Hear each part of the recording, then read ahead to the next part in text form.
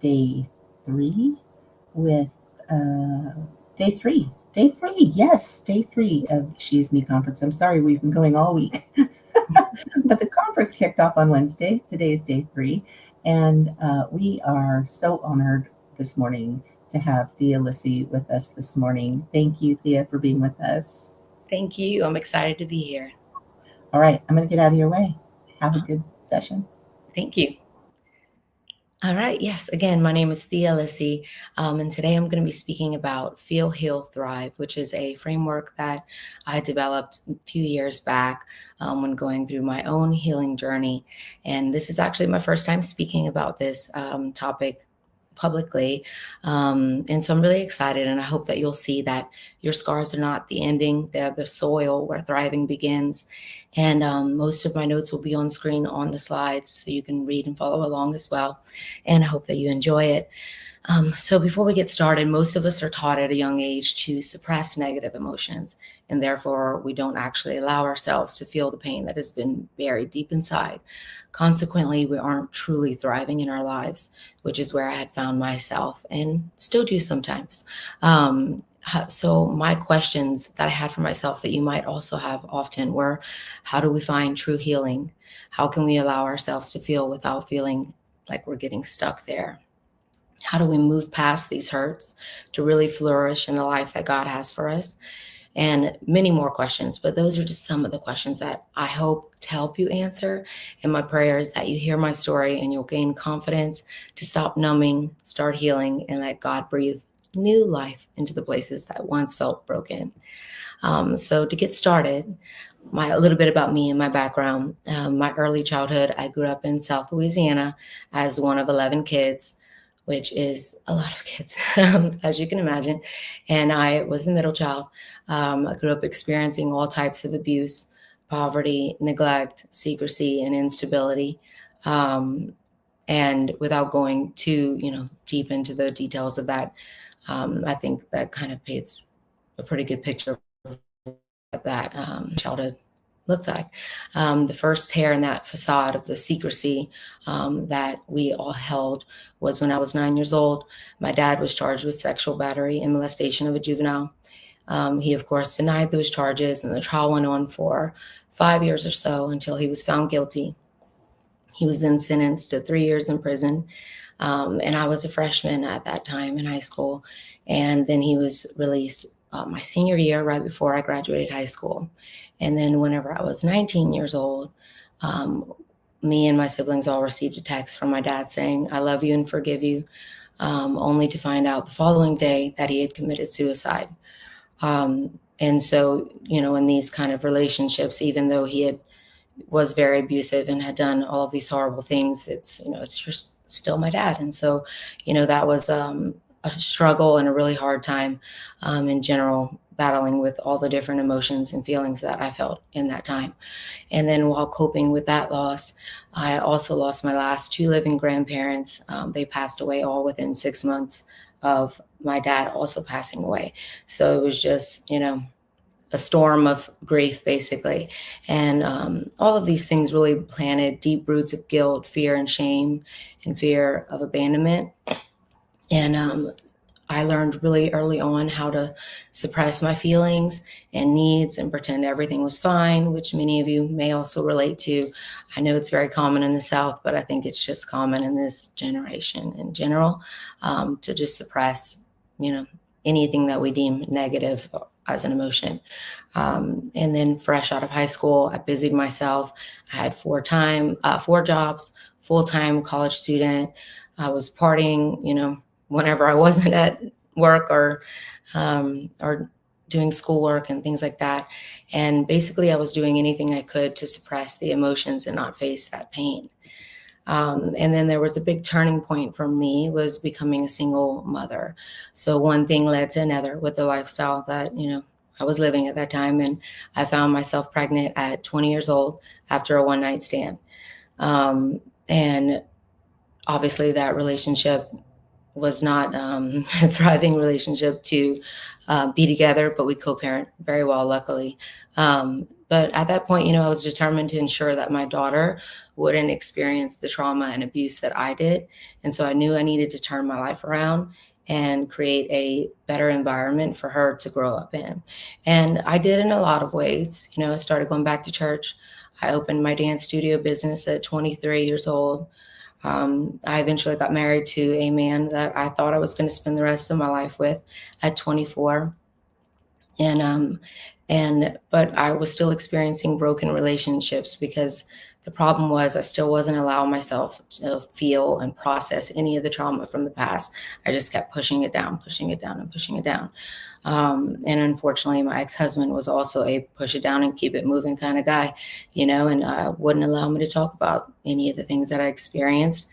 And anytime I tried to open up, he would shut it down. And that's something I think when you start to open up, about traumatic things, some people just aren't ready to hold space for you yet. And that was very apparent in this situation.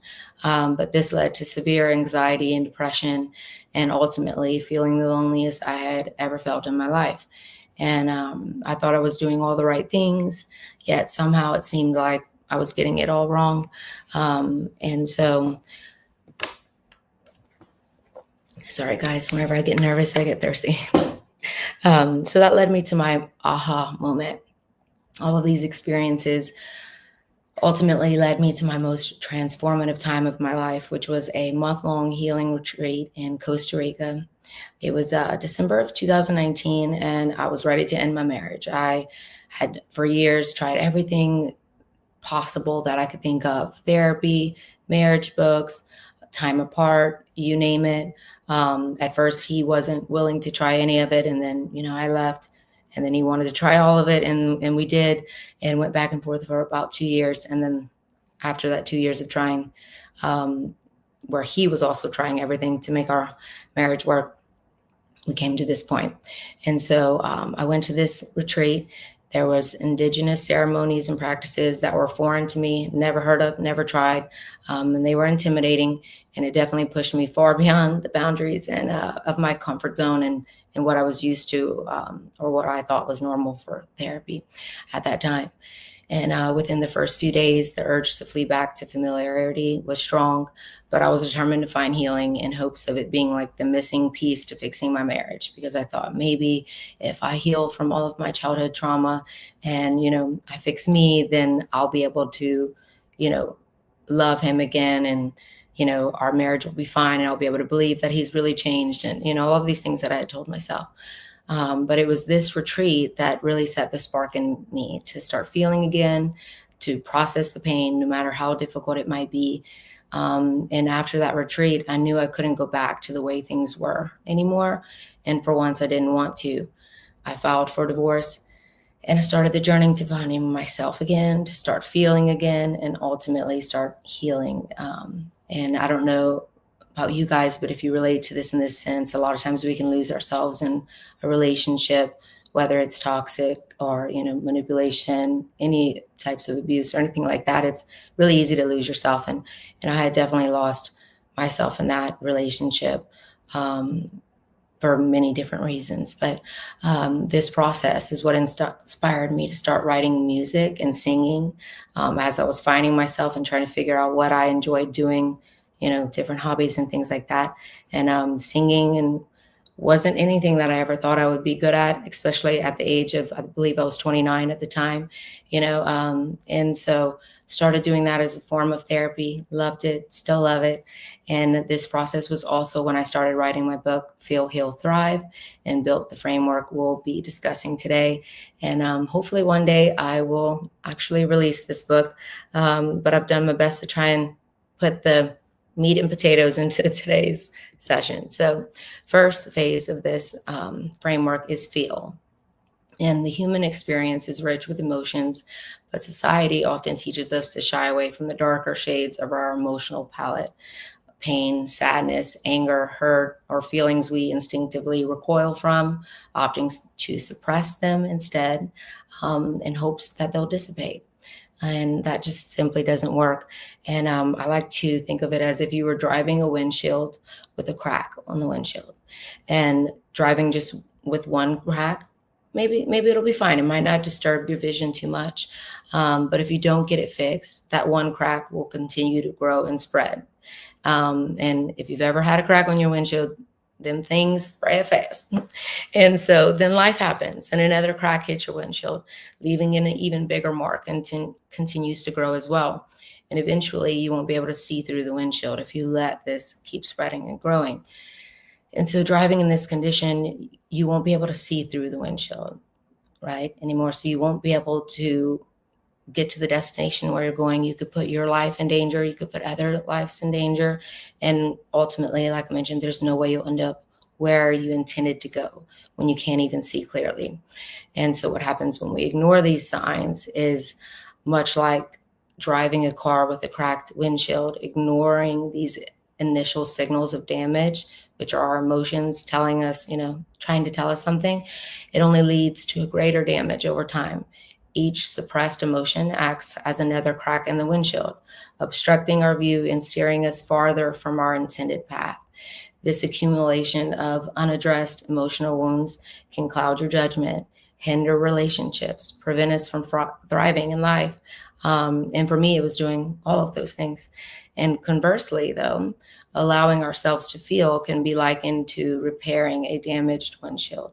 It may come at a cost, especially these days. Everything is expensive, but such as investing time and resources into therapy, emotions, like in facing those emotions head on. But the long-term benefits far outweigh the temporary challenges. And so by embracing our emotions without haste, we embark on a journey toward healing and acceptance, ultimately leading to a life of freedom and clarity.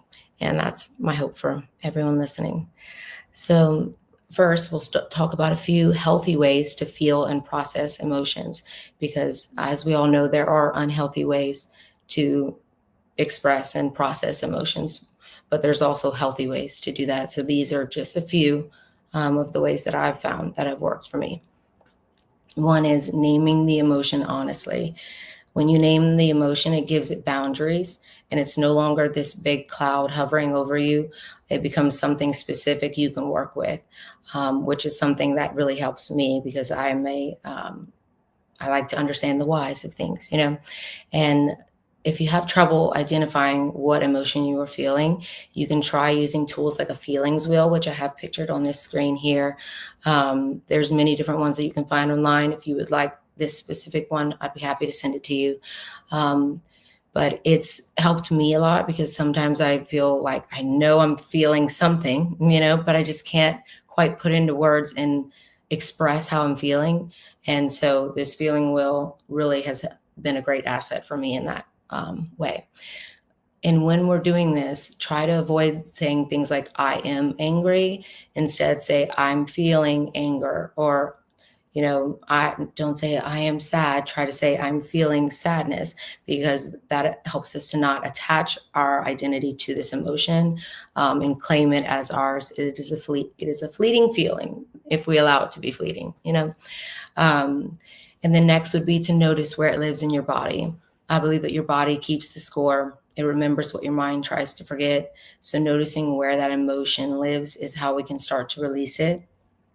Ask yourself, where do I feel this? Is my chest tight? Is there pressure behind my eyes? Is my stomach in knots? Is my jaw clenched? Am I thirsty? Because that's, nervousness is an emotion, and this is how my body reacts, I guess. That's just a silly way of representing that, but you guys get it. So don't try to fix it, just notice it. Be curious, not judgmental. Avoid labeling it good or bad, which is something I've always struggled with and still do. I think it's a constant reminder that we need that just because it's a negative emotion doesn't make it a bad emotion. Our emotions are, like we talked about before, signals. It's trying to tell us something. The next thing would be to breathe and allow it.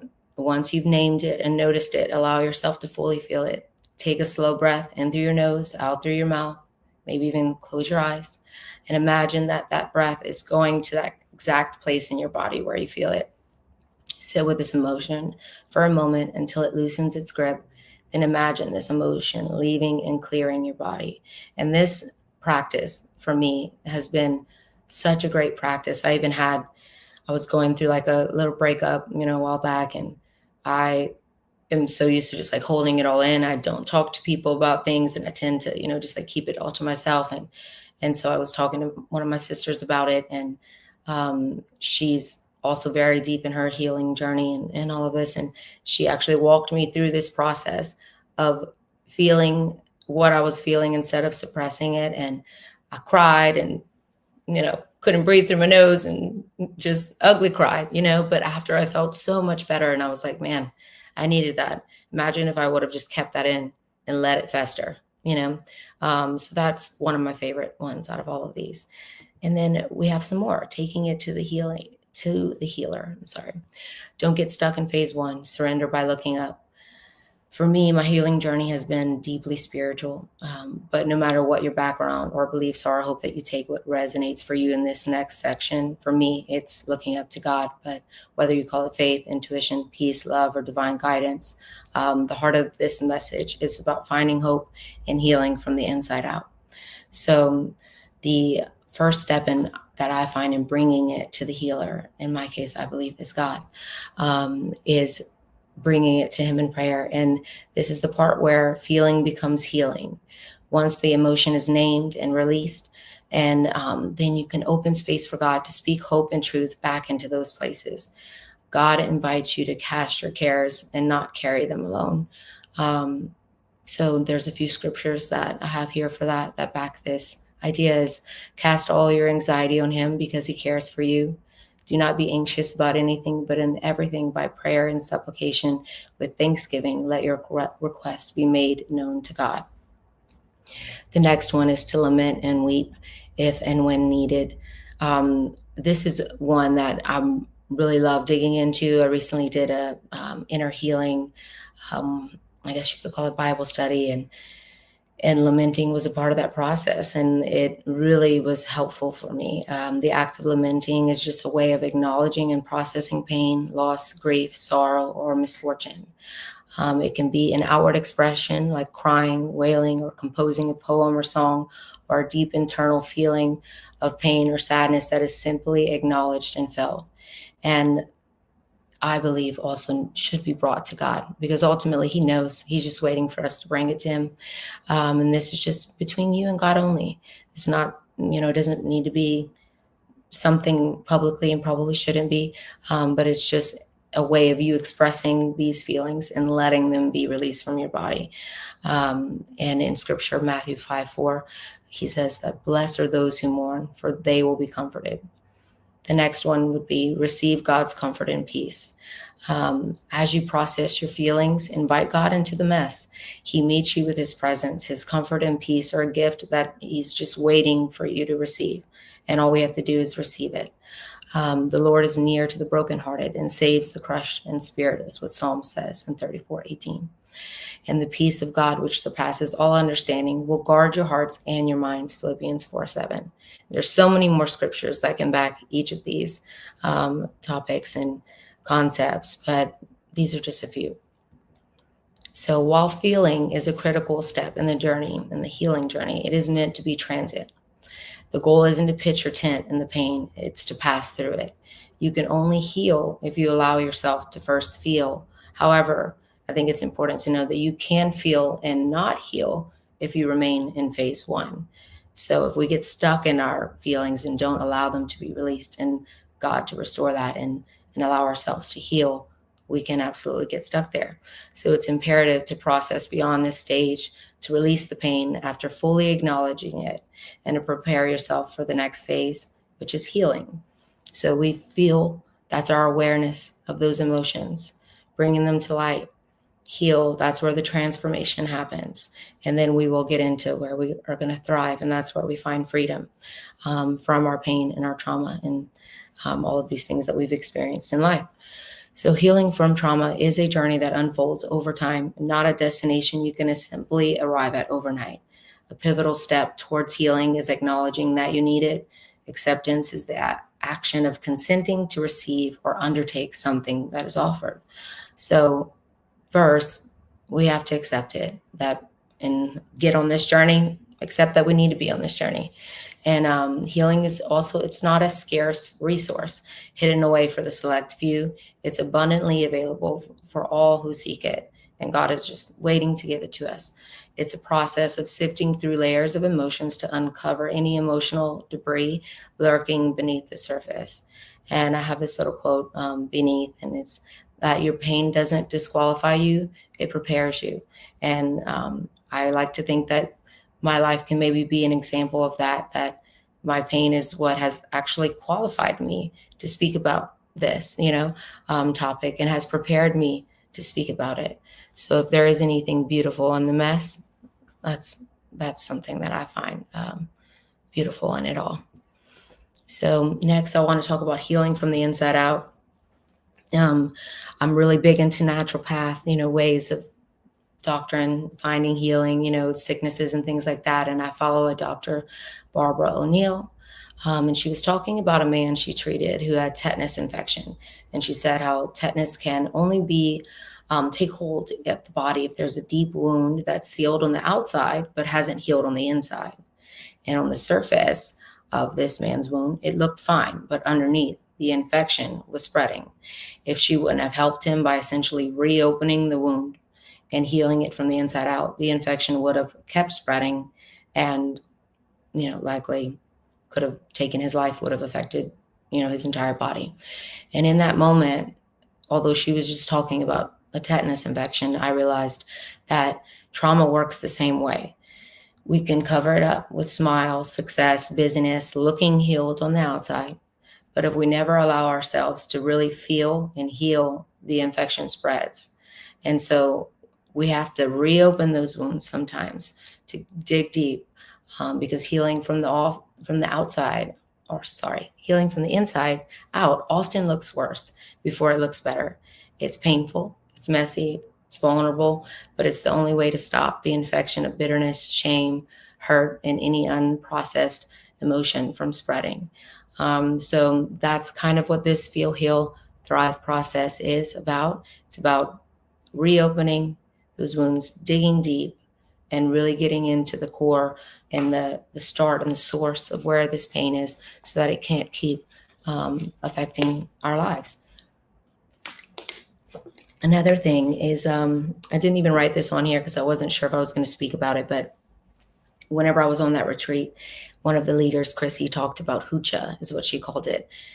And this was really impactful for me. And I think it is a really great representation of what happens when we don't heal from the inside out and when we keep those things and keep suppressing them.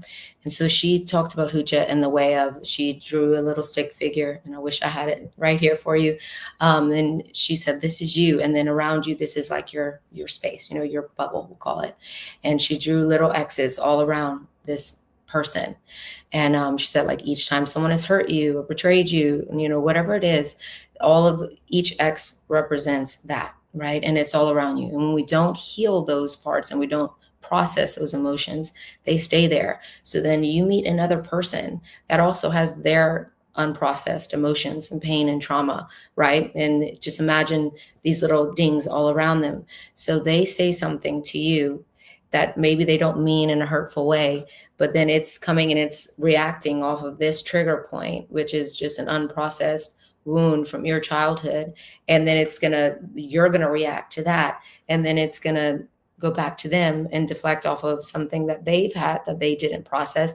And so we're just sitting here hurting and harming each other, which I think happens a lot of times in really personal relationships, where we can't seem to get past certain things or figure out why we're being affected so deeply by something that is seemingly not that big of a deal, and it's because we have all of this hoocha all around us that we haven't processed. And so until we start healing and processing that, then it's really hard to have healthy relationships where we can not be reactive to someone and instead be receptive of them and understanding, and then have healthy conversations where we can express our emotions in a healthy way. If they do say anything that is hurtful, we can then express it, in a healthy way.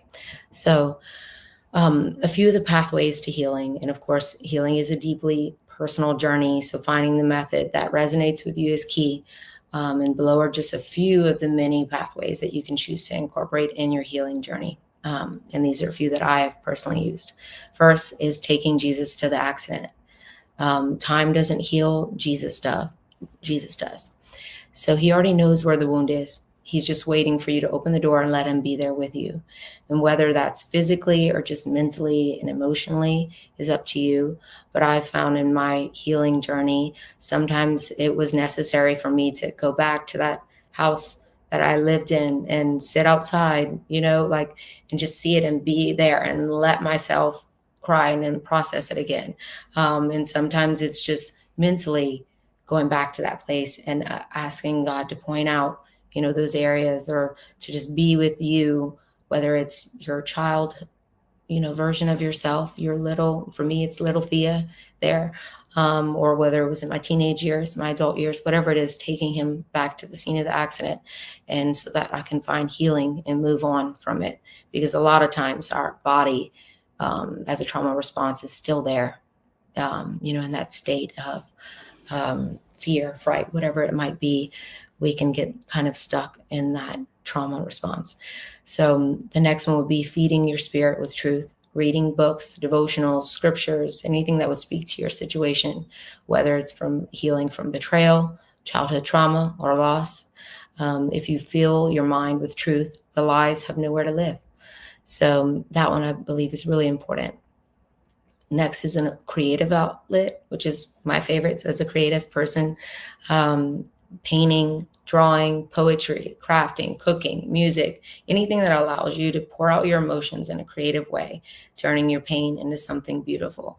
And this is something that has been really healing for me, with writing music, singing, painting. I have a painting that I did a while back behind me.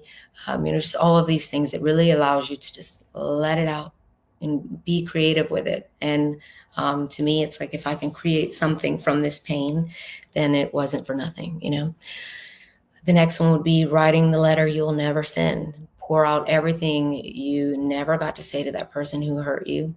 Don't hold back. This is for your eyes only and God's. Then pray over it and let it go. And write to release, not to relive. And this I did after my dad had committed suicide. And whenever I finally did start processing it, I wrote him a letter, and, he was gone. I couldn't tell him these things. So I was brutally honest. And it was one of the most healing things for me, was that process. And then to further and double down on that, you can release it in fire. Write that letter, safely burn it. Watch the smoke rise as a physical symbol of what's no longer yours to carry, or you can tear it up. There's many different ways that you can symbolically, do this. Just make sure you do it in a safe way. The next one would be to seek wise counsel. There's real strength in saying, I need help. And a trained counselor or therapist can help you see patterns, triggers, and blind spots that you might have missed on your own, and really connect those dots for you, and understand it all in a healthy way, and make sure that you don't get stuck in that phase one of feeling. So I feel like this is really important. The next one is forgiveness. And this is a difficult one, and one that I feel like is an everyday kind of thing. When you hold on to unforgiveness, you are allowing that person to have control in your life. And that's why it's so important to forgive and let it go. It's essential to healing, whether it's forgiving those who hurt you or forgiving yourself. For me, it's like I had held a lot of unforgiveness to myself, of like feeling like, I could have stopped certain things that happened, or it's obviously something I still struggle with, but, it's like allowing ourselves to be forgiven as well, is a big part of this journey. And once you do this, you will finally be set free from the stronghold of unforgiveness and can move forward in finding healing. And then the next one is to move what words can't say. And movement is one of my favorites as well as a dancer. So sometimes your body needs to express what your voice can't. Dance, stretch, walk, move freely without worrying how it looks. When you move your body, you move your emotions too. And that can be really healing. And it just like allows you to just release it.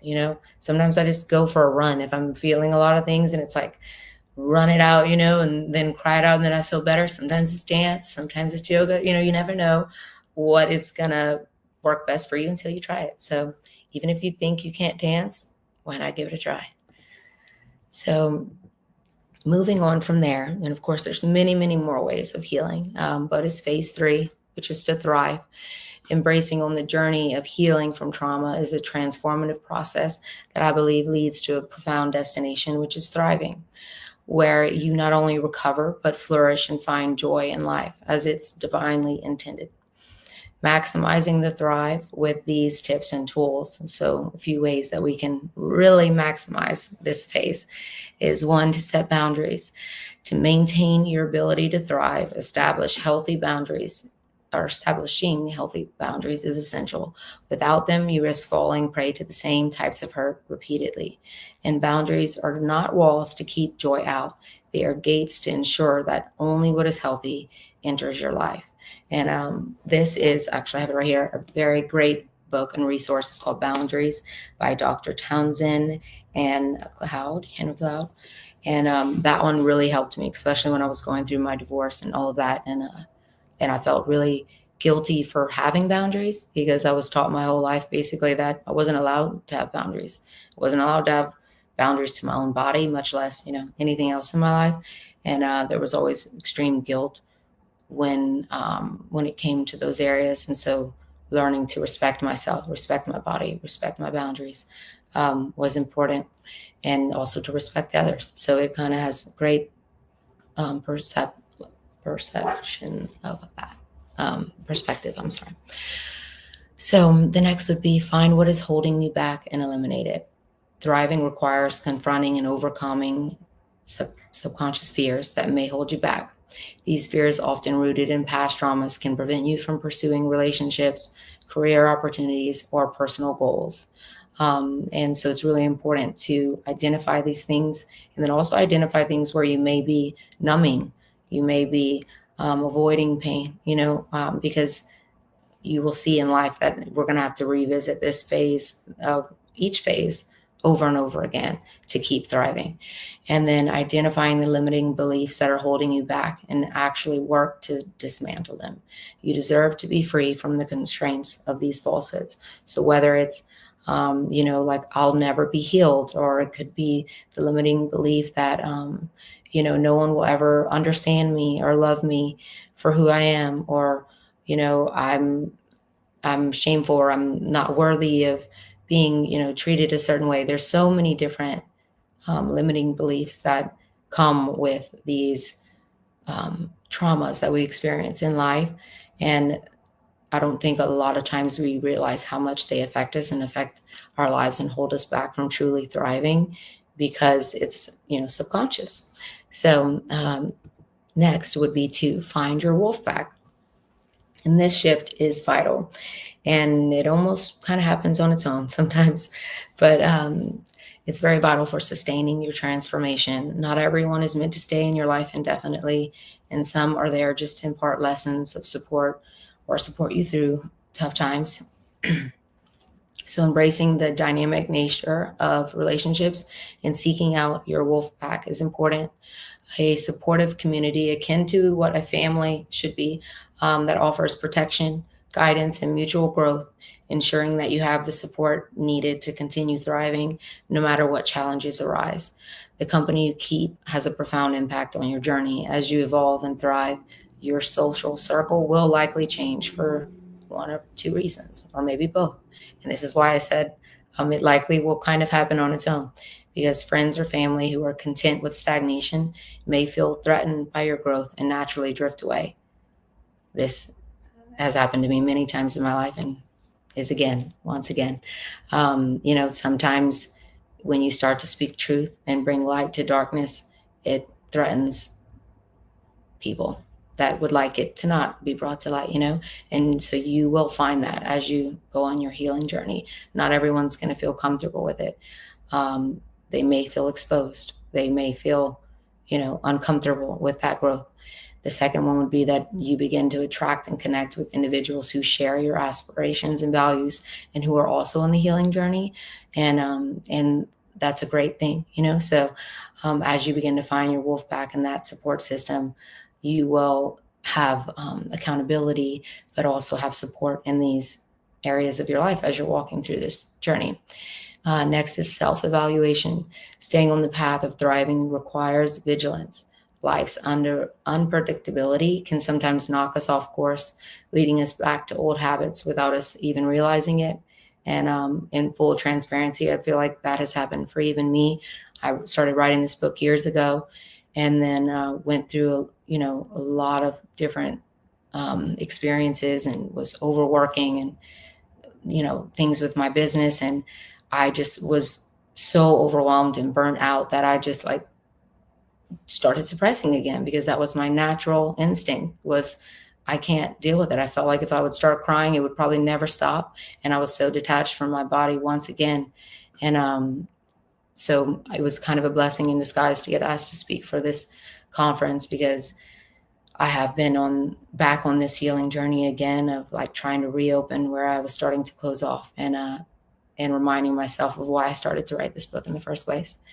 And then whether it's journaling daily or monthly therapy sessions or accountability groups, or hangout sessions with your wolf pack, find a method that you can be healed through, but that keeps you conscious of your emotional and spiritual whereabouts. And then another note in general that I would like to say is that you can be healed and healing. So a lot of times I feel like whenever we're going through the healing journey, people like to say, oh, well, I thought you were healed from that, or blah, blah, blah, different things like that to kind of dismiss the growth or the healing that you've had.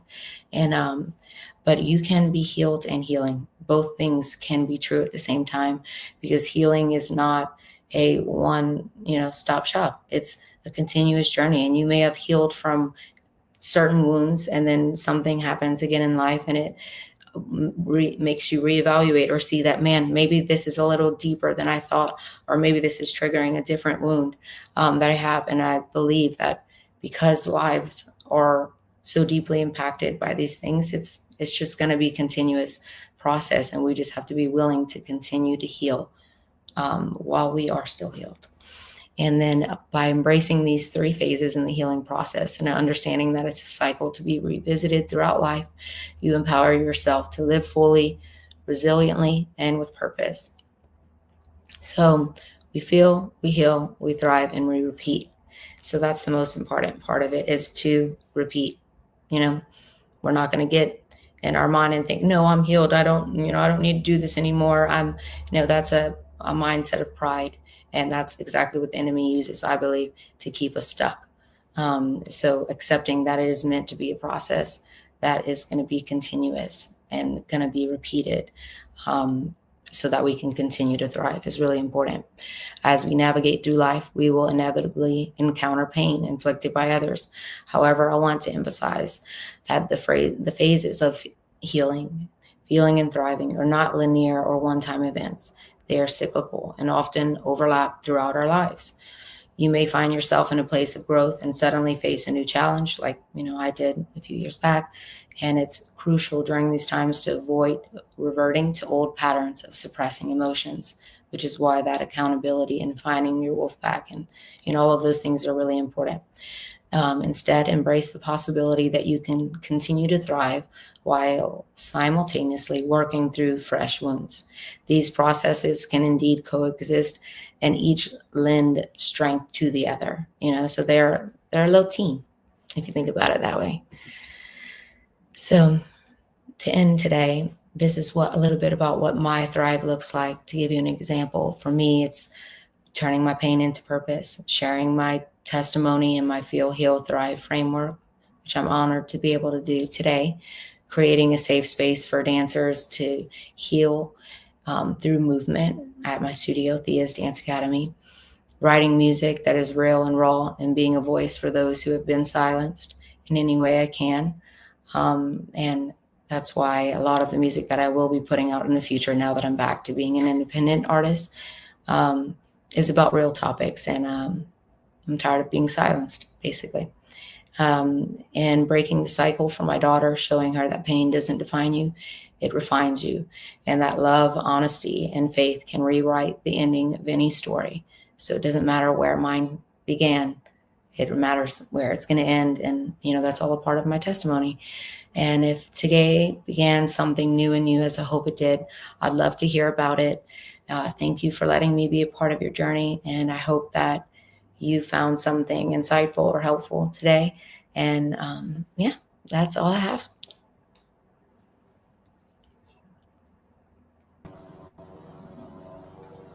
Thea, thank you so much. Thank you. I appreciate it. Yeah, thank you for being so brave and sharing your story. And Thank you. I know it can be easy, but as we say all the time, if one woman is impacted by your story, then our job here is done. Yeah. So thank you for coming on and sharing your story and your method and your healing. I too use a version of that wheel that you showed. It's great. Just emotional scale, so you just kind of can. Yeah. It helps you to not be lost. Yeah. Is how I feel like Yeah. you can identify where you are, Hmm. and as humans, like, we just want to feel better, right? No matter where we are, we just want to feel better. Yeah. So I feel like you can just identify where you are, and even if you can just go one level up, Yeah. feel better, just that little bit. Yeah. um, And I changes. agree. I think I forgot to mention this actually too, but in light of what you're saying, I realized when I started to use the feelings wheel that on the one that I have, majority of like the opposite emotion was what I was a core like need, a core longing that I was missing. And so Mhm. identifying the emotion that you're feeling can also help you identify why you're feeling it, because that opposite emotion or feeling is probably linked to a core longing or something that was triggered in you. And so for me, that really helps me to like understand so that I can see a path out of it, and how to Right, heal. So right. And sometimes just identifying, like, and this is exactly what you're saying, but like, am I feeling this way because of something yeah, that happened? Am I triggered, yeah, or am I here in the moment yeah, dealing with what I need to deal with?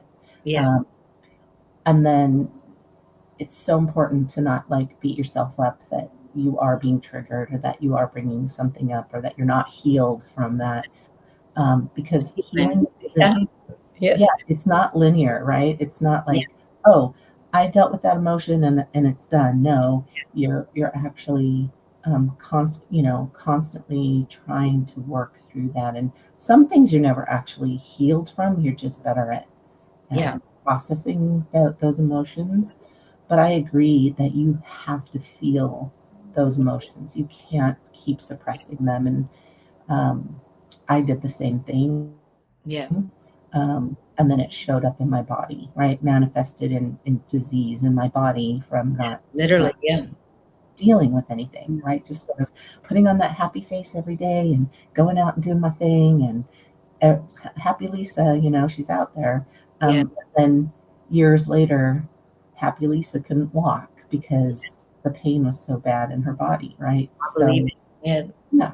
So it's really important to process those emotions. Thank you so much thank you. for your message. And I love that you said it was sort of divine timing that you were here to get you back on track. And I love that. I love that when that happens. And Good. I'm so grateful for you being here. Thank you so much. Thank you. I'm grateful to be here too. So I appreciate it. So we'll be back with Tina Hazen. So stay tuned. Presentation in.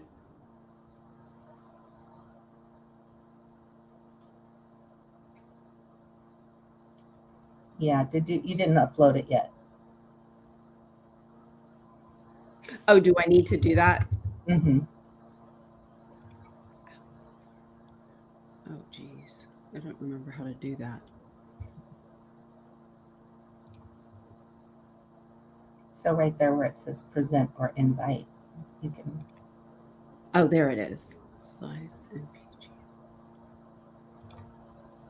There it is. Life is messy. Sorry about that. Okay. There we go. Good morning, everyone. Good morning. We are live here with Tina Hazen.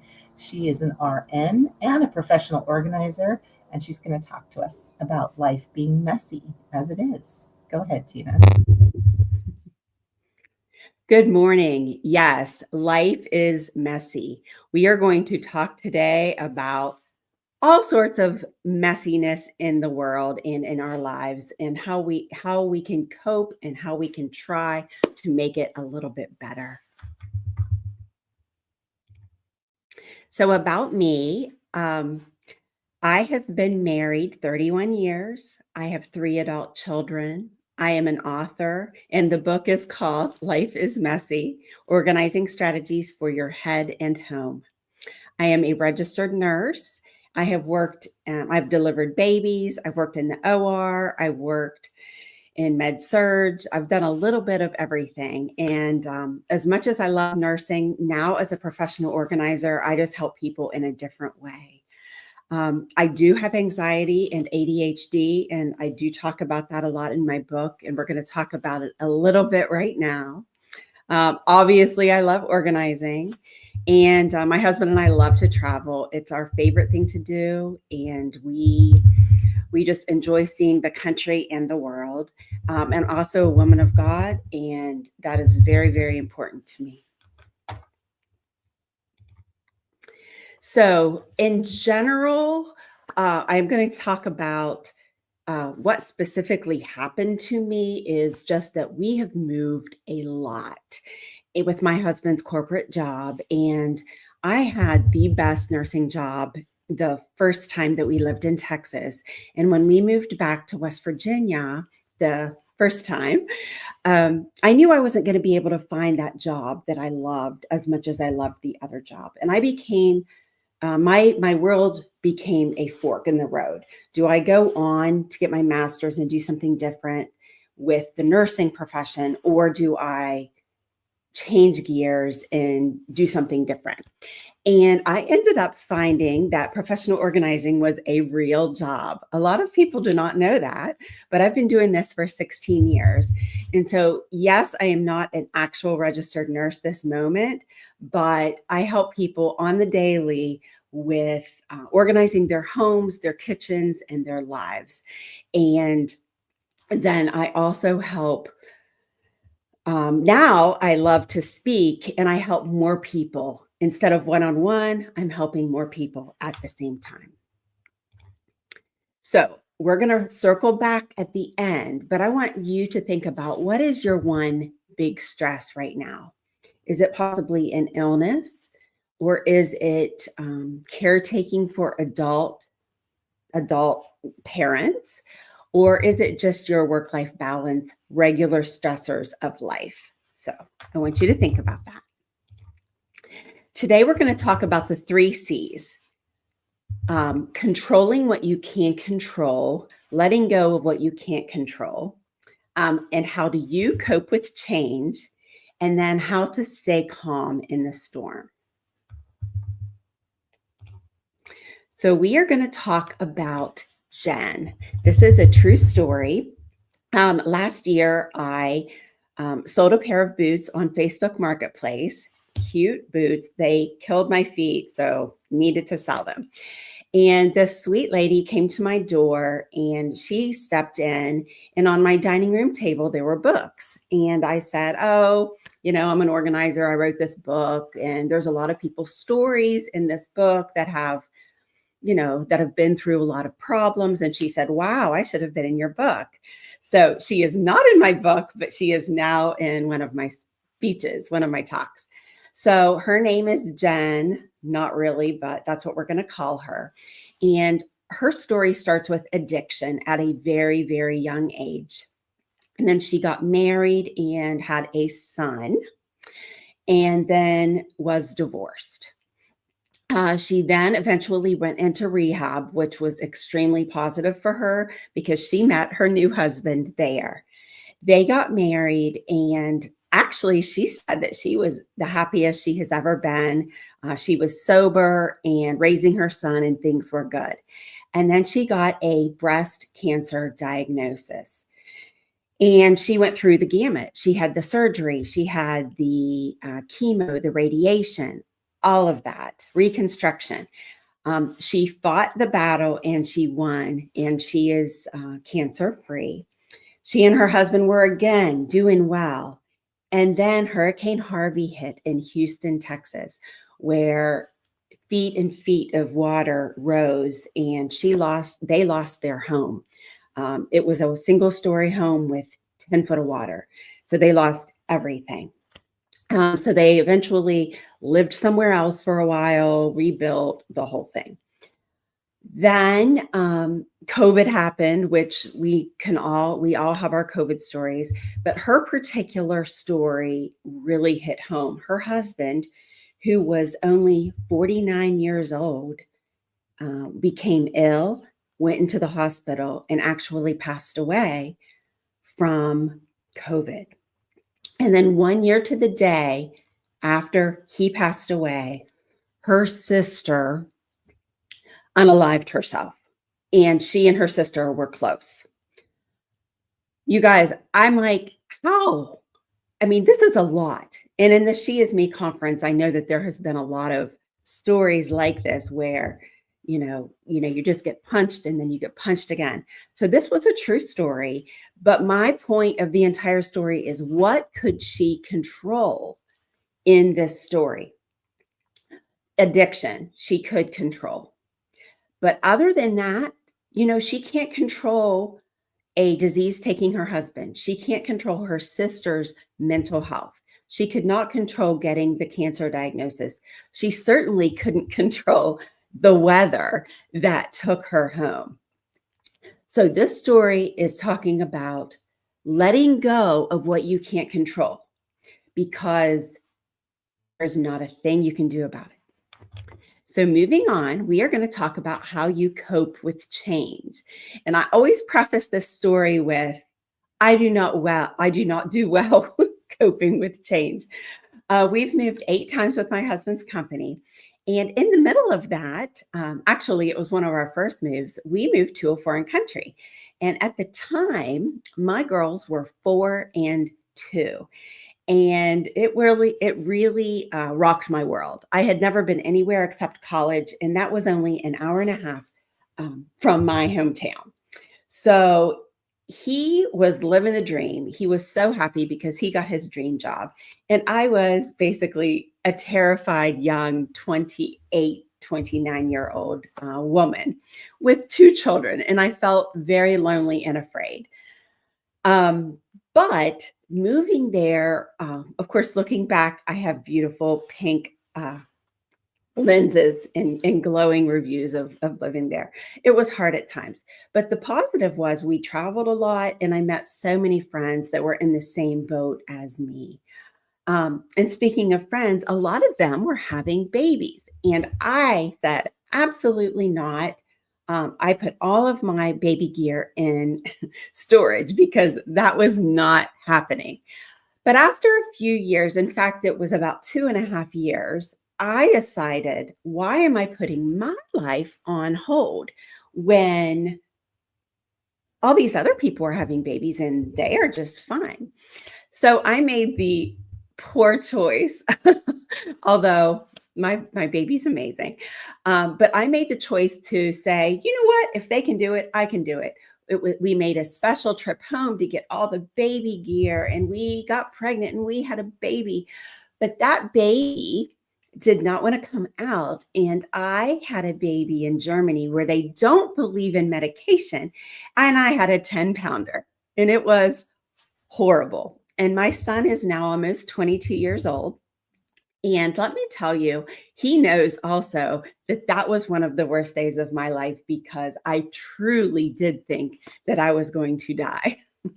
And again, I don't cope with change, and it was very, very stressful. So by living in Germany and having all of these incredibly interesting situations and learning the different cultures, I definitely grew in that.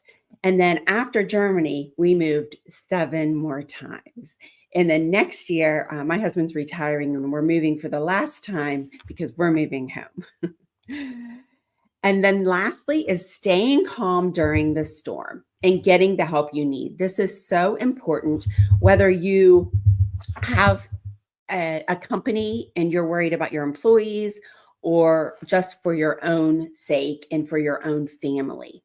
So my father was born in 1938 in rural West Virginia, and he was the fourth of five children.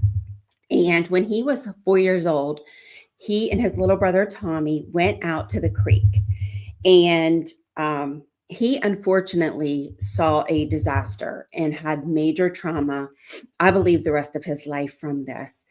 He watched his brother get sucked away by a flash flood. And even though he was just a young boy, he never, I feel like he just lived with that his entire life, that trauma that he never dealt with. And yes, it was a tragedy. And in the early 40s, I really have no idea how it was, but in my mind, it's like you just kind of wake up the next day and go on with your life. Yes, it was awful. It was a tragedy, but here we go.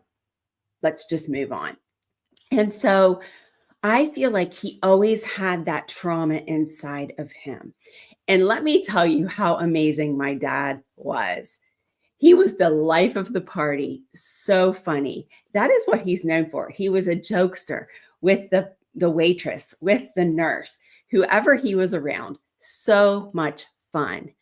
But yet he had a side of him that was a little bit, I don't want to use the word scary, but just very emotional and irrational. So he would be fine and then have like an outburst and then it would go back down.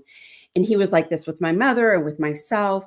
And living at home, it was a little bit like walking on eggshells because you didn't really know when this was going to happen. Again, I really think that this was stemmed from the trauma that he never dealt with. And so my point is his behavior became my behavior because that's what I saw. I grew up with that. And so then when I was raising my kids, I did the same thing. Even though I didn't have that initial trauma, it was watching his behavior and it became my behavior. And I'm trying with all my soul to stop that because my children are now adults. And I feel like if I don't talk with them about that, it can affect his great grandchildren. So I hope and pray that, people go ahead and get the help that you need. If you need to call and get an appointment, follow through. Go ahead and go to the therapy appointment. Take the medication if needed. That is self-care, and that is so important. And again, this one event has affected generations. So how do I help people today? I speak, I sell books, and I teach organizing skills. So we're going to pivot to the organizing part of the talk. And one of my favorite analogies is, how do you feel when you walk into your kitchen and it's a disaster from the night before, just because you couldn't deal with it and you just wanted to go to bed, versus how you feel when you walk in and it's straightened?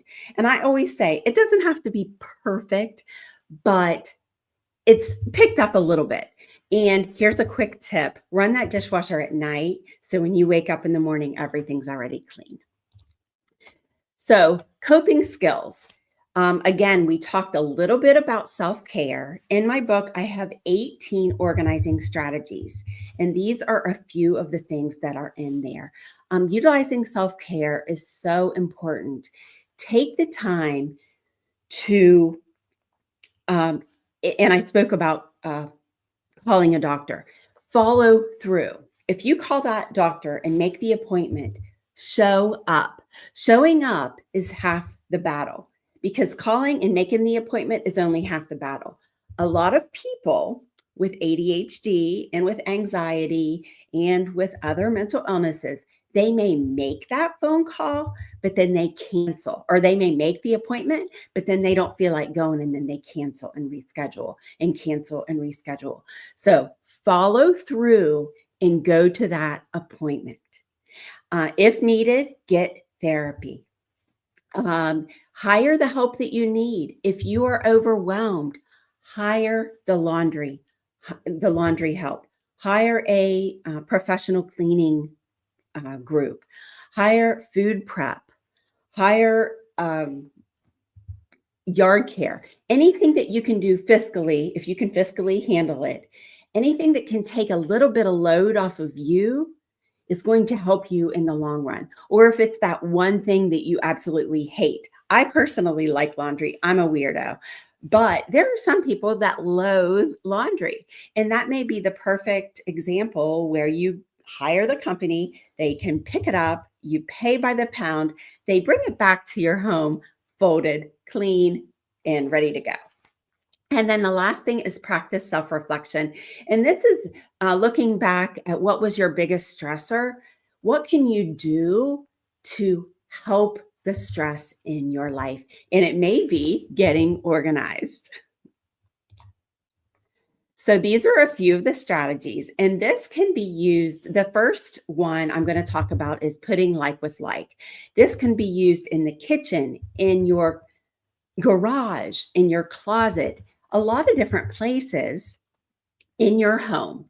And this is really important. And this story is in my book, but I'm going to reiterate it because I love it so much. One of my first clients, I was helping her with her kitchen, and we were taking things out of the cupboards and just moving things around. And I kept pulling out a can of Pam spray, Pam that you use to coat your pan on the stove. Anyhow, she had like 6 or 7 Pam sprays, and we were just laughing, and we were like, oh my gosh. And I said, these all need to go together. And then her quote to me was, wow, if I was at the store right now, I would buy another one of those. So it's just so funny because I'm like, no, you are good for a while on Pam spray. And this happens with so many things when I organize clients' homes. They have multiples because they didn't know what they had. If you keep like with like, you are going to know what you have. And I love this in the pantry, especially if you use a clear bin and you label, because of course we love to label, you can eyeball in the pantry what you're getting low on, and I hate packaging. I'm all about getting rid of that packaging and putting the individual items in the bin. So that is also extremely helpful. And then when it comes to your master closet, putting like with like is very helpful because let's just say you have 8 black long sleeve shirts. I don't really know why you have that many, but you do. So you're going to go through there and realize, wow, that's a lot. And what I always tell people is, you're going to pick your favorite, whether that be your brand new one or your old one that is soft and still feels great. And what I say is, pick a couple that you love, but why do you need so many? That is taking up valuable space for what you do love and what you do wear. Secondly is simplify. And this is getting back to that, getting rid of what you don't love and what you don't use. Simplify and keep in your home only what is serving you. Because if not, it's just taking up valuable space. I always say in America, our homes are not the problem. Our homes aren't, they're not big enough. No, that is not true. We have too many items in the home. And we, of course, purchase so much. And we have phones, and it is so easy to push a button and something lands on your door, maybe even the same day or tomorrow. So, you have to really be conscious of what you're purchasing and what you're bringing into the home. I love to shop, but I have to be careful. If I bring in a couple dresses, I donate a couple dresses to try to keep that balance. Or here's another really good example. Have a container of Christmas books, children's Christmas books. I helped someone this past week, and that's what's on my brain. We were working on a Christmas closet, and there was a basket of books. So let's just say her aunt or mother gives her children a few more Christmas books. Contain it only to that container. So she gets a few more. Okay, go through, get the ones that aren't in perfect shape, the ones that they don't love anymore, and go ahead and get rid of those. So using the space is very helpful for not having an overflowing home. And then lastly, on the strategies is preparing for the day ahead. And this is if you have a corporate job or if you're just a stay-at-home mom, whatever you do in your life, prepare for the day ahead. I love the idea of laying out your clothes the night before, making your lunches the night before. If there are backpacks that need to be, put in the car, have that by the back door. Make sure you have 2 shoes for the soccer practice by the back door. It's so nice to have a little landing zone there, and you can have, your phone charger, your sunscreen, your bug spray, anything that you need right there by the door that's going to take you out to your car. And then another thing is, say you have a 9 to 5 and you're in the office and it's 4:45, you're ready to leave for the day. Go ahead and take that time. Take a set a timer. I'm big on setting a timer. Set a timer for 5 to 10 minutes. Look at your day tomorrow. What meetings do you have tomorrow that you will be prepared for mentally when you get there tomorrow? Instead of rolling in the next day and going, oh gosh, what's today? Excuse me. So preparing for the day ahead is so helpful. And I feel like that is a huge organizing strategy for you. So in the book, earlier I mentioned that I interviewed 7 adult women, and they range from the age of 21 to 65 in the book. And then I also tell my own story, which is all about my ADHD and my anxiety and how that affects me. So there's my personal story plus 7 stories of these amazing women that told me theirs. And basically how they got through these tough times, and whether they use, whether they use church or exercise or therapy or all of the above to get through these times. It's interesting to find out their stories. And so that is on Amazon if you are interested. So back to the beginning, I talked to you about what was your biggest stress. Was it taking care of your parents? Was it work-life balance? Was it an illness or a diagnosis that you got unexpectedly?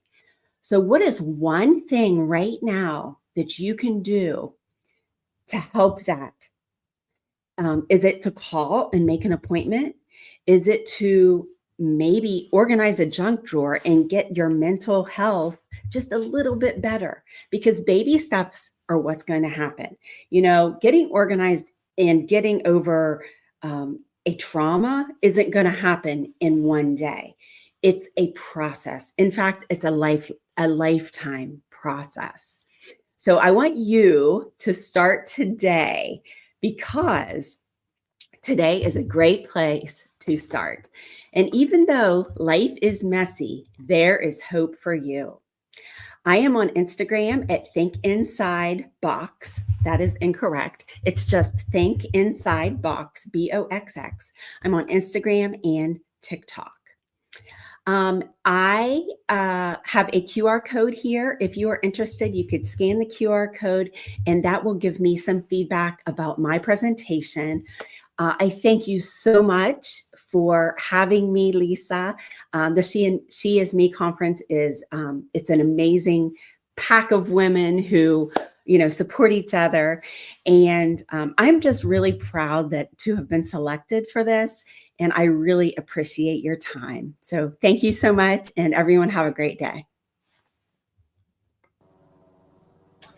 Thank you, Tina. Thank you so much. I really appreciate you having me.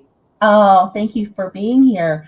I agree. I did the closet thing a little while ago where I put all the blue things together and all the red things together. And it actually is surprisingly, because usually I'm running a mile a minute. So I'm just, constantly just throwing things here or there.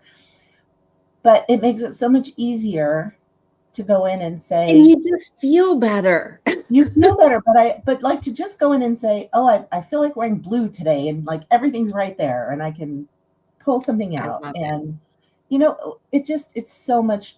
The other thing I did, I have like 1,000 t-shirts because I always seem to buy t-shirts where I go, like something on it. Yep. But going through and taking I haven't worn this in 5 years. Why do I still have it? Yeah. And with organizing, it's so funny because I always tell people I could talk an hour just on the closet or just in the kitchen. So it's hard to like narrow it down and decide what to talk about. I hear you. And it's funny. I have a woman who comes in when I travel, because my husband and I love to travel too. That's why I knew about Alaska when we were talking about that. Yeah. But I have a woman who comes and stays at my house. She's amazing. She's a master gardener, and she got divorced a few years ago. Her husband left her for a younger woman and took all the money, took the house, took everything. So she's literally starting over. And she's been renting a room, like in a house with a family that she knows. And so when we travel, she comes and lives in our house while we're gone, and she's just like so grateful to be there. And she gardens for me, and I love it. That is so great. But every time I come home, she's organized something else in my kitchen, which is I love it. fabulous. That would be me in someone else's house. I'm like moving things around. Well, and sometimes though I come back and I'm like, where's the can opener? Well, right. You have to make sure that you tell the people where you put things. I don't even care. I laugh because I'm like, wow, look at this drawer is all set. It's amazing. Yeah. And I'm one of those people, like, I see it and I want it to be organized. And I think like, oh, I'll get there. I don't. Time. Yeah. I mean, people are just so busy. I didn't even mention, I should have said, hire a professional organizer. That's so true. I have a friend.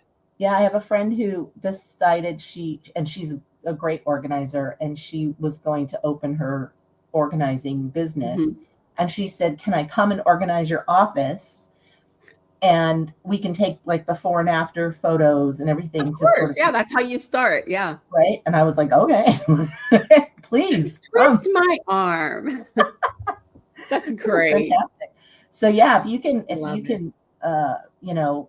just get out there and. Well, I will tell you that organizing is it's a very physical job. And I do packing and unpacking as well. And I'm really trying to pivot to speak because I love it. I love to help more than one person at a time. And then I have like arthritis. I don't know what it is, but these horrible things. So in the days that I'm working, I'm like, so as I age and as I get older, I cannot see myself packing up a house. Right. But I can see myself going and speaking. So yeah, I know. The last time we moved, I told my husband, this is the last time we are doing this. Like, I'm too old. It's a lot of work. It really work, is. Yeah. And it's expensive. It's a lot of work. Yeah. Right. But anyway. I really appreciate you having me on. I thank you so much. Oh, thank you. We will be back in just a few minutes. Let's see who's next. Oh, Anjali Mehta. She is she's amazing. She was on our panel last night, so stay tuned, everyone. Hello, everyone, and welcome back. We are so pleased to welcome Anjali Mehta, and she is a human rights lawyer and the founder and director of What is the Power of We? Anjali, thank you for being here. Thank you so much for having me. We had been climbing by the light of our headlamps and the brightness of the full moon for about 2 hours when we stepped over the ridge onto the dark side of the mountain. This was the side of the mountain we hadn't been able to see from our high camp, nearly 6,000 meters high. They called this part the Traverse, and it was a name that had tricked me into thinking it would be flat and it would be easy. It wasn't. The moment we crossed that ridge, everything changed. The stillness of the night, the quiet taps of ice axes, the soft crunch of boots in snow, the patchwork of stars, all of it vanished in an instant. The wind roared to life, hitting us sideways. It trapped us from the right, pinning us against the face of the mountain like a freezer door. Our lead guide, who had climbed the 14 highest mountains in the world, turned and yelled back through the wind, "We're gonna do this how we did it on K2. We stopped. I had started to shiver. He shouted again, "We're gonna run 10 steps, then stop, turn our backs to the wind, and get as close to the person in front of you and behind you as possible. Share warmth. Stay for 10 seconds, and then run again." I looked down at my hands at this point. They felt strange, numb. I shook them by my sides to make sure the blood was still flowing. Shake, make a fist, released. Shake, make a fist, release. "Stick with me," he yelled. "Go!" So we went. 1, 2, 3, 4, 5, 6, 7, 8, 9, 10. Huddle. Breathe in the warmth of the people pressed against me. 1, 2, 3, 4, 5, 6, 7, 8, 9, 10. Huddle again. I forgot about everything else. The cold, the altitude, the distance left to go. All I could think about was the next 10 steps, the next breath, the next person beside me. After what felt like forever, we finally found a boulder to huddle behind. One of our guides, Ale, walked up and down the line with a bottle of half-frozen Coca-Cola, offering sips. I tried to unzip my summit suit to get my heavier gloves, but my fingers, they were numb and they wouldn't cooperate. "Ale," I croaked. "My fingers are numb. Help. Heavy gloves." He put down the Coke, unzipped my jacket, and carefully worked my hands into the heavy-duty gloves. I remembered the Japanese climber we had seen descending the day before.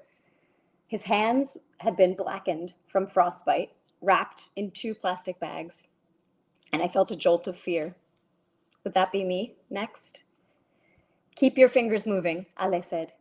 "Keep the blood flowing."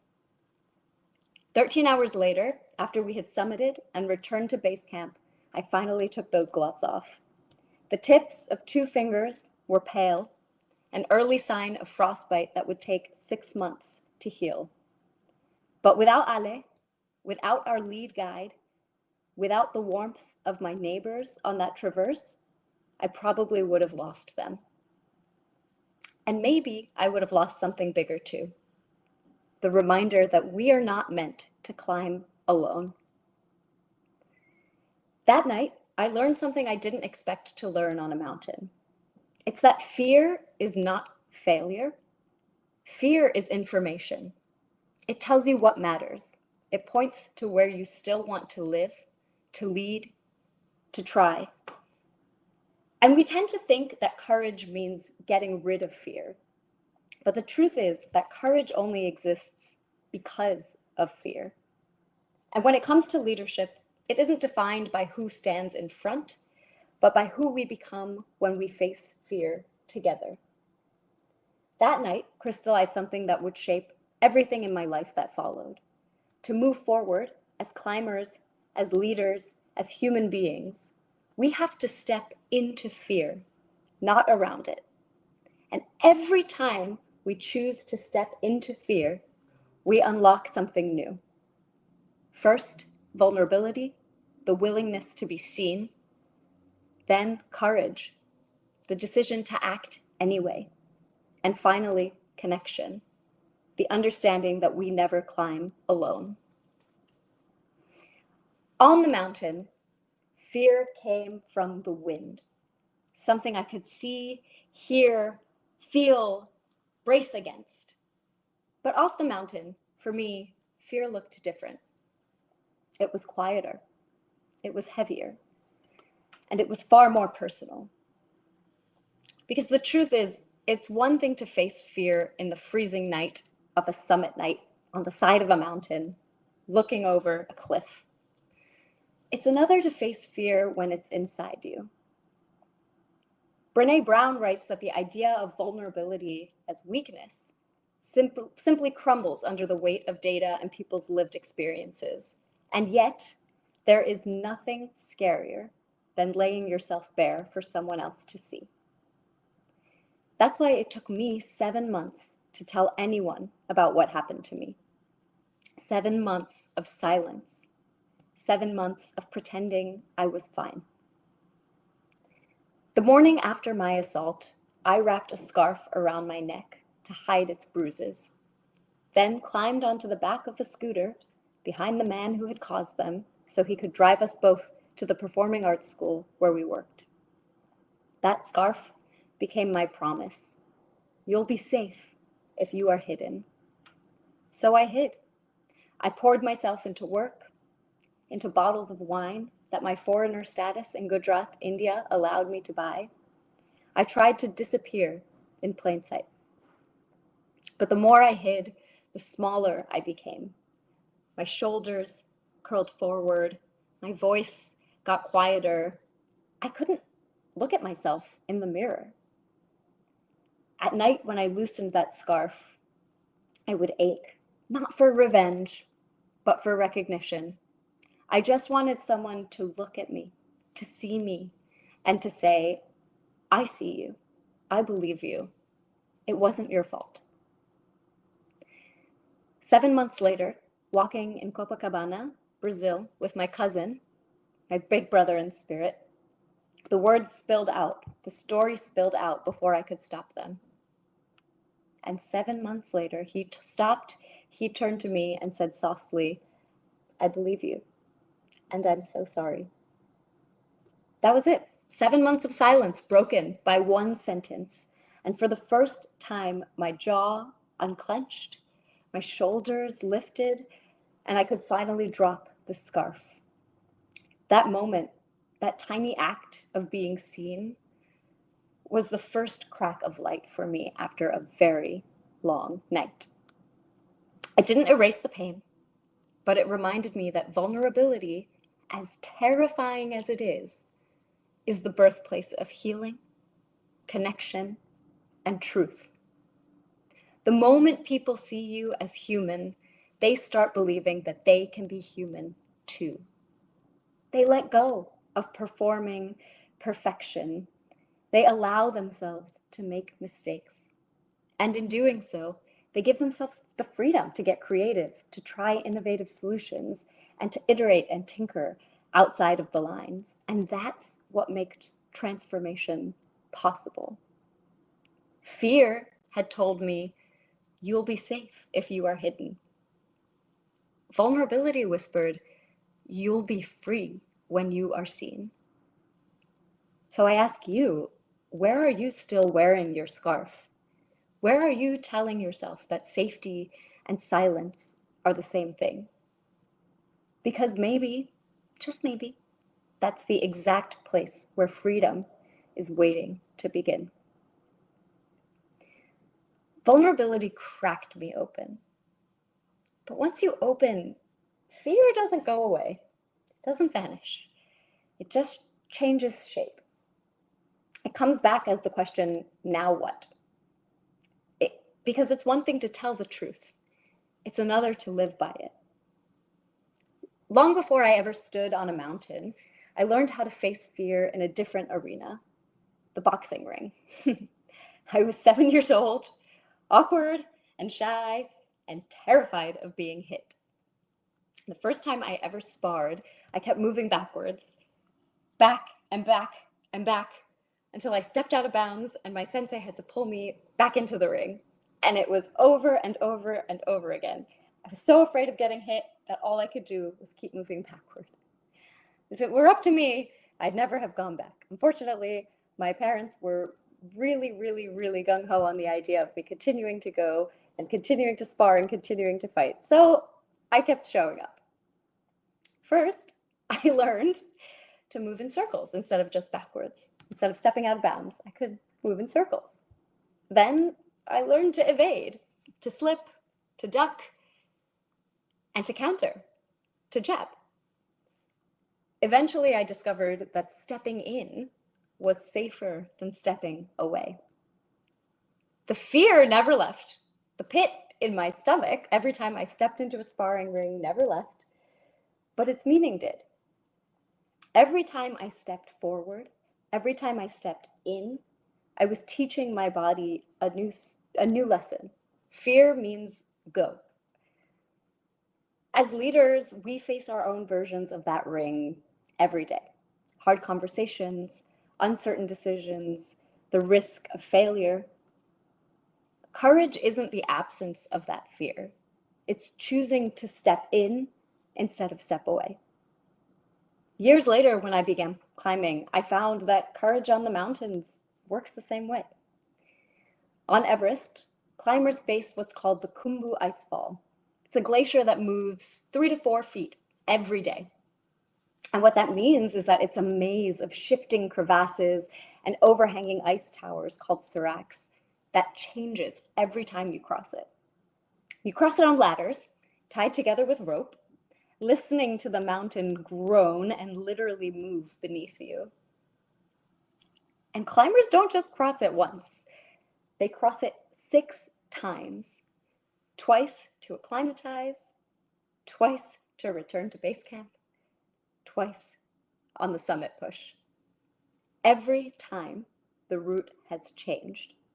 Every time the risk is the same. Courage is a little bit like that. It's not a finish line. It's not a one and done. It's a landscape you move through again and again. Choosing courage feels a lot like crossing the Khumbu Icefall. It doesn't get easier. It just becomes more familiar.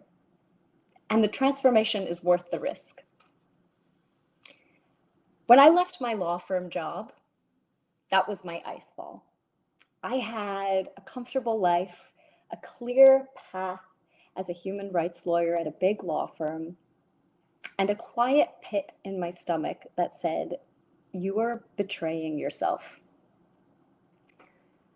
And so I walked into a partner's office one afternoon. My heart was pounding, pit in my stomach was there, and I told her I wanted to leave to build something new.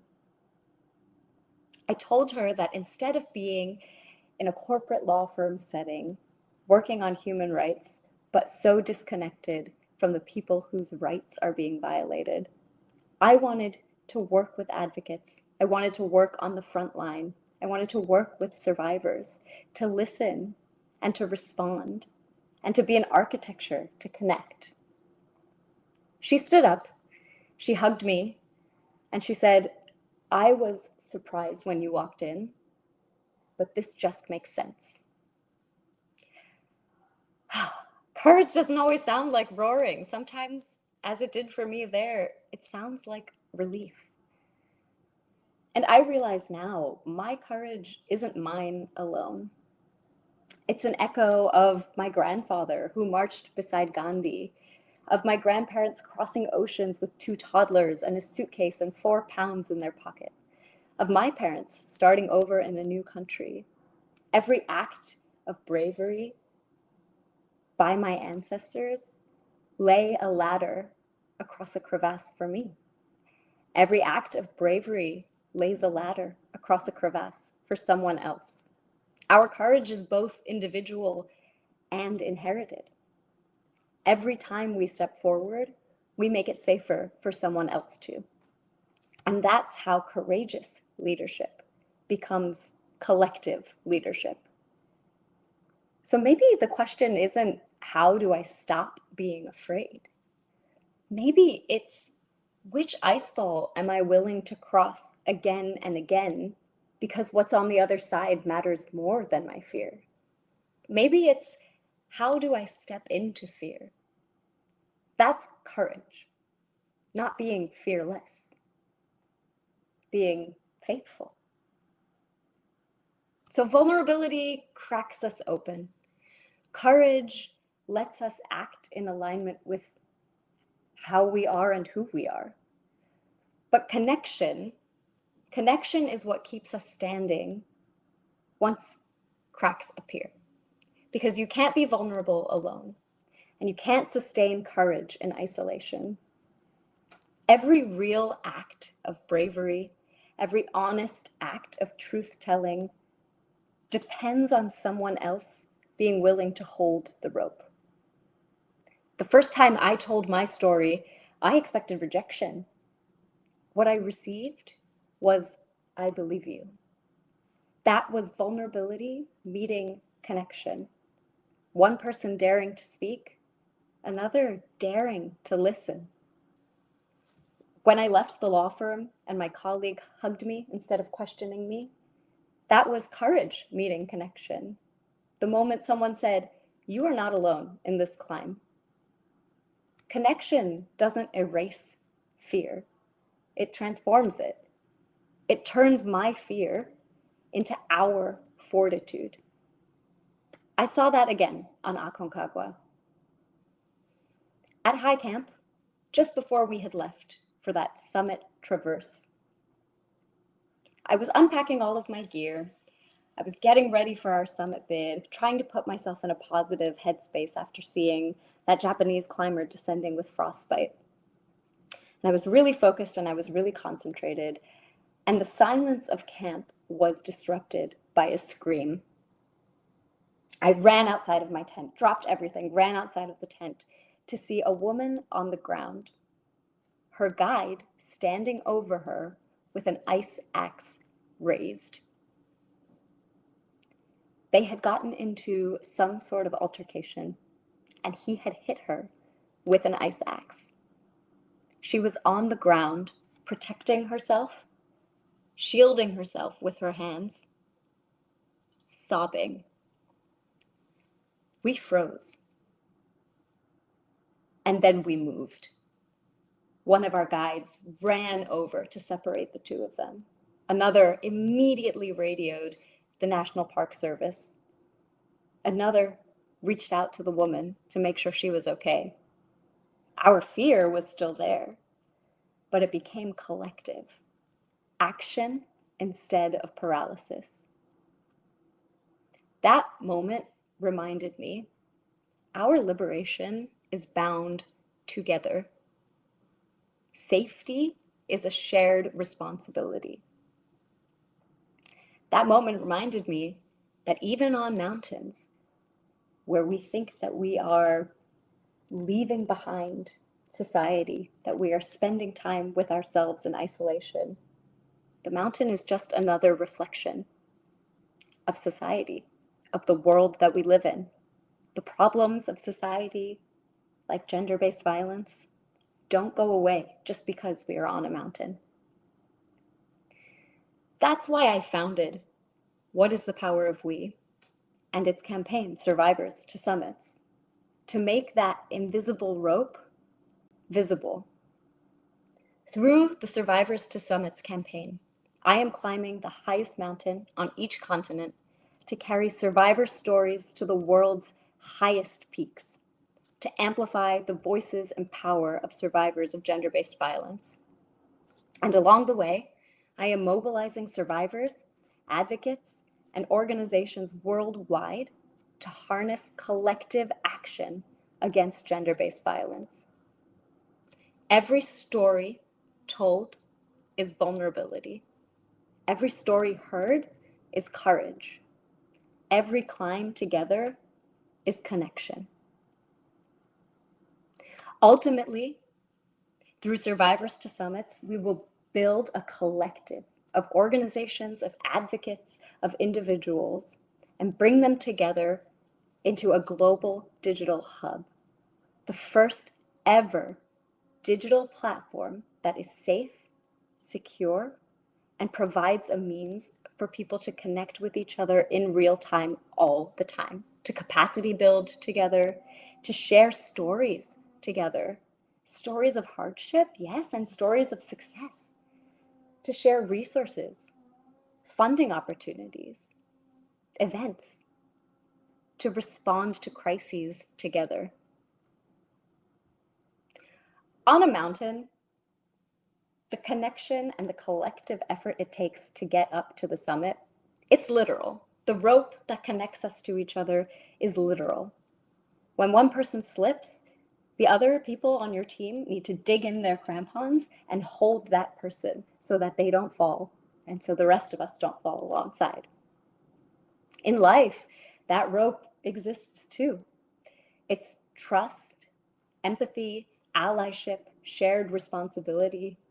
In leadership, it's transparency, shared purpose, accountability, the things that let us move through uncertainty without losing each other. Vulnerability ties that first knot. Here I am. Courage pulls it tight. I'm still here.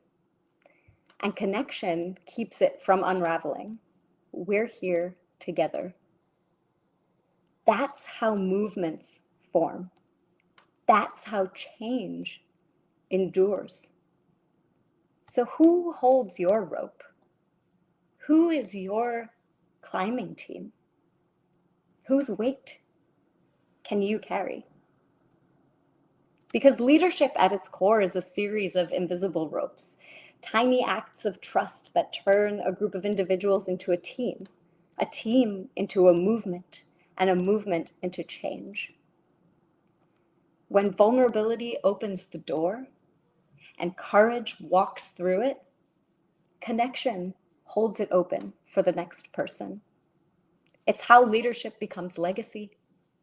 It's how we keep climbing in the face of fear, even when the wind howls.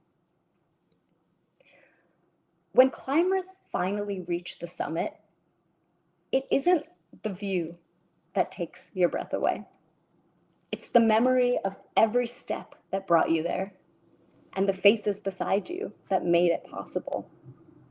On Aconcagua, there were moments where the summit felt impossibly far away, for me and for others. I remember looking up at what felt like a 90-degree wall of boulders and wondering if the summit was even real. And that's when Wendy, this incredible human, recentered me. She held my shoulder and she said, "One step at a time, we'll get there." And then moments later, Heidi, who's in front of me, turns to climb, looks up, probably thinking the exact same thing I was, and literally falls backwards into my arms. And I catch her. And I tell her exactly what Wendy told me. One step at a time. We're going to get there. The summit isn't a reward. It's a reminder that the climb was never meant to be done alone. Vulnerability, courage, connection. Each of them is an act of stepping into fear. Vulnerability says, I'm willing to be seen. Courage says, I'm willing to act. Connection says, we'll do this together. Together, vulnerability, courage, and connection create what I call radical transformation. The kind of transformation that changes not just individuals, but systems of injustice that we spend our time as human rights lawyers fighting against. Systems of patriarchy, systems of power. Because when one person dares to speak, others find their voice. When one person steps forward in courage, others follow. And when those people link arms, the mountain moves. I think back to that night on the traverse. 10 steps, huddle. 10 steps, huddle. 10 steps, huddle. That rhythm is what change looks like. It's not a sprint to the top. It's a series of small, brave steps taken together. Speak, act, connect, repeat. Speak, act, connect, repeat. Speak, act, connect, repeat. That's how fear becomes fuel. That's how vulnerability becomes vision. That's how courage becomes collective. So as I close, I want to leave you with 3 invitations. Lead with vulnerability. 1, let people see you as human first. It's where trust begins. 2, choose courage again and again. The fear doesn't go away, but every time you step in, it shifts. It becomes purpose. And 3, hold the rope. Reach for someone else. Create safety not by removing fear, but by being the reason someone else feels brave enough to climb. Because the reality is, fear never fully disappears. The ice ball never stops shifting. The wind never really goes quiet. But that's not the point. The point is that we keep crossing anyway, because what's on the other side is worth it. And we don't cross alone. When vulnerability opens the door, courage walks through it, and connection holds it open, we create a world where no one climbs in silence, where every summit reached lifts another person higher, and where I becomes we. So next time you feel that pit of fear in your stomach, the voice that says, not yet, not ready, not enough, remember, that's your ice ball calling. And maybe it's your turn to cross. Because we aren't meant to climb alone, and the world is waiting for what we can do when we climb together. Thank you.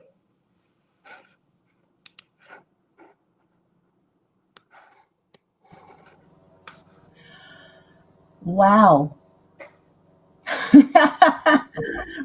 Wow. I mean, one of the things that, those big crevasses in the ice are so incredibly terrifying, right? Like, and what a story. And the fact that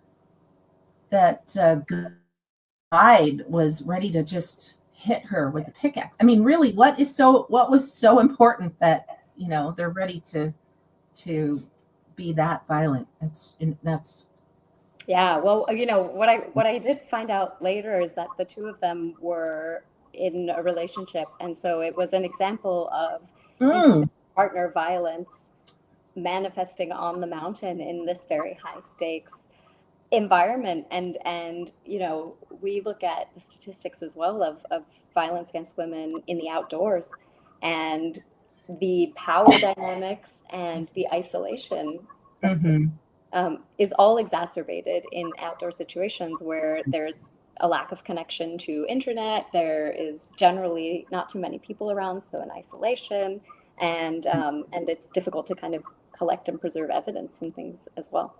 Right. Yeah, when there's no one, when you're outside and there's no one around, it's almost as if you're inside your home. Yeah.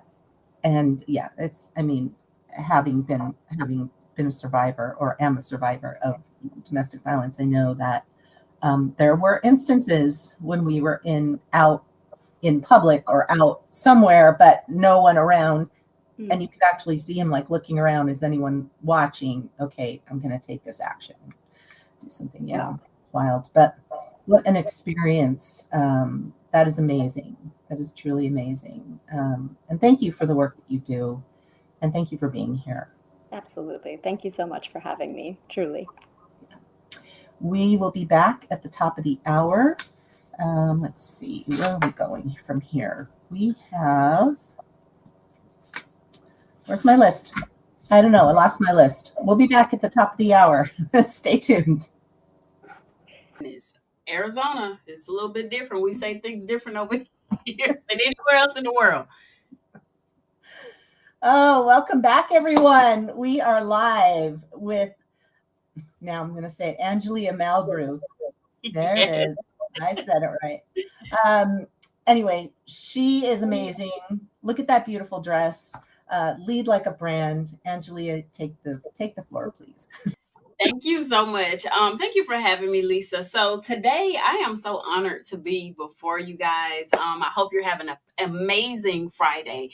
And so little fun fact about that dress, Lisa and I were just laughing about it, talking about how beautiful it was. And I told her, I said, you wouldn't even believe that this dress was actually two pieces of fabric, because if you see here around my waist, that's one part that I actually tied and made a bow, and then the other part is just a long piece of fabric. You would even believe some of the stuff we go through as photographers. So again, welcome to the Lead Like a Brand presentation. So I'll go ahead and keep it moving. If anybody has any questions, make sure you put those in the chat. I would love to hear from you guys as we go through. All right, so let me hop back over here. Okay. So leadership is not a title. You earn its presence as you embody it. So when you think about leadership and you think about what that means to lead like a brand, today I'm going to tell you and show you how I was able to navigate going through leadership, going through hard times, learning what leadership really meant, and also finding my way through this crazy, crazy time. All right, so what happened to me? And for the sake of time today, I will be brief. But before we get into all of that, you need to know who I am. So who am I now? So right now, I am a portrait photographer, luxury branding portrait photographer, platinum award-winning speaker, fractional branding officer. I also train corporate executives to also lead like a brand. And I am the creator of the Lead Like a Brand framework. So I have been working in corporate America, I would say, for the last 12 plus years. Before that, I worked in hospitality at a 4-star resort for 10 years. So luxury, leadership, all of those things kind of coincide and met in the middle for me. And this is what made me come up with the Lead Like a Brand framework. This is what made me feel that, you know what, while I was working in corporate, there were so many things that I saw as not only challenges, but opportunities. And so that made me take a step back and say, I can do something to make a change here, because I see what's going on. And me being a process improvement girly, I've always looked for ways to make things better. How can I make things not just pretty, but more efficient? And so through that, it helped me to develop my consulting firm. I also have a luxury photography business. So for those of you that are not familiar with me, I have Angelia Malbrew Photography and Angelia Malbrew Consulting. So I help people on both sides to lead like a brand, to show up and say, you know what, it's more than just showing up with a title. It's more than just showing up with a badge, because we all know people that have titles that they really don't have that leadership to match. So I help people to show up visually, verbally, and strategically. And that's a little bit about my framework, and I'm going to share that with you guys today. So let's go back about 20 plus years. So the day of my prom, trigger warning for anybody that has any type of feelings that are strong like me, that cry at the drop of a hat. I am a crybaby, but you know what? It's so much passion. In 2000, May of 2000, the day of my morning of my prom, my father was gunned down at his home due to gun violence. He was robbed, and I'll tell you more about that story later, but this is a little bit of a timeline that got me to where I am now. This is me as a senior in high school. I thought I was so grown with that grown-up hairstyle, but whatever. And so going through that really made me grow up. It made me get into the mind frame immediately at my father's funeral. I will never forget one of the ladies from our church. She told me, you're going to have to be what your dad trained you, prepared you to be, because I had always seen entrepreneurship in my life. A lot of people didn't grow up with that, but me, I grew up watching my dad be an entrepreneur my entire life. So to lose him at such an early age, I felt like he was way ahead of his time. And I feel like my dad, he did things that people today don't have the heart to do. Because I know a lot of people now, like, they would say, oh, I don't want to market, or I don't want to go out and meet people. This is something that I grew up seeing. I grew up, seeing my dad go door to door to do sales with his business. And so for me, networking, that's not something that comes as a problem for me. I see that as an opportunity. I love networking. I love meeting people. And so learning so much from my dad, in the 18 years of my life, and seeing him only get to the age of 39 by no fault of his own, was hard. But it was a necessary step in my journey, because had I not gone through that, I wouldn't be where I am today. Fast forward 2014, I was working in corporate America, doing great things, so I thought, and then I just noticed. And I'm going to share a little bit about that as well, because I want to share this for someone that may be putting off going to the doctor, maybe ignoring, something that's going on in their body that just doesn't quite feel right. For me, my story with being diagnosed with an aggressive form of cancer and losing my ability to have children, I've always wanted to have kids. I knew something was wrong with me, but I just couldn't figure out exactly what it was. So for me, it was a series of things. First, I noticed I started to lose my hair. Then I noticed my skin had gotten extremely dry.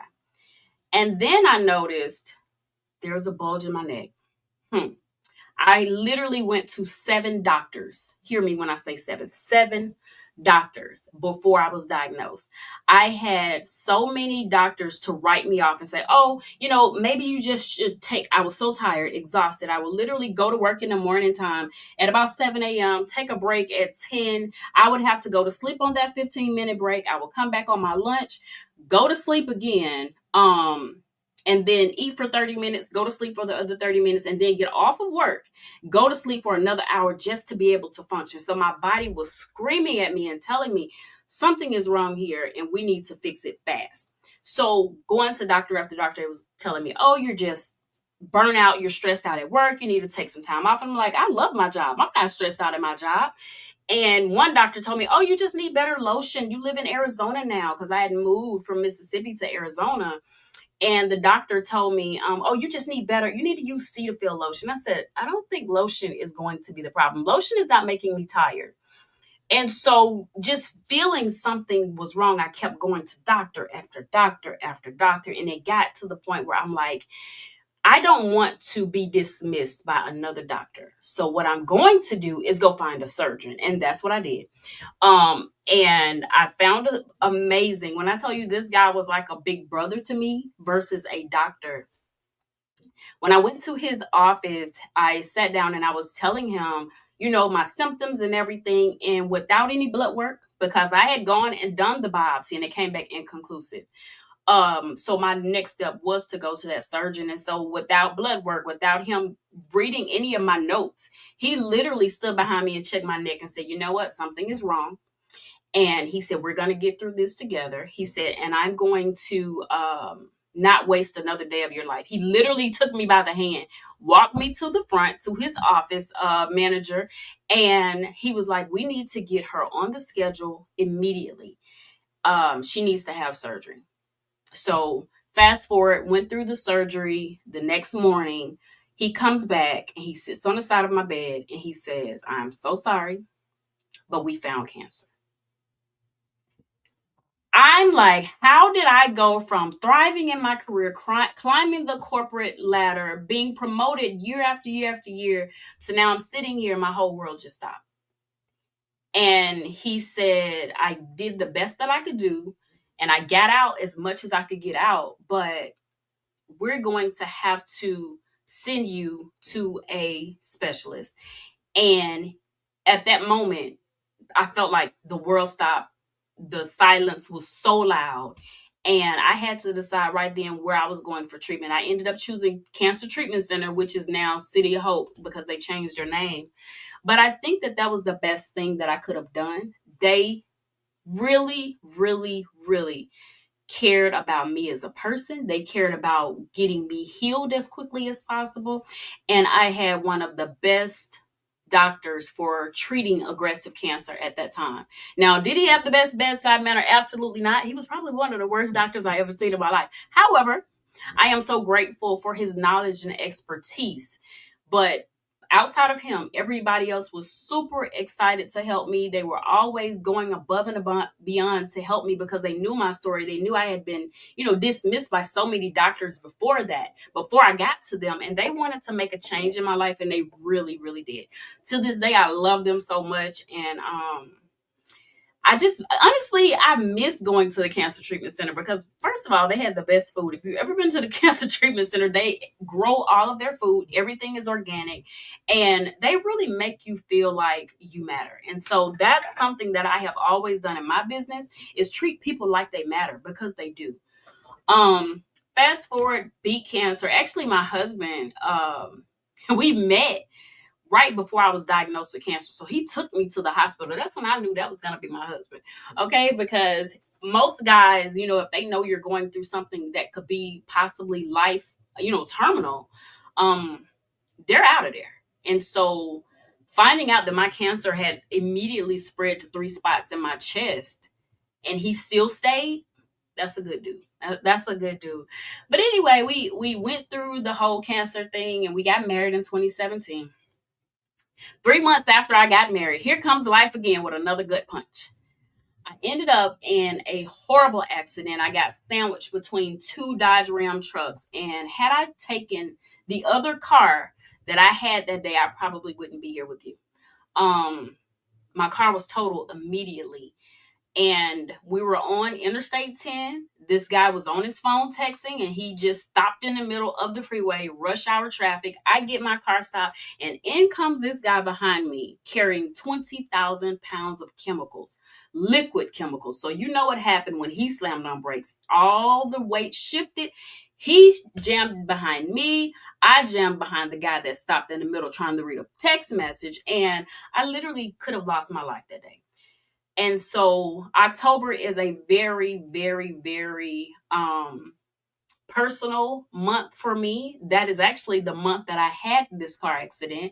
And this is also around the time that I got my first treatment for cancer. So I am now 10 years cancer free. If you have not saw my little follow-up video behind that, make sure you go and check out my TikTok where I talk more about me seeing my doctor again after 10 years being cancer free.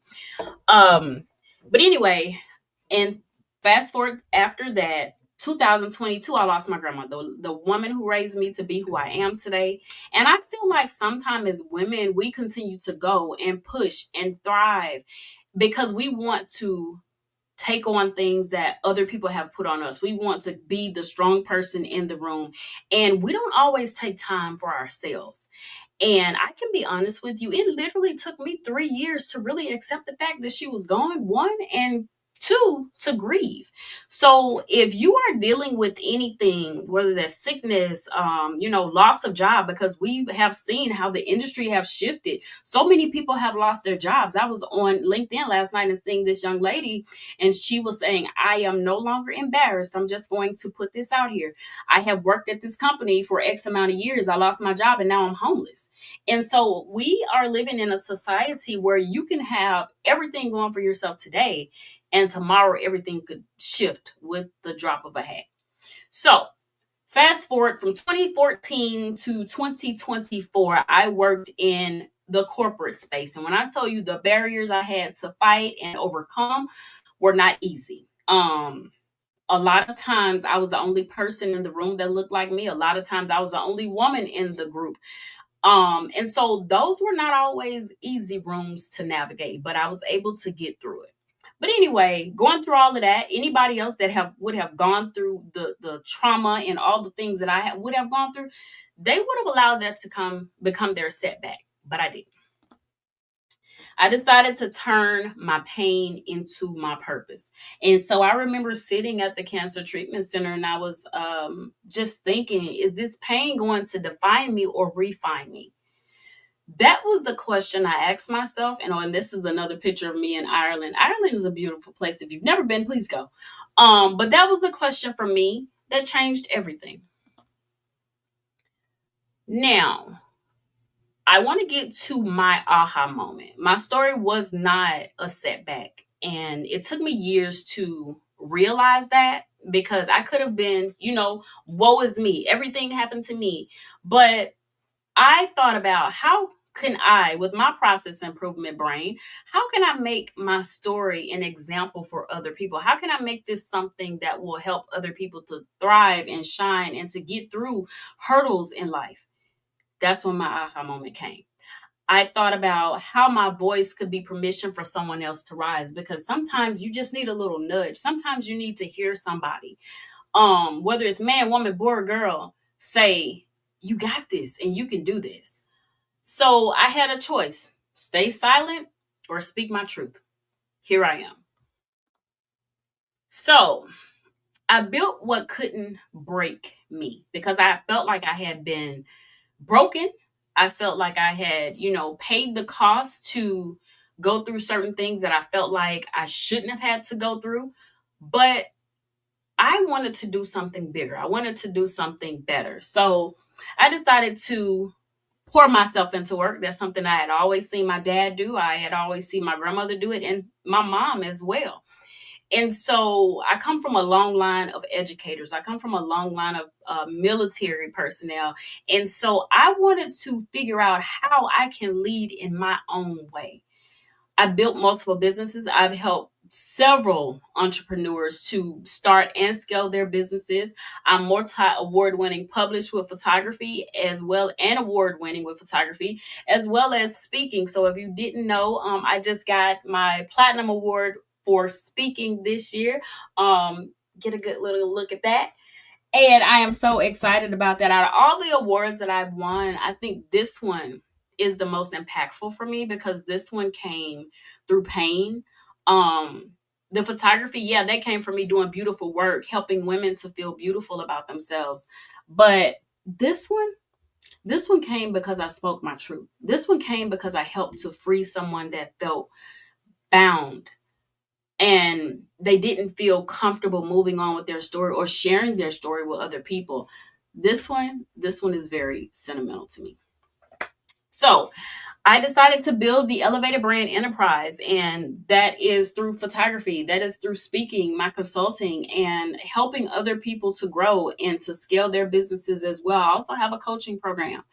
And so I refined my identity as a leader. And today I'm going to give you my framework to do the same. And also became internationally recognized. Just a little note to add there. All right. So now today I want to introduce to you the Lead Like a Brand framework. So today we're going to talk about the 3 pillars of authority, presence, and influence. And this is a framework that I use for leaders in corporate, that I use for women empowerment when I'm speaking at conferences like this. And also, when I'm teaching my mentees how to get out of that stuck mentality and build something meaningful, something that's impactful.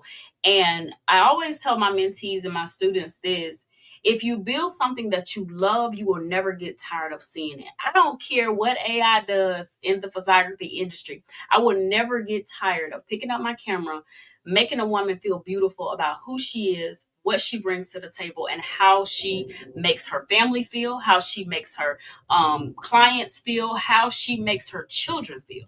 So no matter what you do, build something that you absolutely love. All right, let's get into it. So pillar 1 is authority.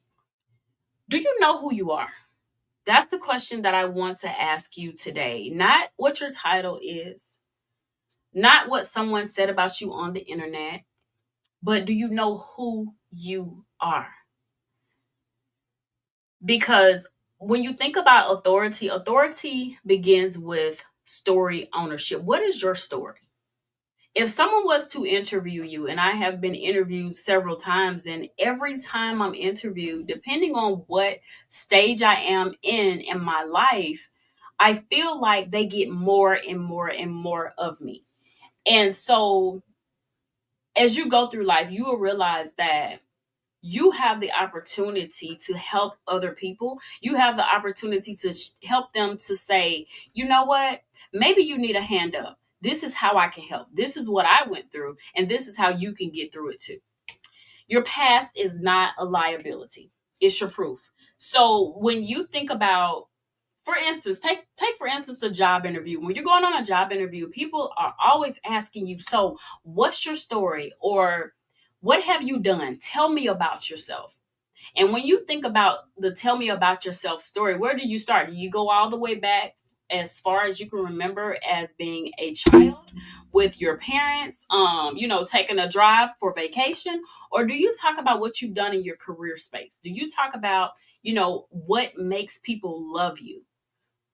Don't think about the rough part and phase that into a space where it makes you hate what you've gone through, because what you've gone through is helping to build you, build character, build resistance and resilience in you. And I also feel that leaders who hide their humanity lose their influence. So you see all the time with the rise of AI, how everybody is in a place where they're creating AI twins or they're using AI. This is even an AI image. I liked it because I created it and I wanted to do something with my Mac desktop. But knowing who you are and hiding your humanity are on almost different playing fields, but they're the same, because you can be so lost in yourself that you lose who you are. And you can also be in a point where, you know what, I know who I am, I know what I bring to the table, and I know why I was created, why I'm on this earth at this time. Because some people are living life and they're lost. And a lot of leaders get lost in titles. They get lost in being in companies that don't value them for who they are, but for what they bring to the table. So I just want to urge and encourage you to don't get lost in what people are saying about you, but what are you saying about you? How do you feel about you? Because we all know that being on the internet can always, it's a double-sided coin. It can build you up today and tear you down tomorrow. So just be mindful of that, whether you are an online leader coaching a community or you are in a classroom teaching 12-year-olds. Don't get lost in who you are. All right. Now, this is something I want you guys to do right now. Stop apologizing for your journey. A lot of times people say, oh, I did this. Oh, and I hate that I did that. Or I feel bad that I did that. And maybe I shouldn't have did that. No. Because had you not gone through that, you wouldn't be able to tell the next person how to get through it. And so that's something that's one of the principles that I live by, is that everything I go through is for a reason. And it didn't happen to me. It happened for me. So start learning to leverage your story and leverage who you are so that you can help someone else. Because honestly, with me going through cancer and having such a bad experience with cancer, do you know who called me when they were nervous that they were going to get a cancer diagnosis? One of my best friends. She's a photographer also. And had I not gone through what I went through, I wouldn't have been able to tell her, hey, you're going to need, tea for your stomach because you're going to be upset, or make sure you take blankets and, socks to the hospital when you go to get your chemo. I didn't do chemo. I did radiation, which is another thing that almost took my life that I didn't put in the slide. I didn't want to make it too sad. I'm sure it was sad enough, but had I not gone through my experience, I wouldn't have been able to tell her how to get through hers. So start learning to leverage your story. All right. I have a little exercise for you. What part of your story are you still hiding? Because that could totally free someone else. Because someone and they may not have verbalized it to you, they may have shown it to you. For instance, I have a friend that was dealing with some things with one of her employees. And she didn't come right out and say that this employee was giving her a hard time, but she did hint around at it because she didn't want to seem ungrateful for this employee. So what I was able to do is tell her how I handle situations, because I have had several employees. Every business that I have a assistant for it, because I don't want to put too much on one person, because at the end of the day, even though they are an assistant to me, I don't want to make them feel like I am giving them too much, where they feel bogged down, where they feel overworked, where they feel unappreciated while working for me. And I know how that feels to have so much put on you, because I'm a person that if you say, oh, Angelia, can you do this? Yeah, I can do it. I'm a taker. I love to give, and I also love to take on tasks and help other people to get through things and help them to get their life to be better. I'm always trying to find a way to make something better for someone else. And so being able to share that part of my story with her and say, hey, you know what, maybe this employee is not explaining to you that you're giving her too much. Maybe she's not letting you know that you have, burdened her with so much at one time because she hasn't had a chance to get her footing in. So maybe she's not telling you or missing deadlines because she's overwhelmed. And overwhelm is something that a lot of women I know go through. So use your story as your strength. All right. If your image doesn't match your influence, you're losing trust before you even open your mouth. And again, I'm going to touch back on this AI image thing. You can use all the AI images you want. But when you show up to those networking events, when you pull up to the job interview, are people going to recognize you from the AI image? And AI is getting better. Let me tell you, I worked in AI for many years. I saw this change before it actually came out. But when you think about providing your identity over to artificial intelligence, granted, we have all done it. Your DNA is out there. If you have any test done, if you have because I know they have this new thing now where it actually checks your whole body to see what type of illnesses or something that you have. Not a full body scan, but it's another thing. And I think it's called the body scan or something. But everything about you is already out there. What part of you are you going to hold on to? What part of your influence are you willing to give up for a quick image or for something that is short-lived? Because you're going to have to keep reproducing. And 99% of the time, it may physically look like you a little bit, but it could never take you. So never allow AI to steal your identity. All right. Pillar number 2 is presence. Show up before you speak. Your visual identity is your first impression. It's your digital calling card. So whatever you're putting out there on social media, a lot of times it will help people to decide whether they want to do business with you or not. So your presence equals alignment between who you are and how you show up. Because people feel your energy before they even feel or hear your words. And sometimes, depending on what situation you're in, it could make or break you. It could make or break a decision maker's decision on whether they're going to do business with you or whether they're going to keep looking and find someone else. All right.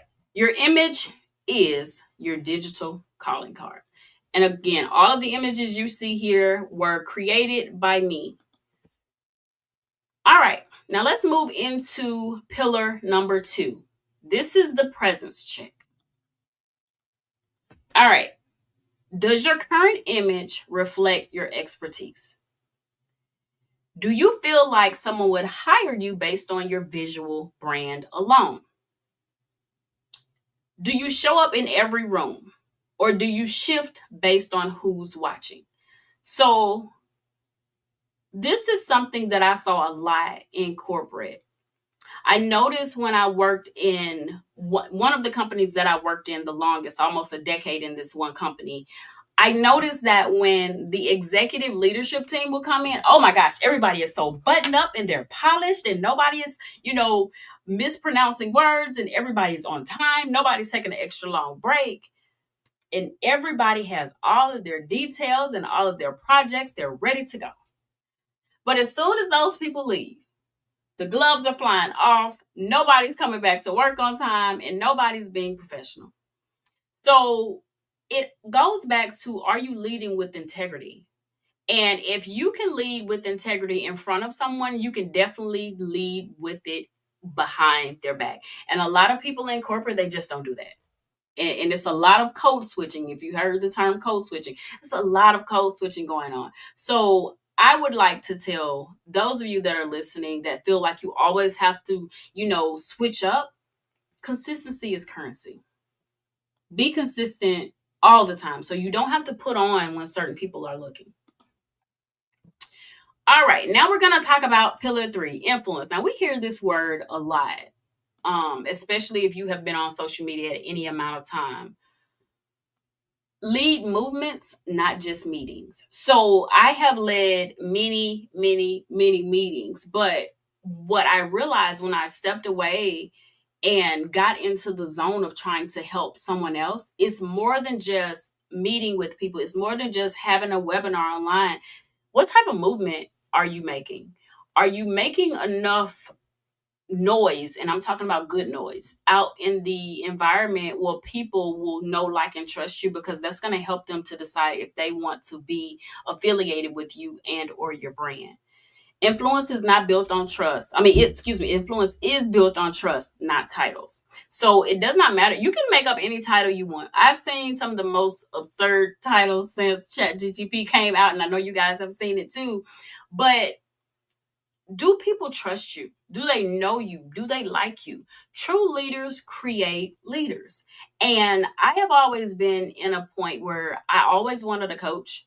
Not that because I need somebody breathing down my neck, but you need a coach in every even when you're going for swimming. Like my goddaughter, she's getting ready to start taking some new classes. She needs a coach for that.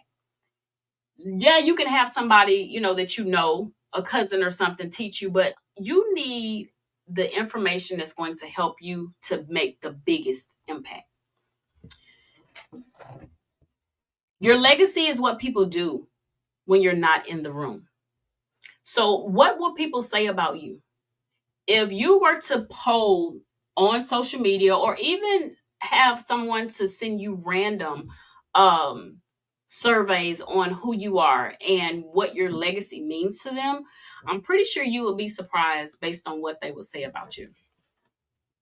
So here's what I will tell you. Stop managing tasks and start inspiring transformation. Authority plus presence plus influence equals unstoppable leadership. Here's your API pillar review. Own your story, align your image with presence, and amplify your impact with influence. How can you make the biggest influence? How can you align who you are with the image that you're putting out in the internet streets, or in the world even? Because when you go to networking events, people are going to Google you. They're going to see what they can find about you. What is going to be different from you than everybody else? And how are you going to own your story? I'm going to try to leave a little bit of time for Q&A, just in case anyone has any questions about the framework or anything else you guys may want to ask me. Leaders who lead like a brand these are some of the women that I have photographed, and all of these women are so strong, and they display leadership qualities like it's no one's business. This lady here is she creates luxury travel for women, and so her business is Red Dress Travels. These women are both in their 60s and 70s. This lady owns a skincare brand. This lady is a makeup artist. She actually has worked with me with several clients. This lady owns she's actually a model. She's worked with Adidas and some of the biggest brands you've ever seen. She also has a seasoning line. And this beauty here is a real estate agent. So all of these women display what it means and the qualities of leading like a brand, because it's more than what meets the eye with them. And it should be with you too. So this is one of the images that I took and was awarded back in 2022. And believe it or not, we were not at the beach. We weren't in California. I actually took this image in my backyard. And no, this is not my backyard, but this was before AI really took off the way it is now. So this is the real estate agent I was just saying. So Angelia helped me to stop hiding behind my role and start leading with my full story. Her and I actually have an interview on YouTube where we talked about when I was doing the 50 Shades of Beautiful campaign. And so that was a campaign that I was doing for women over the age of 50. And so I photographed 50 women.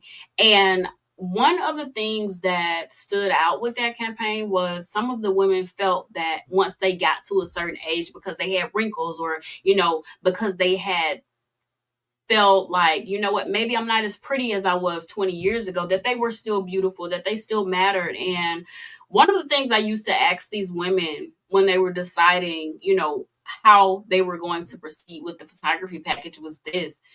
One day, and I'm not trying to be morbid, but one day, your daughters, your son, they're going to look for images of you.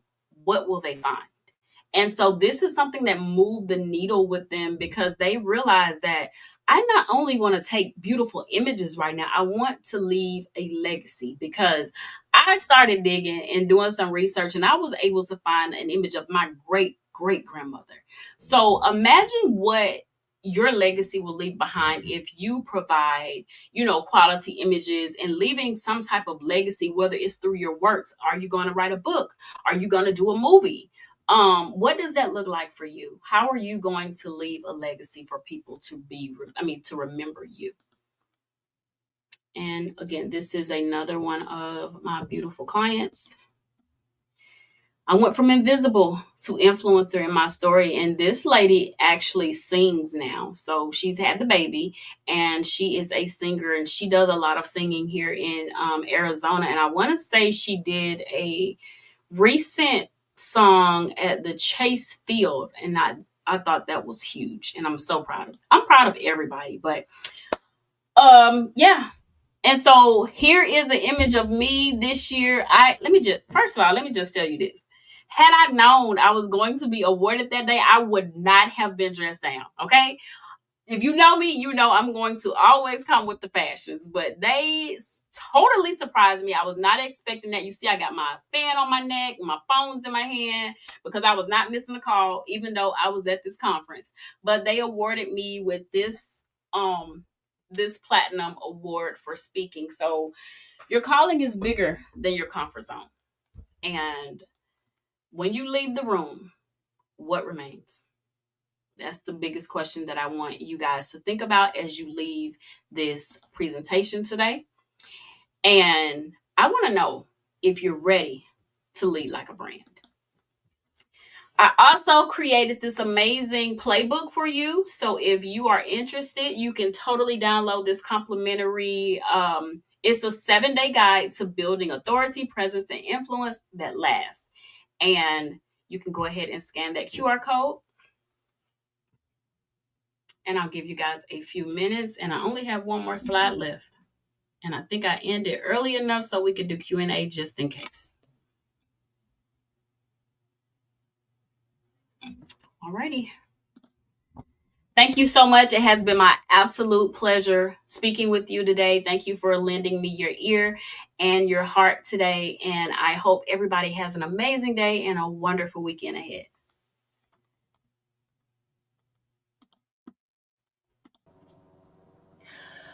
Hi. Oh my gosh. So much of what you said I can relate to, only because I was in corporate for 40 years. And oh my gosh.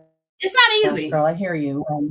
It's not easy. It's not easy. It's not easy being a woman in corporate. It's not easy being a woman in tech. It's not easy at all. You can do it. You can do it. You can do anything you put your mind to. You can do it. It's not easy, but and there are those days that are so fulfilling and so like you're just so in the zone and you're like, I'm so glad I'm here. And then there are those days where you're like, why am I even doing this? Why am I doing this? Why am I here? I had to ask myself that a lot of days working in corporate. And like you said, it's not easy to work in corporate, and it's definitely not easy to be a woman in tech in corporate, because many of the rooms, I was the only woman in there. And so, yeah, you have the guys that are like trying to put you in the friend zone and be like, oh my gosh, Angela is my homie. But there are also guys that felt like, oh my gosh, like she's a threat to me. I have to outdo her. And you are on a project with these people because you don't have a chance to choose. And you are seeing them take credit for what you've done. Okay, I just remembered this one meeting that I had. I was working for a company because I was a consultant for the last 20 years, where I would go in and work on specific projects or acquisitions or product launches or something like that. And I was brought into a company, and they wanted to create a new division, and they wanted to launch this new division. So I was in charge of building the team, training everybody, launching the product, getting all this out.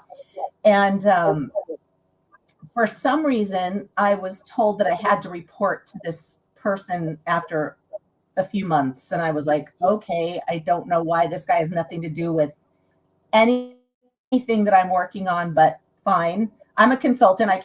I'm like, okay, whatever you need. And I would go in and meet with him because we would have these, check-ins, right? I go to meet with him, and he would tell me my ideas were bad, or I was going in the wrong direction or something. And then the next thing you know, we would be having a staff meeting, and the CEO would be saying, Tom just came up with this great idea. And it was exactly what he told me was not a good idea.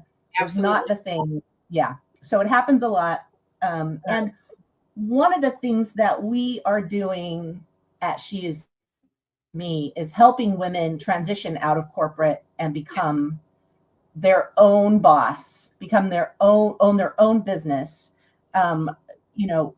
do things that are fun and great, that they think about every day, that they want to do, where they want to be, where they're making the same amount of money.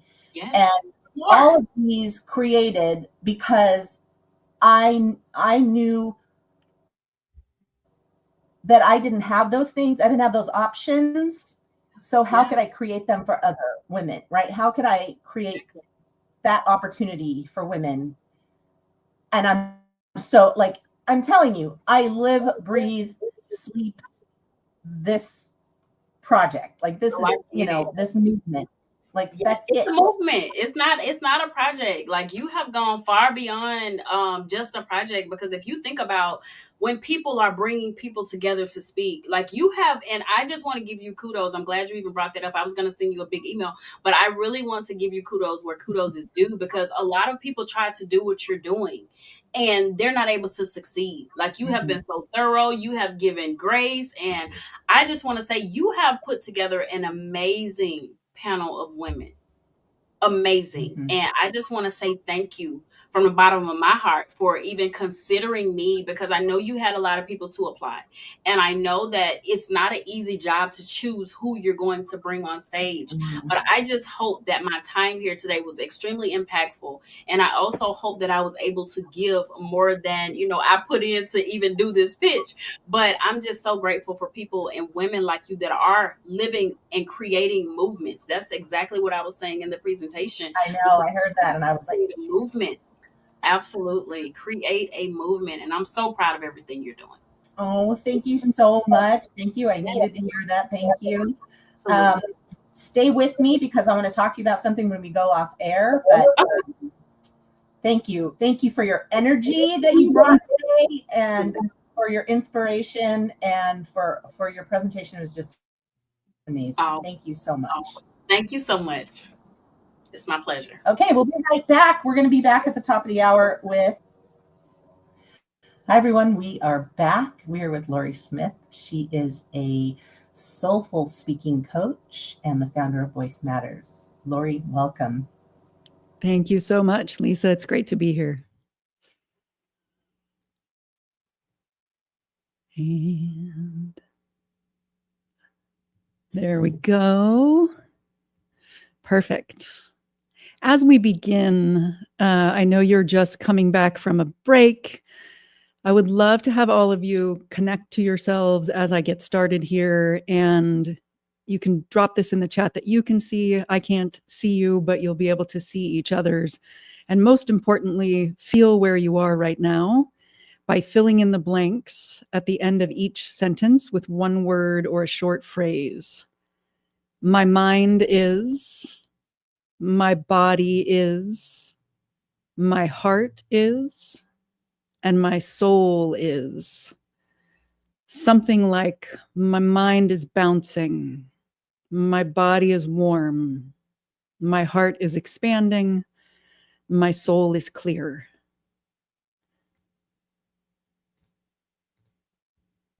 Clarissa Pinkola Estes said, "Within every woman, there is a wild and natural creature, a powerful force filled with good instincts, passionate creativity, and ageless knowing." In other words, we are all born with a charisma, also known as a 1 in 8 billion radiance, as unique as our fingerprint. Unfortunately, we've been conditioned to suppress that force, to hide that knowing, to tame ourselves and bury that radiance beneath masks and veils and armor and shoulds and should nots. Don't be too big, don't be too much, don't take up too much space, don't be too emotional. And emotions, energy, prana, chi, energy and motion, and presence, charisma, radiance go hand in hand. What it's going to take to create meaningful change in the world is not for us to show up as who we were told we should be, as who we were tamed into. It's going to take showing up as the powerful, intuitive, creative force that we actually are. So I'm going to ask each of you to close your eyes, unless you're listening while jogging or driving a car. If it is safe for you, close your eyes or just look away for a moment from this two-dimensional device in front of your face. And imagine that you are giving a presentation in front of a green camera light like this one. Maybe it's on Zoom where you can see some of the faces. And notice as you imagine it, your mind, your body, your breath, your energy, your heart, and your soul. Breathe it all in. And then let's let that imaginary situation go and do 2 more. If it works for you, you can take a breath in and release. Now imagine that you're in one of those dynamic meetings around a table. There's like 20 people in the room. The conversation is popping. And as you imagine that, notice your mind, your breath, your body, your heart, your energy. Notice when you chime in and when you don't. And how does that impact your body, your breath, and your energy? And now inhale again and let that one go. And now imagine that you are walking out on a stage, possibly with a red carpet in the center of it, hundreds of people gathered live, a camera on you recording it and streaming it out to millions of others. And as you walk out on the stage, notice the energy in the room. Notice your body, your breath, your energy. Notice how the faces shift and the body language shifts and the energy in the room shifts as you speak. Breathe all of that in. And then go ahead and wiggle your fingers and toes. Gently open your eyes and come back to here, today, in your seat or your car or your jog, right here, right now. And note for yourself and possibly comment what thoughts, emotions, and energetic and physical sensations did you experience as you were imagining those 3 scenarios? And they will come back around later. When I was 7 years old, my mom found me in the backyard talking to myself. I had been playing make-believe with some friends, actually making up our version of the Brady Bunch. And I was Cindy Brady. My hair was actually longer, like in this photo. So I had to curl it up in little pin curls to look like Cindy. And my friends did not grow up to be actors. So at a certain point with the story making, they got bored and they went off to the pool. And I said, okay, I'll meet you later. I'm going to finish the story. And in that moment, I'm dancing around in the garage, in the backyard, talking to myself. And my mom opens the garage door. And it's now clear that was like my first spotlight. All of a sudden, light on me. And she could have said, "What are you doing? Stop that." Which is what much of the world does to us, and much of my world did to me later in life. But instead, she had the intuition and the wisdom to take me to an acting class. And theater, as you may know, has a light side and a dark side, just like just about everything in life. The dark side is what you see in movies like The Understudy. It's kind of a mean girls environment where it's us against you or me against you trying to get the role. The light side of the theater became my first spiritual zone. It's a place where people are holding a mirror up to life through deep storytelling.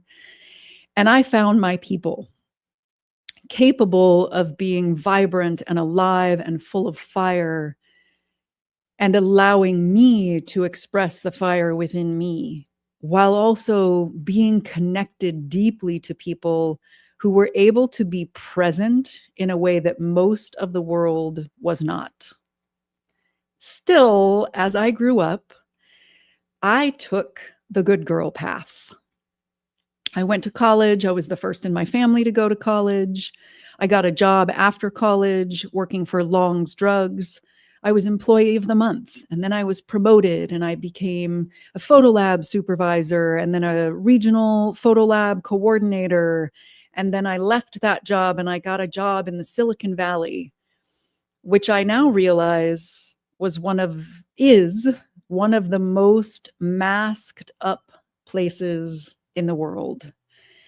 I was still doing theater, and I was kind of this fiery, vibrant, alive, expressing myself version of myself during the nighttime.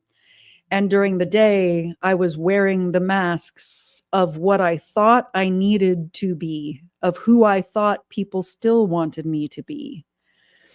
And one day, I was an executive assistant. After a show ended, someone at work in the Silicon Valley asked me to fax something, and this voice inside screamed, "Don't you know I'm meant for greater things?" And I was. And it also occurred to me the moment before that voice inside screamed that person who asked me to fax something, AKA do my job, was not the person keeping me small. I was the one at that point keeping myself small. I'm the child of two recovering alcoholics. They're no longer with us.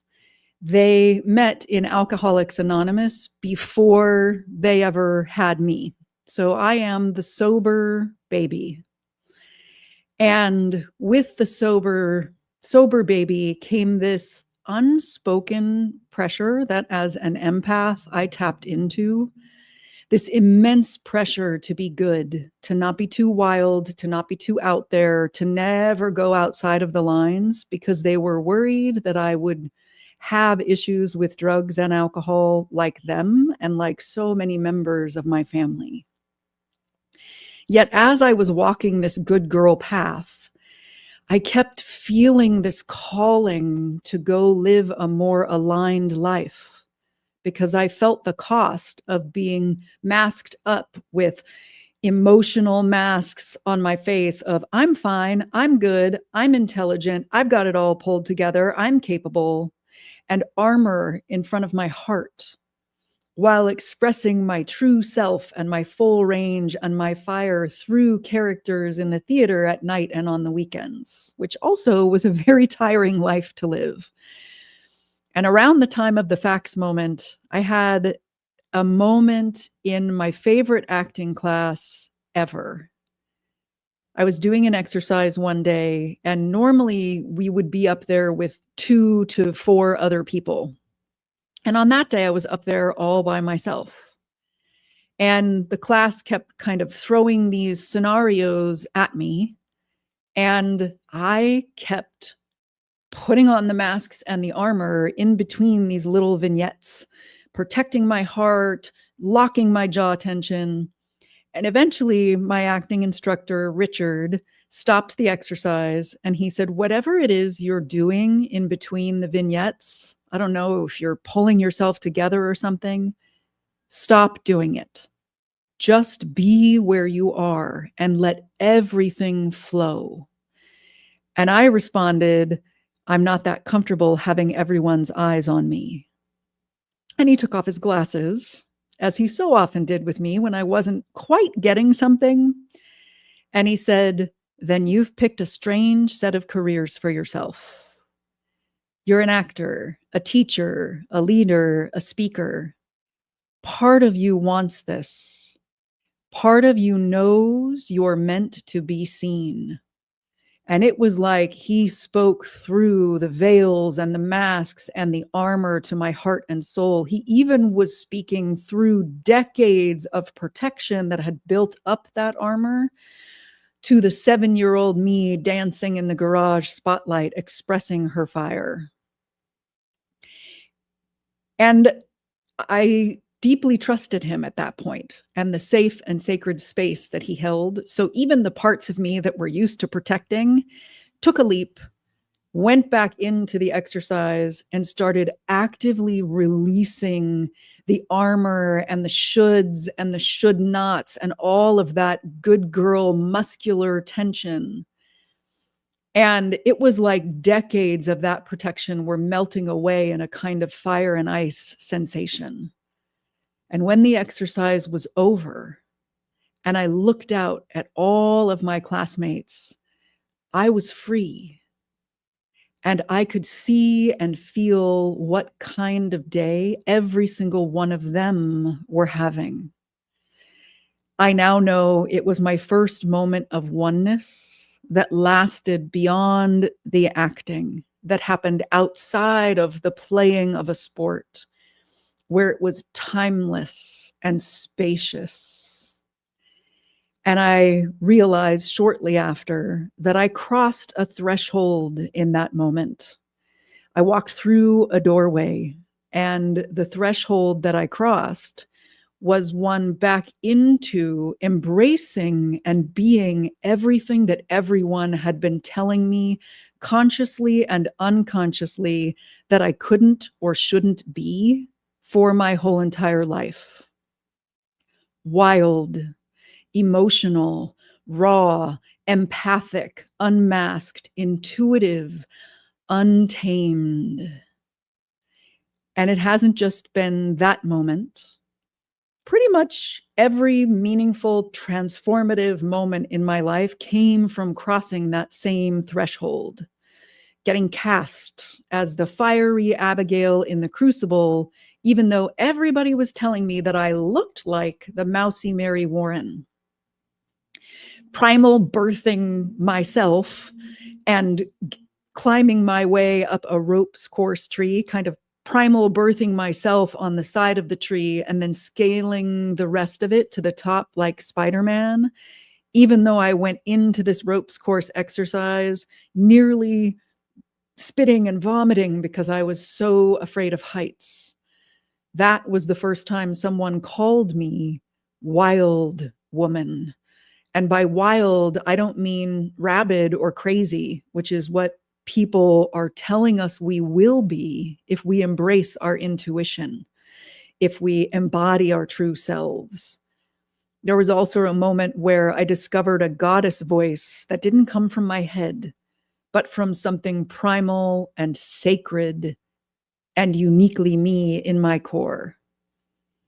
That threshold that I've crossed led to oneness. It led to my voice. It led to my radiance. It led to changing my world And I believe it is what will lead to changing the world.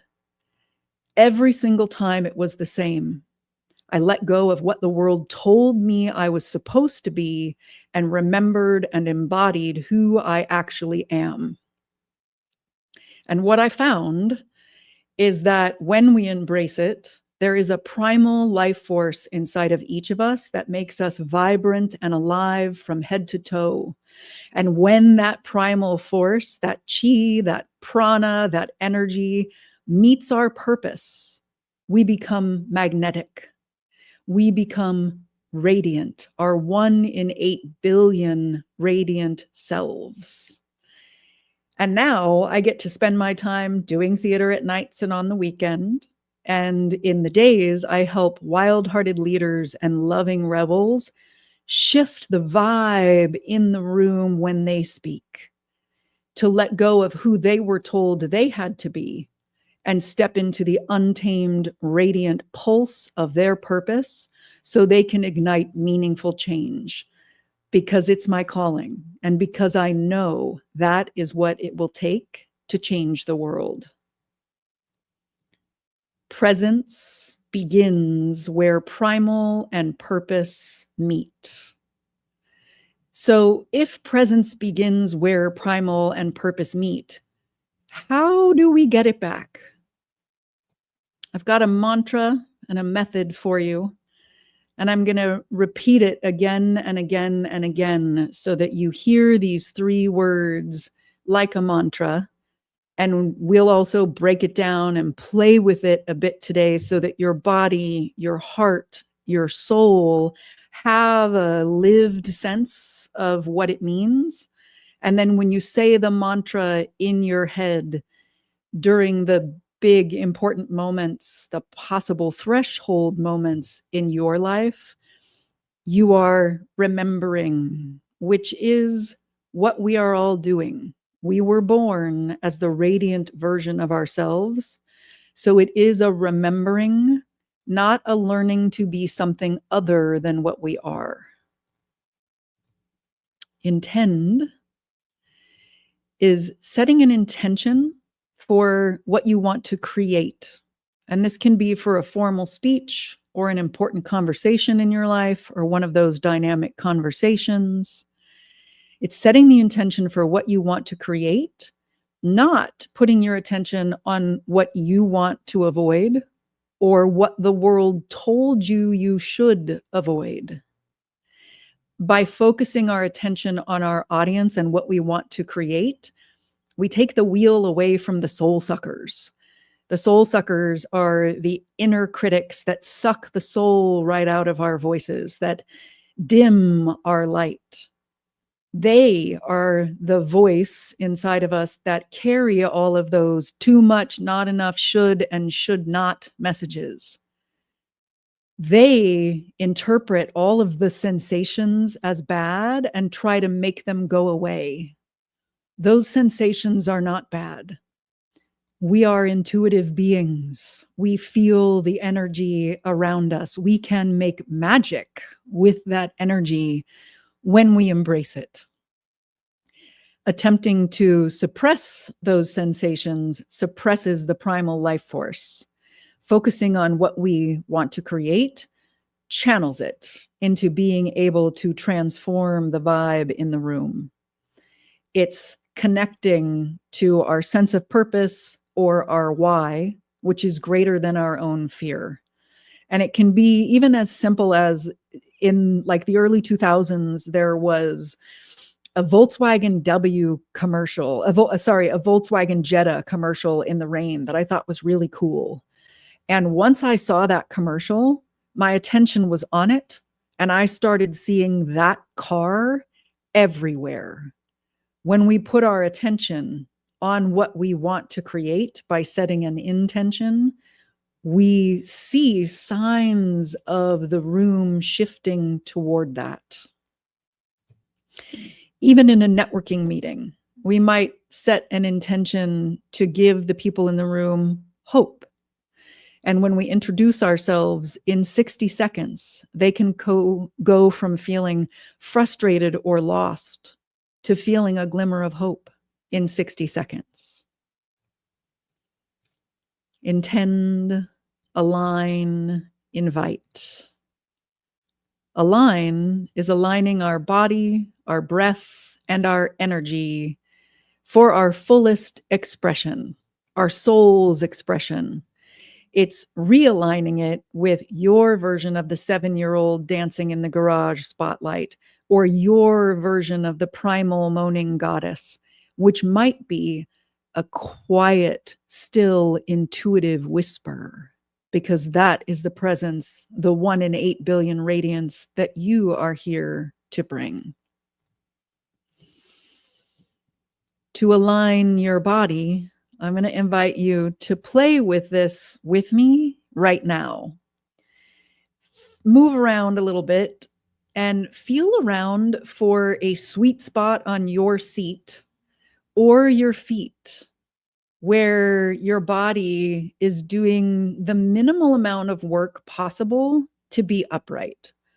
It's like there's a sweet spot. If it's on your feet, then your knees, that thing that we did when we were kids, the hip bone's connected to the leg bone. It's feeling your feet and feeling your ankle aligned on top of your feet, and then feeling your knees aligned and your hips aligned and your spine aligned and your heart aligned, so that your bones start to do some of the work that they're designed to do. And the muscles are also working, but they're not overworking. You're not slumped in your chair or falling down. That would be too little effort. So you're finding a balance of effort and ease in your body. And then also open your heart. Even imagine that you have a second mouth in your heart area, and you're breathing in all of the vibrant energy from the world around you.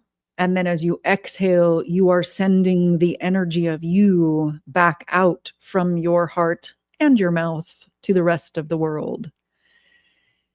And notice your vision. Are you seeing what's in front of you and also seeing your peripheral vision, so that you are connected and also open to what's around you?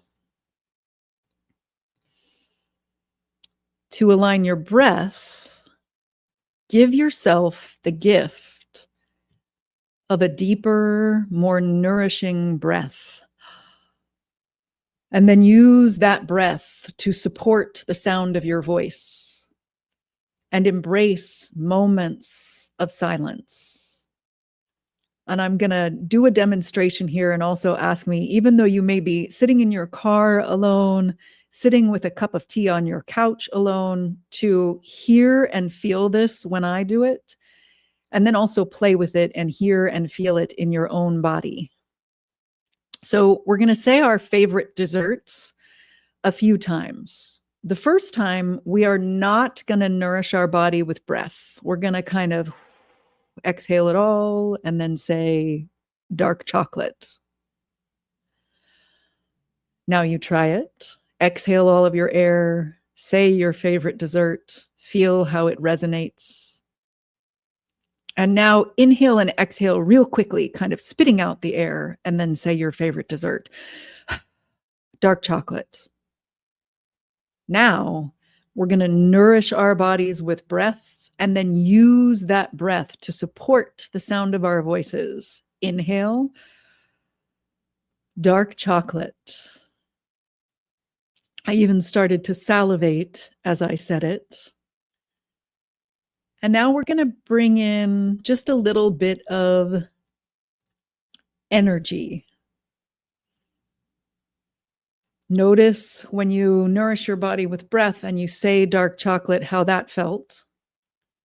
And now to align our energy, feel your energy flowing.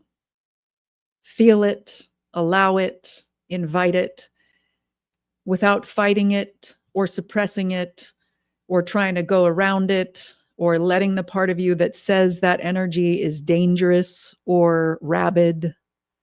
Feel the energy flowing. Give yourself permission to be seen and heard and felt. And now imagine that in addition to your physical arms, you have energetic arms, and you can hug the room in the energy of the intention that you set. Imagine that it's hope. And then inhale dark chocolate and say your favorite dessert while nourishing your body with breath and hugging the room with your energetic arms. Notice how that sounds. Notice how that feels in your body. Notice how my voice sounds different and how that strikes your body. Because the sound waves are literally touching other people. They're going through electronics and devices on the way right now, and they literally touch you where you are. Intend, align, invite. Invite is listening to your audiences, your witnesses, nonverbals. So when you can see them on Zoom, or you are in person in a dynamic meeting, or you're even one-on-one with someone, even when you are the one speaking, it's noticing their facial expressions, listening to their body, feeling the vibe in the room. So right now, I only have my intuition. I can't see your faces. I'm trusting my intuition and feeling the vibe in the room speak as I'm talking. And in order to do that, I really do need to let go of the good girl that everyone told me I should be and embrace the fullness of who I am, who senses energy. Listen to the nonverbals like the VW bug. Look for signs of your intention coming to life in others. And an interesting paradox, non-paradox, is when you go to speak somewhere, you will often be met at first with at least 30% to 70% of the room being the opposite of the energetic or emotional intention that you brought. Because those people need you. They need your magic. They need your 1 in 8 billion radiant presence in order to transform. So they're going to often show up as the opposite. Some of them just when hearing that you're going to give a talk somewhere will already be leaning in and having more hope before you even speak. Look for signs of the shift toward even more of the vibe that you're holding the room in. Moment by moment, breath by breath, silence by silence. Intend, align, invite. And now I'm going to ask you to close your eyes one more time. And let's do another couple of deep breaths, sighing out or even making sounds.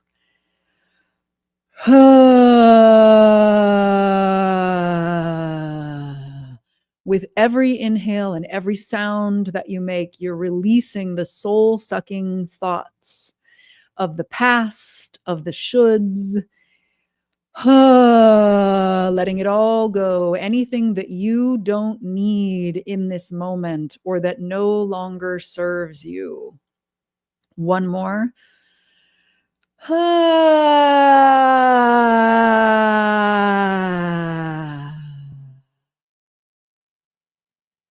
And now notice with your eyes closed or looking away from the device, your body, your breath, your energy, even your mind. Notice your heart. Bring your awareness to your physical body. Notice your seat in your chair or your feet on the floor. Or you could even move and lie down on your back. Feel yourself releasing any of the effort, the armor, the masks, the gunky energy from the past. Release all of it out through your mouth and down and out through your tailbone and down and out through the soles of your feet, where it returns to the earth and becomes fertilizer for something else to rise. And now as you breathe, see, feel, imagine that you have energetic root systems that extend out the soles of your feet through that top fertilizer layer of earth. And they keep extending down and out, deeper and wider into the earth, until eventually your energetic root systems reach the very center, the very core of the earth. And they anchor or plug into or wrap around the core of the earth. And now as you breathe, see, feel, imagine that you are drawing up roots, energy along these roots that nourishes your values and your fullest expression, the fullest expression of your 1 in 8 billion radiance and of your soul's purpose. And you draw this energy as you breathe through that top fertilizer layer for a little bit of extra nutrients into the soles of your feet. And as you breathe, you draw the energy up your legs to your core, and from your core up along your spine to your heart. And from your heart, this Mother Earth energy travels down along your arms and out your physical fingertips and beyond along those energetic arms. This energy also moves up your spine all the way into the top of your head. And then you can also open up the crown of your head, the top of your head, and send some upward roots into the sky, connecting to the sun, the moon, the stars, and your very own personal soul star in the sky. And as you breathe, you draw expansive, inspirational, spacious sky energy down through the top of your head and into your body, where it fills up every nook and cranny of your body. And take a moment and place a hand on your belly and another hand on your heart. And feel the earth and sky energy, the grounded earth energy and the expansive sky energy dancing together inside of you, inside of your physical body and inside of your energy bubble.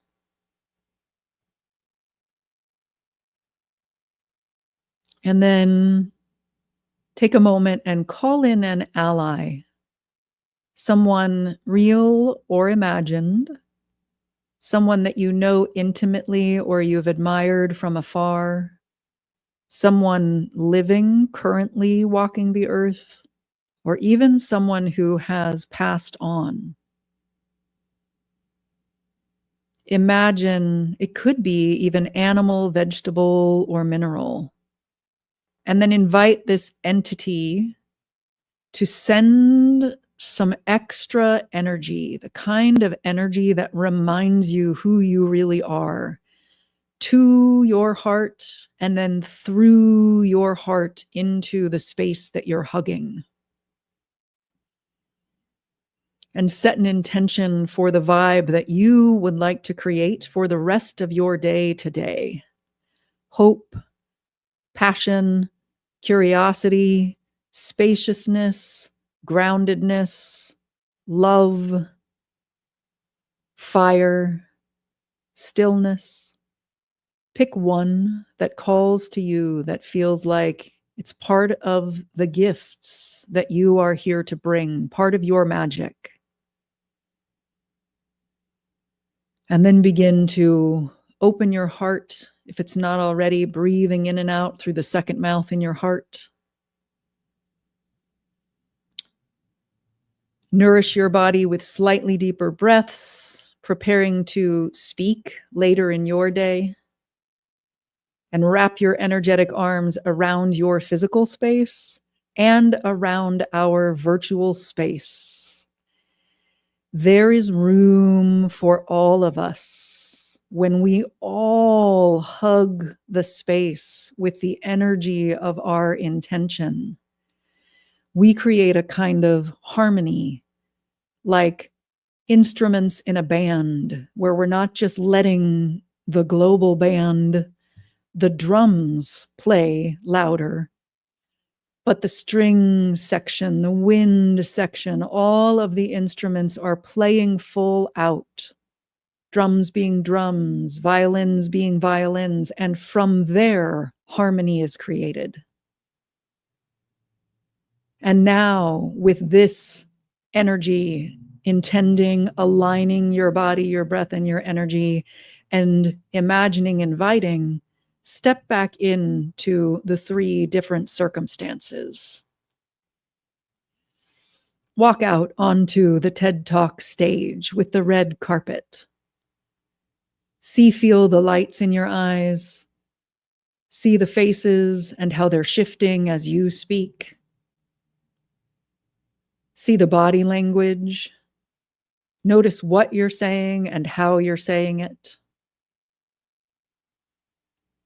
Notice your body, your breath, your energy.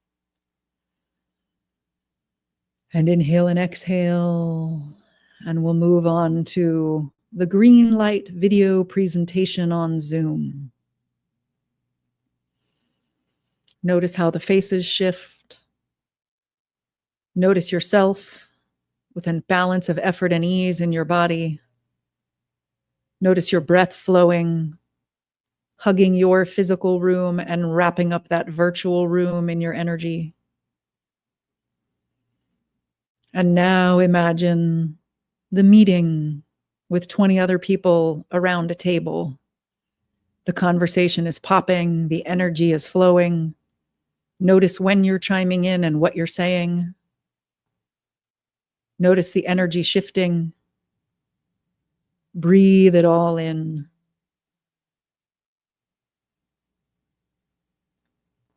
And then go ahead and take a deep breath. Wiggle your fingers and toes. Feel your seat in your chair. Open your eyes, gently take in the light around you, and then come back to the screen. And notice what was different. And if you feel like it, comment about what was different when you imagined the TED Talk, the Zoom, and the meeting. And I have a question for you.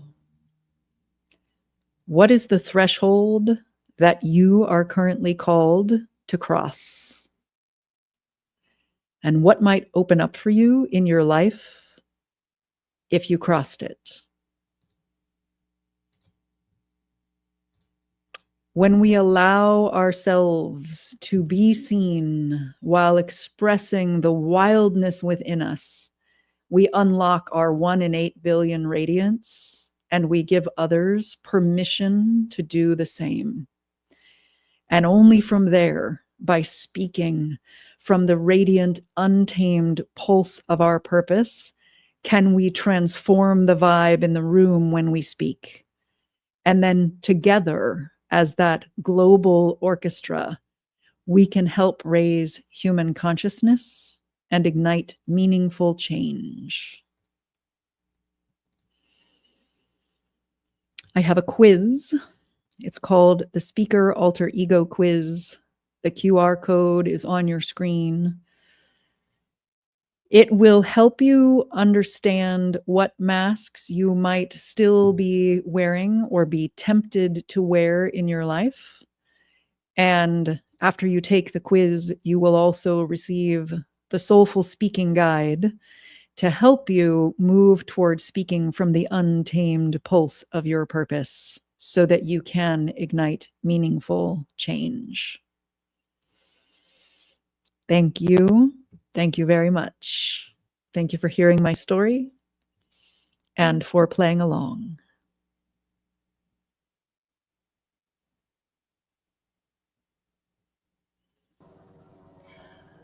Hello, welcome back. Thank you so much. What a great exercise. That was amazing. You're welcome. I was sitting here writing down everything and going through and breathing. I needed that so much. And the beginning, you said, here we go. Mind, body, heart, soul, right? Those four things. Yeah.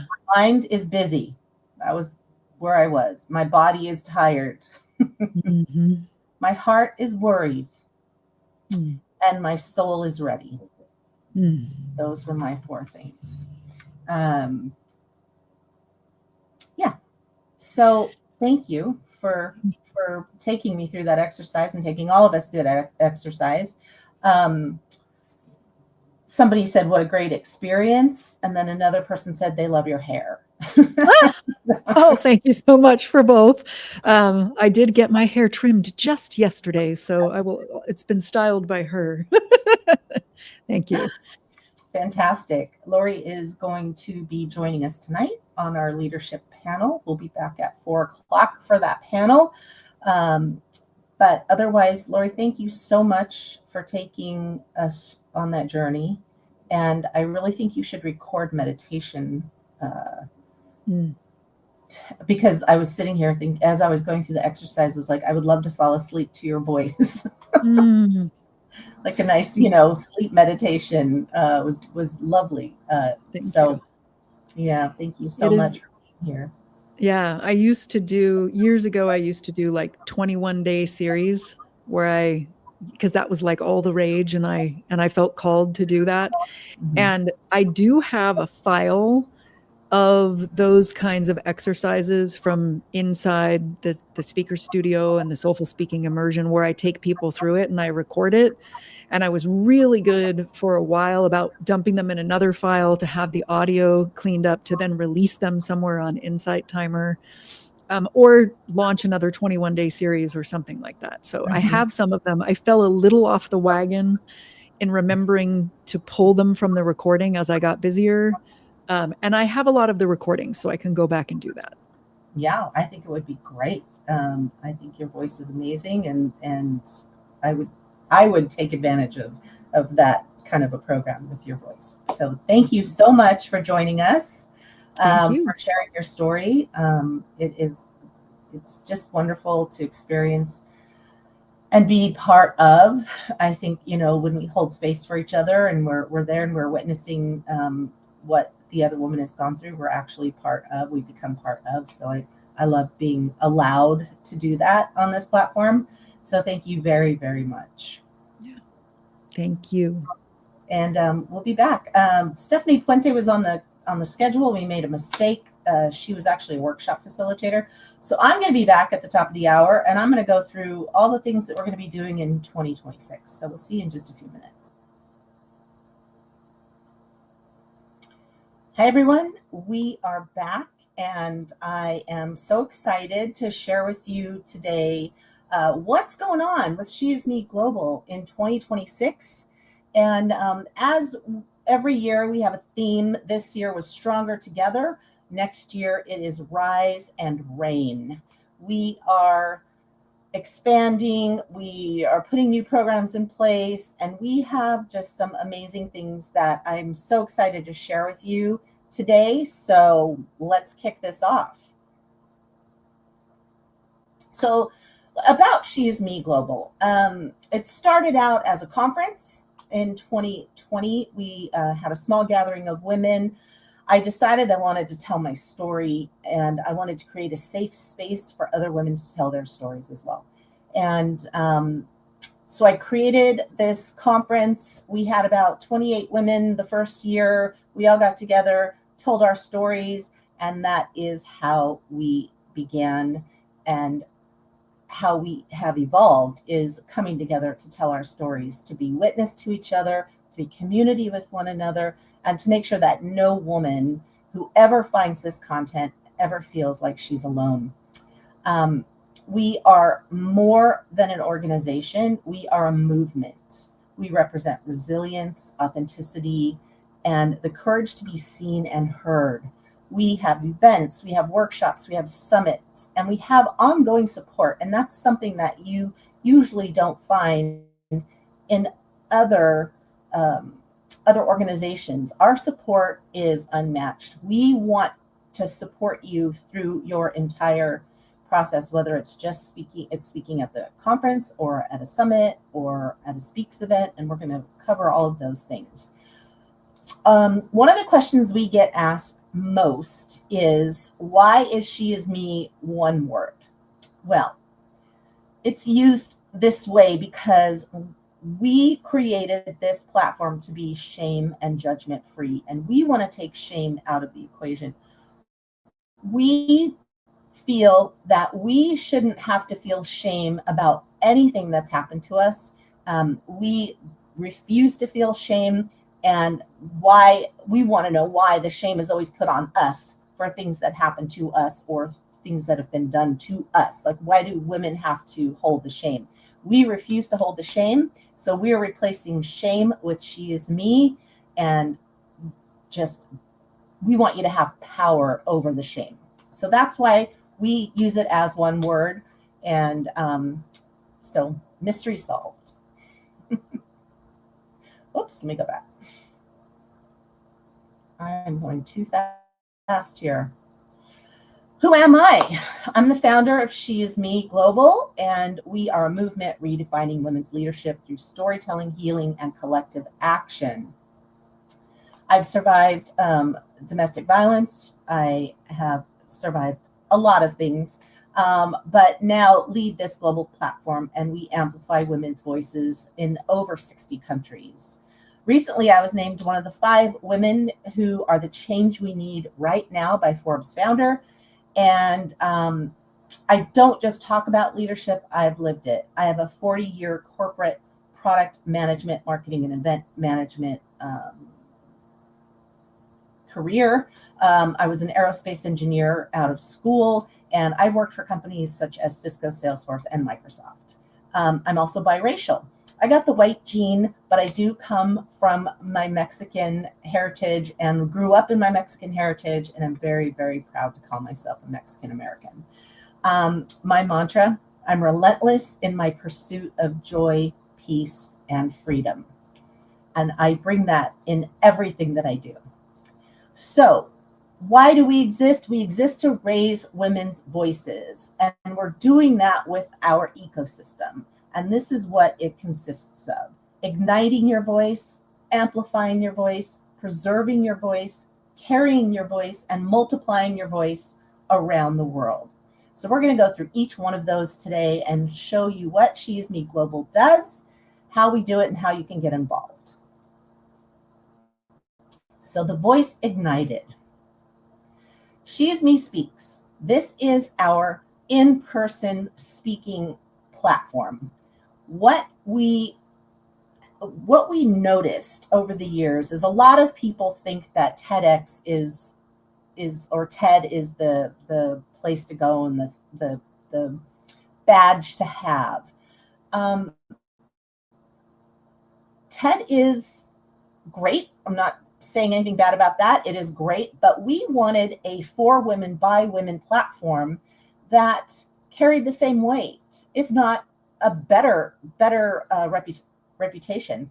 We wanted to give the opportunity to women all over the globe to stand on our stages and speak and tell their stories, or empower, inspire, teach, all of those things. We wanted to give women particularly the opportunity, and not just professional speakers. We want to give every woman the opportunity to stand up on stage and tell their story, if that's how they want to express themselves in their story. So it's She Is Me Speaks. It's a 2-day event.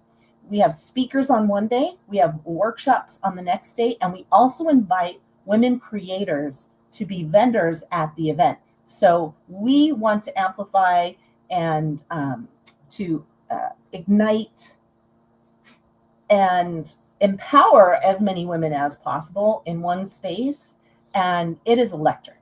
It is electric. So there's two ways to get involved. There is a global facilitator training where you can be a SheisMe Speaks facilitator, where you have an area in your country, in your in your state, wherever you're from. You have an area where you facilitate these events in your area. We train you. We often join you. And I'll give you an example of that in a little bit, but we help you create these events on a regular basis so that you become the community leader that you want to be, and you're making money and you're self-supporting and all of the good things. Plus, you are empowering other women to come and be there and do all the things that they do. And it's a fantastic way to step into your leadership and also create these global events. If you aren't ready to independently create events, meaning that you would initiate them, you would have the complete support of SheisMe on the back end. But if you're not ready to do that on your own, but you'd like to sponsor an event or you'd like to co-create an event with SheisMe, you can. All you have to do is contact us and say, listen, I'm in Santa Fe, New Mexico, and I would love to have a SheisMe event. And we will co-create that event with you and take care of everything. You're the on the ground at the location person, the go-to person there, but you have a whole team of people creating that event for you and with you. So those are ways to get involved on the leadership side. But you can also become a speaker. You can become a workshop facilitator or a vendor at any of these events. So we do call for speakers, call for vendors, call for workshop facilitators when those events get planned. So you just have to look out for that and get on our mailing list so that we can actually let you know when things are coming up. The other way that you can ignite your voice and show up on stage where we can see you is through our virtual summits. So we are having a little change going forward. We've tried to launch this a few times, but things have happened and it hasn't worked out. But it's always been something that we've been meaning to do, and we're changing things a little bit next year for our conference, and we're allowing more women to come forward. So we're making a bigger impact. We're amplifying the amount of women that can come onto this platform and speak. So our virtual summits are taking place every month. Sometimes there's one, sometimes there's 4. It just depends on what's happening that month. And we have themes. And each day of the virtual summit will be a handful of speakers and a panel. So if you look at these themes, for instance, our first one in January, From Passion to Profit, Women Building Businesses That Last. The panel is The Entrepreneur's Journey, Scaling Smarter, Not Harder. So we have 2 events in January. We have 3 events in February. January is about small business. February is about healing. We've got March coaching. So March, we've got 1 event. April, living the creative life. And then it's Women's History Month. So we're having a Women's History event. May, motherhood, and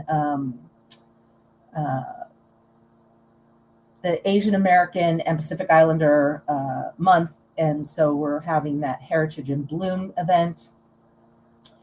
We've got June, we've got 4 events because we're talking about sustainability, pride, Women's Veterans Day, which I don't think a lot of people know that there, except if you're a woman veteran, that there is a day designated for women who are veterans. And then Caribbean Women Rising. And then July, we've got Women Living with Dis-ease and a STEM event in July. August, Women's Sex and Power. We're taking the shame out of that, and we're just having conversations that need to happen. And then a divorce event. In September, we're talking about reproductive health. We're talking about it's Latin American Women's History Month, or Latin History Month, or we're having a Latinx Women Rising event. Let me just say that. October, Domestic Violence Awareness. We have our yearly conference as well. This will probably take place at the beginning of the month.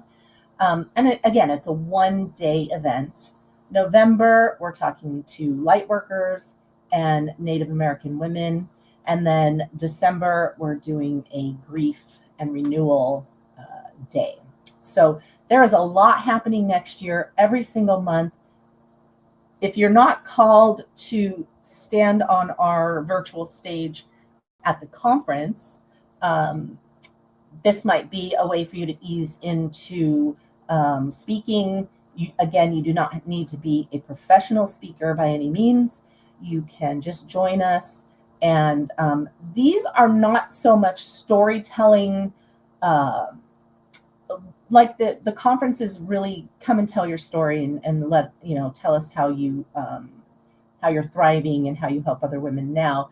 This is really telling stories, right? And it's not necessarily your story, but coming and teaching and empowering and inspiring other women. So you don't have to come and dish out your story. You can just come and share your experience or share what it is you do, and even sit on the panel at the end of the day. So each one of these, for instance, the Native Women Speak Day, and then we've got Leading Through Change, Native Women Shaping the Future. So what does that look like? And that's just an example. But every month we have events. You can go to SheisMeConference.com/application, and you should be able to see all of the events, and you can apply to speak at any one of them.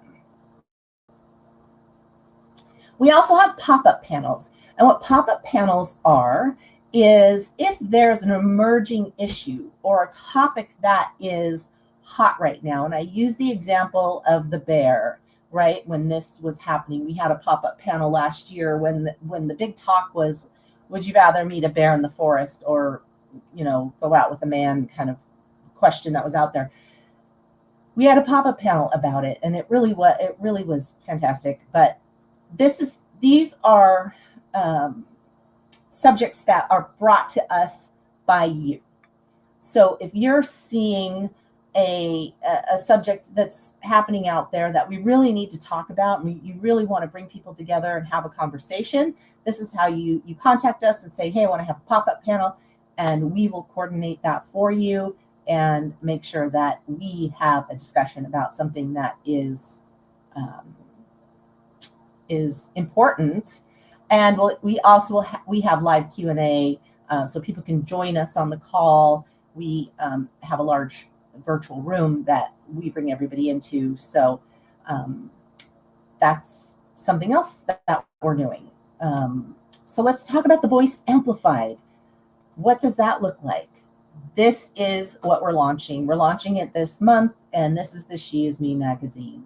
So SheisMe magazine is raising women's voices worldwide. We are celebrating women, leaders, healers, entrepreneurs, artists, visionaries, every woman you could think of. We are celebrating them with our magazine and our news network. So the magazine has a corresponding website that is really, kind of a blog that is contributor led.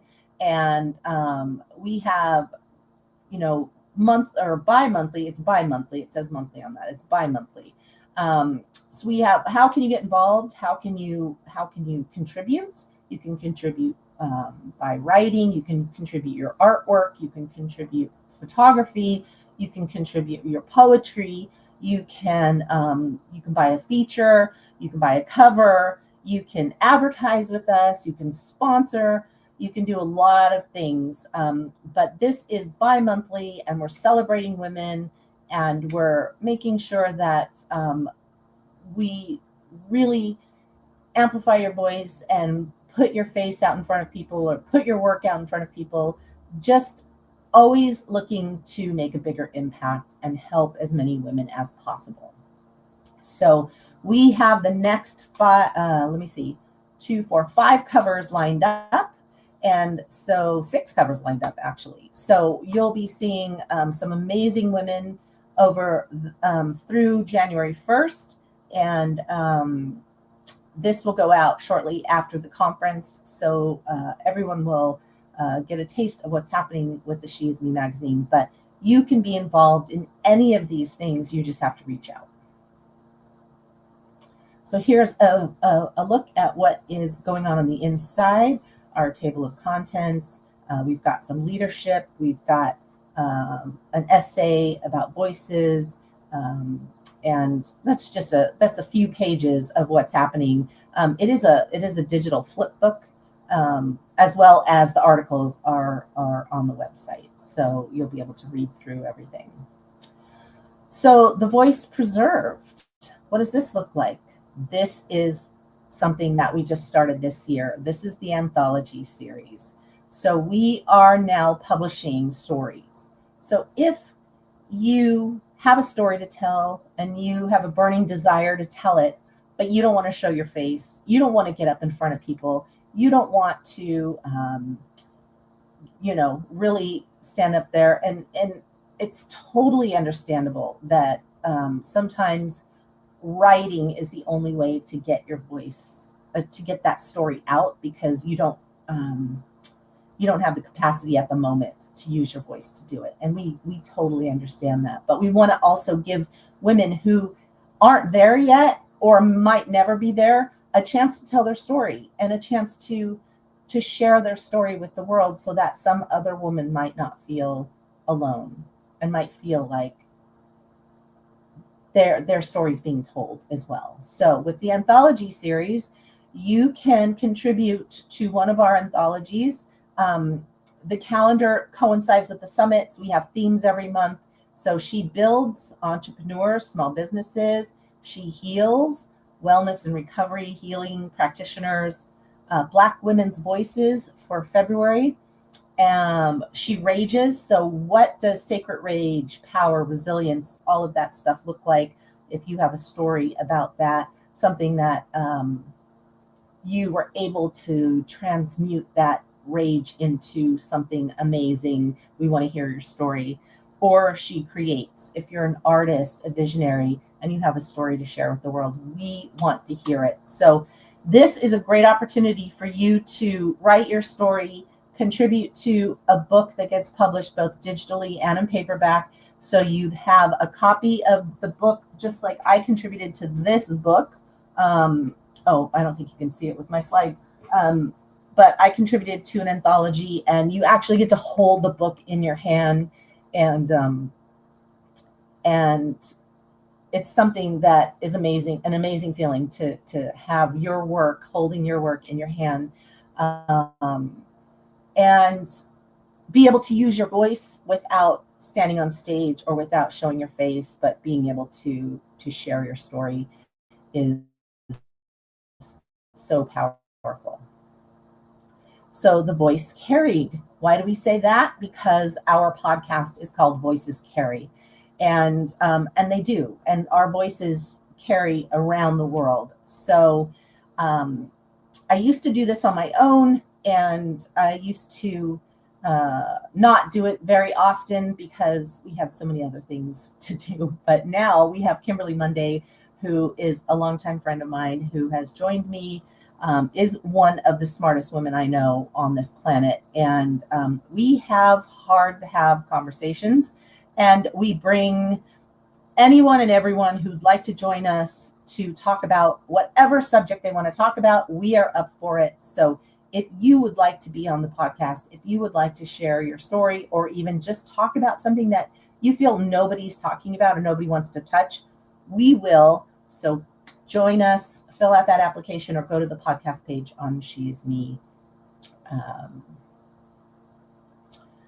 Conference. There's a podcast page. So the voice multiplied. What does that look like? That looks like leadership training. What we do leadership training. We have support. We do marketing. We build systems. We build your technology, and we have the community. Why?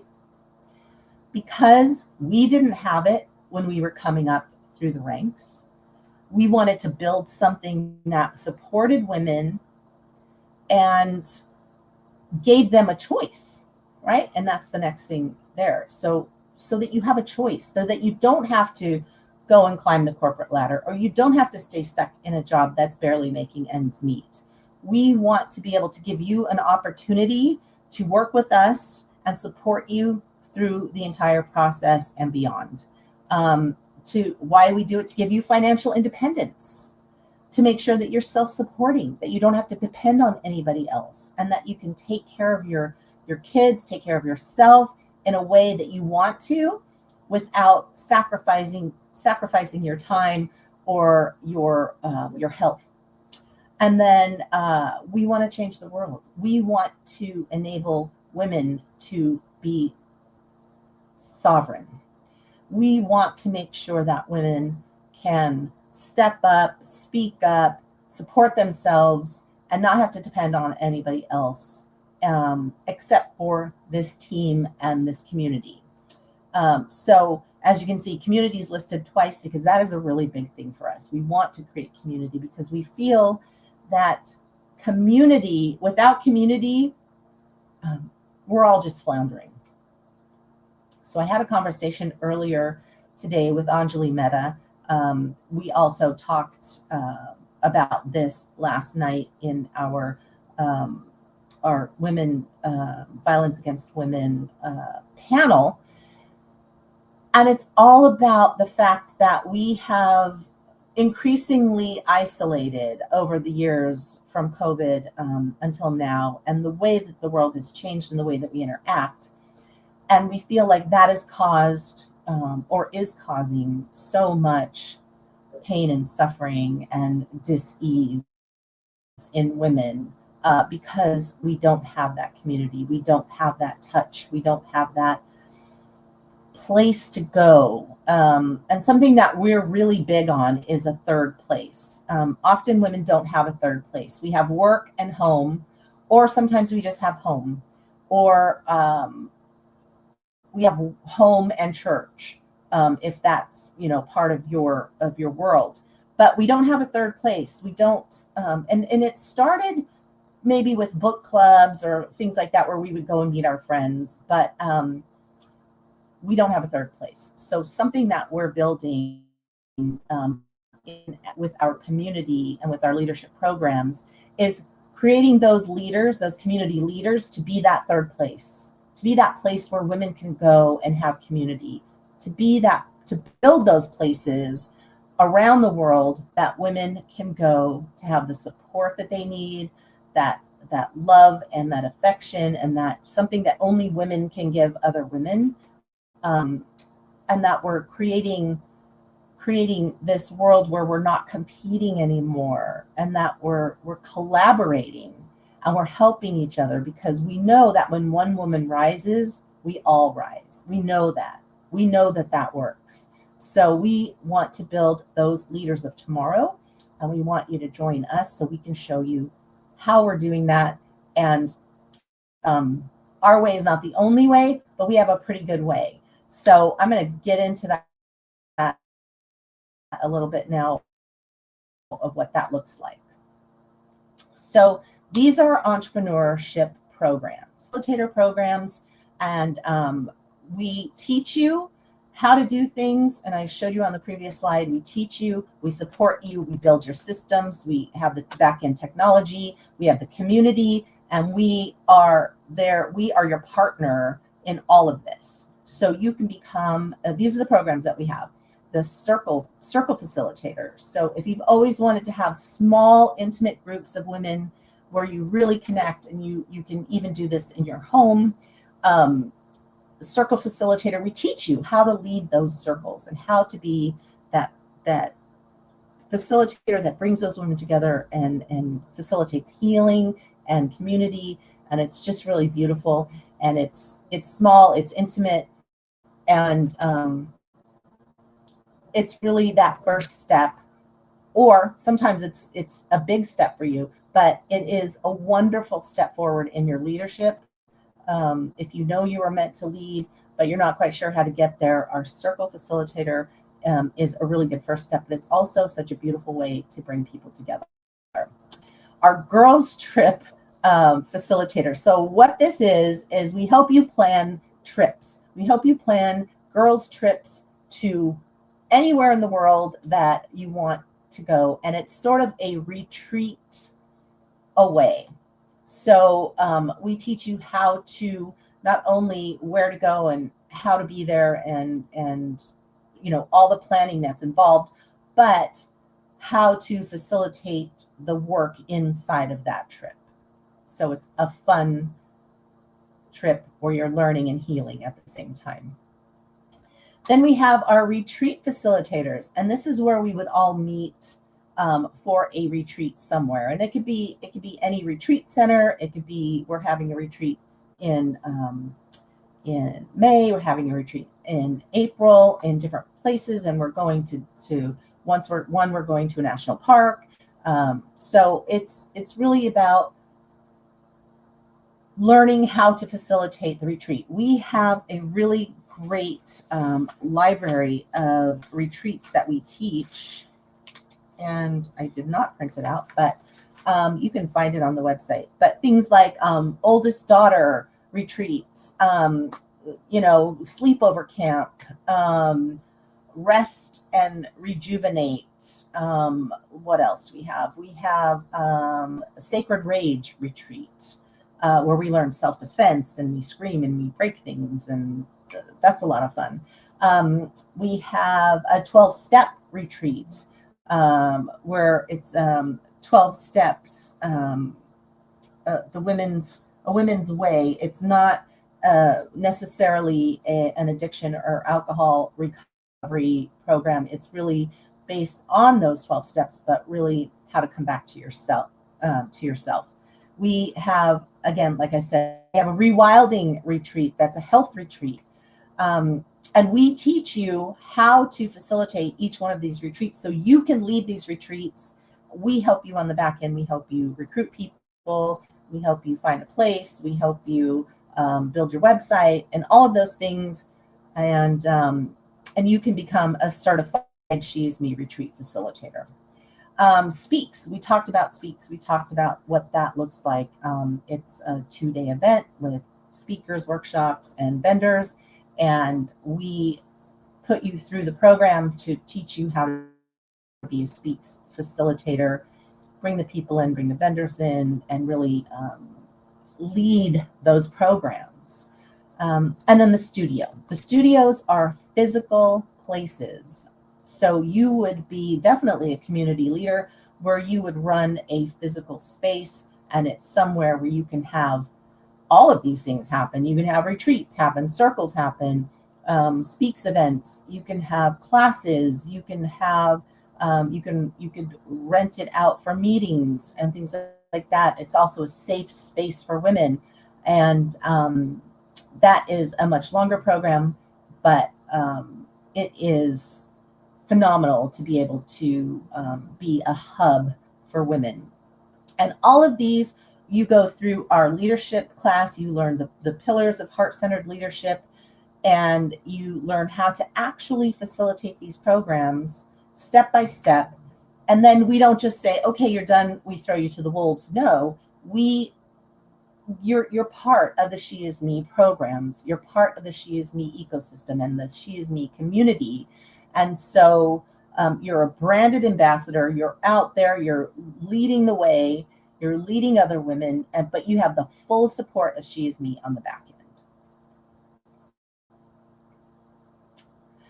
So let's switch a little bit and go to what is happening next year as far as events and things you can attend in person that are big right now. We've got a lot of other little events, some Speaks events in different cities, and we don't have a lot of time to cover all of that. But if you're on our mailing list, you'll be able to find out what's happening, what we need, how you can get involved, so on and so forth. So let's talk about SheisMe at Sea. So SheisMe at Sea is a leadership cruise, and it is a retreat. It is a Speaks event. It's a lot of things. We've pulled together 30 women who are already leading in their communities or on a bigger scale. They are making a big impact in this world. And they are the women that are sort of leading the way. And I can't even describe how amazing and phenomenal these women are. They're all coming together. We are all joining together. We are speaking. We're having workshops.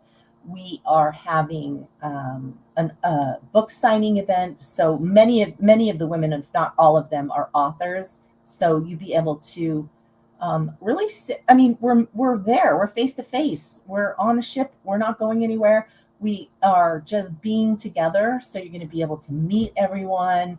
You're going to be able to make friends and connections. And the book signing event, you'll be able to get them to sign your book if you want to buy their book.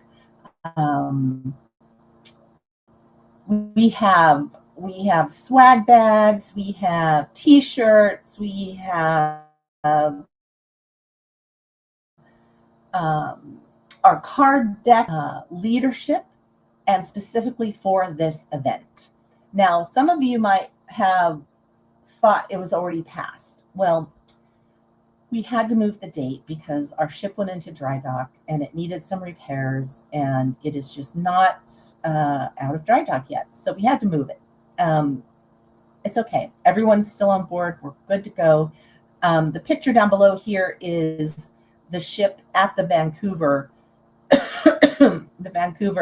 center. So where we're going to be docking and getting off the ship May 6th, but we are going to be sailing on May 2nd from Los Angeles, California. And on May 5th, Cinco de Mayo, we're actually going to be stopping in Victoria on Vancouver Island in Victoria, Canada, where there's it's an amazing, beautiful city. We're going to have some time off the ship to enjoy, go on a tour, visit the gardens, that kind of stuff. But in the meantime, before then, we're going to be on the ship. We're all going to be together. And one of the most amazing things that is happening on the ship is our SheisMe Awards Gala. We have 10 awards that are going to be given out. This is a smaller version, but this is exactly what the award looks like. It's a glass award with a silver puzzle piece. The puzzle piece is the theme for SheisMe at Sea. We are. It means that we're all part of a puzzle, and we're not complete without each other, and we all fit together.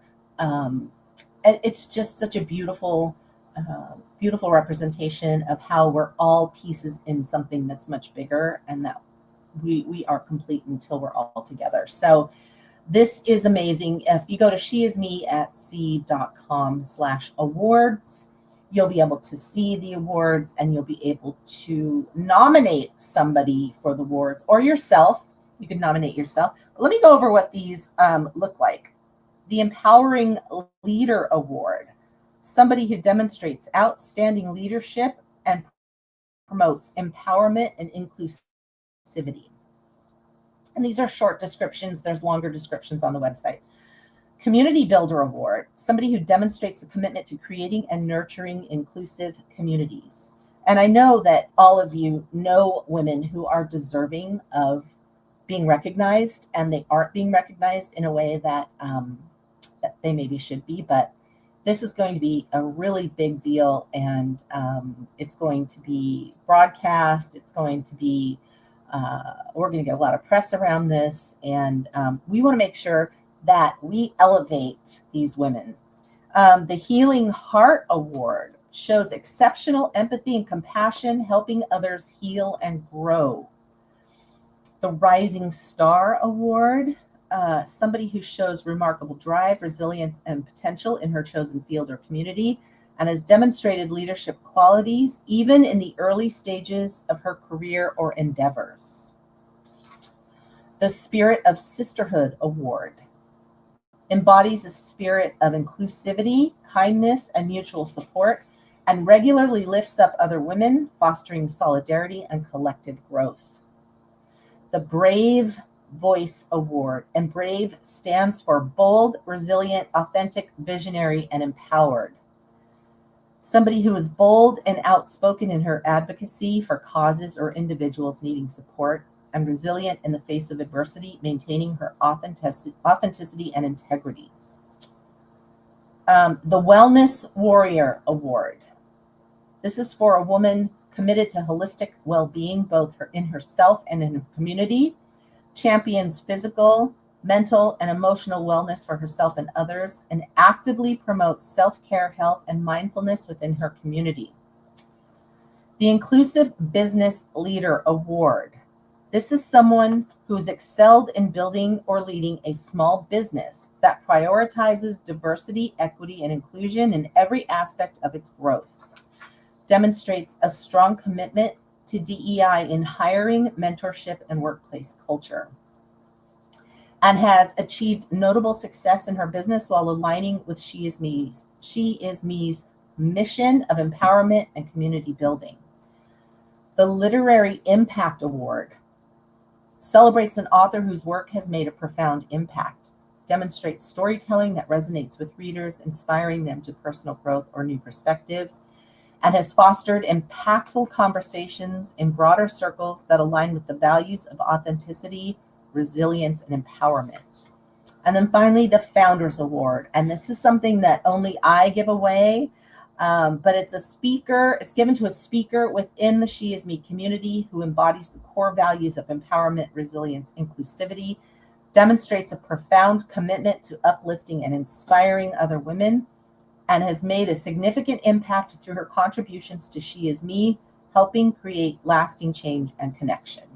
So on the SheisMe at Sea/awards page, there is a nomination form. There are some requirements to nominate, so make sure you go through that, and let's find out what women we can recognize. And I'm so excited. I just can't wait. We've gotten some already. These women are amazing. It's going to be really, really hard to choose. But those nominations are open until January 31st. Okay, let's talk about Australia. So we're going to be in Australia and Europe next year. We haven't nailed down the dates yet for Europe, but we will talk about that at a later time. But we are going to be in both places. Australia, we already know what's happening, and we're really excited. So on the SheisMe Global website, you'll see a little space for Australia. And when you get there, you'll find out all about these events. So March 14th and 15th, we're going to be at Abbotsford Convent in Melbourne, which is this beautiful building right here. It's actually a huge location, lots of buildings, lots of amazing things. It is now used as meeting space and for farmers markets and stuff like that. But we are going to have our SheisMe Speaks event there March 14th and 15th. So we are looking for speakers, vendors, workshop facilitators, although Holly Hayes and I are going to be there to both speak and have a workshop at the Speaks event. So if you want to participate, please let us know. On this website, there's a way to let us know. And this is the office at Moama on the Murray, and this is in New South Wales. And it's the Rise in the Fire retreat. This is a piece of art that I created for this event.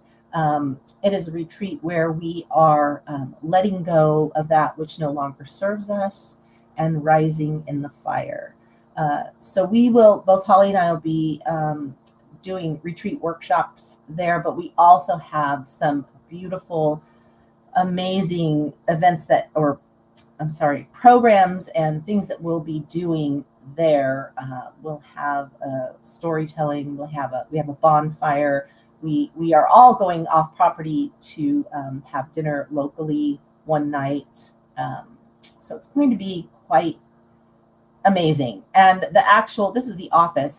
Should have put a picture of the actual bungalows, but the bungalows are fabulous. It is such a beautiful place. And you can actually get your own room. So check that out if you'd like to join us. Also, if you'd like to have an event in a different part of Australia, let me know. I will be there for 2 months. So let me know if you'd like to co-create something somewhere else other than Melbourne and Moama, then we'll figure it out. We'll make it happen. Let's talk about SheisMe Health. So SheisMe Health did a soft launch in April, and what we decided to do, a quick story. 2 years ago, I canceled the SheisMe Conference because my health was so poor, I couldn't do it. So I said, forget it. And I didn't know how I was going to face the next 30 days, much less the next 30 years, because my health was failing. And I met a woman pictured here, Dr. Christy King, who literally saved my life. And through the last 2 years of my recovery and my improvement, my health improvement, we have been talking. She actually spoke at the conference last year, and we've been talking about what we could do to make a bigger impact and change the way that women were getting health care. So we decided to create SheisMe Health. Now we are starting with a couple of different programs. We have a masterclass on how to balance your hormones. We have a 30-day take action program. We have a 3 and a 6 month program. And we also start with a discovery call with Dr. King. But SheisMe Health is something that is so, it means so much to me to be able to let other women have access to this information and have access to healing and health. It's something that I can't put into words. I couldn't speak a complete sentence because my brain was so inflamed. I couldn't walk upstairs. I couldn't do things that I couldn't ski anymore. One of the things I love to do in the wintertime. I couldn't hike. There's a picture of me in our living room when we were in Hawaii, and we'd gone on this hike and gone up to the top of this hill, and I'm smiling, but I just finished crying because I just couldn't go on. And you could see my face is swollen, and my eyes were swollen. Everything was inflamed in my whole body, and I was getting worse and worse by the day. And I thought I was doing everything right, but until I met Dr. King and found out some of the right things that you might have uncovered or investigated on your own, like this is what I should be doing, aren't really the right things. So she practices root cause medicine, and she gets to the bottom of things, and she really finds out. So we healed my gut health. We balanced my hormones. We healed my inflammation. And as you can see, I've been talking for 47 minutes now, and I'm doing just fine. But I literally could not speak a complete sentence. I would get stuck on words. I would see the word, but I couldn't actually say it. I wasn't sleeping. I was in chronic pain, and all of that has changed. So we launched SheisMe Health. We want to help as many women as possible. Dr. King is currently licensed in 14 states in the U.S., but we are actively seeking other practitioners to join us. Whether you're a psychologist or a hypnotist or an actual medical doctor, board certified physician, and you want to supplement those states that we aren't covering right now, we'd love to hear from you, and we'd love to have you join the practice and the community, and actually send people to you that are coming to look for help, because we want to help as many women as we can. So the new SheisMe Global is launching probably right after the conference. We're actually working on it as we speak, but it's got a new look and feel. And if you go to SheisMe Global right now, you will see a landing page like this. But as you saw in Australia, there's only a couple of links there. It is a sort of a landing page, but this is a comprehensive website. It has everything you need to know that I covered here, all of the different leadership paths or the different ways to participate within the SheisMe ecosystem, as well as our story, our vision, mission, all of our retreats that you could choose from to become a facilitator, or even co-create a retreat. Let's say you don't necessarily want to be the leader of one, but you're like, oh, I really want to do that that oldest sister or oldest daughter. I'm an oldest daughter. I was parentified, and I'm really looking for that. I can't find any place that has that. And I really want to experience that. You can contact us and we will plan that event with you, and so that you can attend, and we can do it near you, and include a lot of other people that might be looking for the same thing in your area. So that is something you can come to us with as well. But our new website will be out soon, if not by the end of the conference next week. So you can figure out all the things I've talked about will be there, and you can find everything you need to know. We're also updating the conference website in the next couple of months. It'll be updated with this information, but next couple of months it'll have a new home. We're moving it off of the platform that it's on right now because we've had nothing but trouble with that platform for many years, and we're finally done. So we're going to be moving that around. You'll still be able to find it, SheisMeConference.com. It'll just live somewhere else. And then partnerships.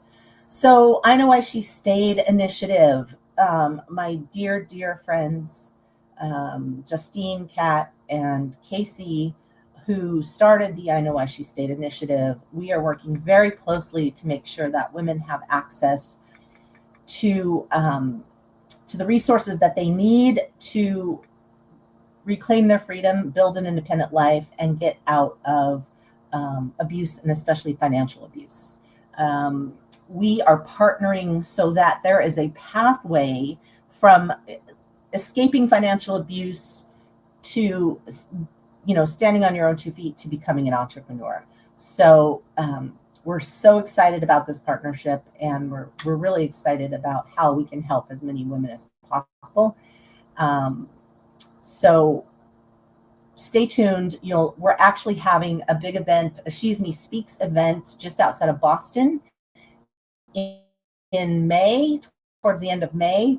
And we're also having an Authors Against Abuse, one of those nights that will be there, an Authors Against Abuse fundraiser, where you'll be able to bid on books and artwork and all kinds of things to raise money for the I Know Why She Stayed initiative, so that we can help give money to women who need it, to get them out of abusive situations.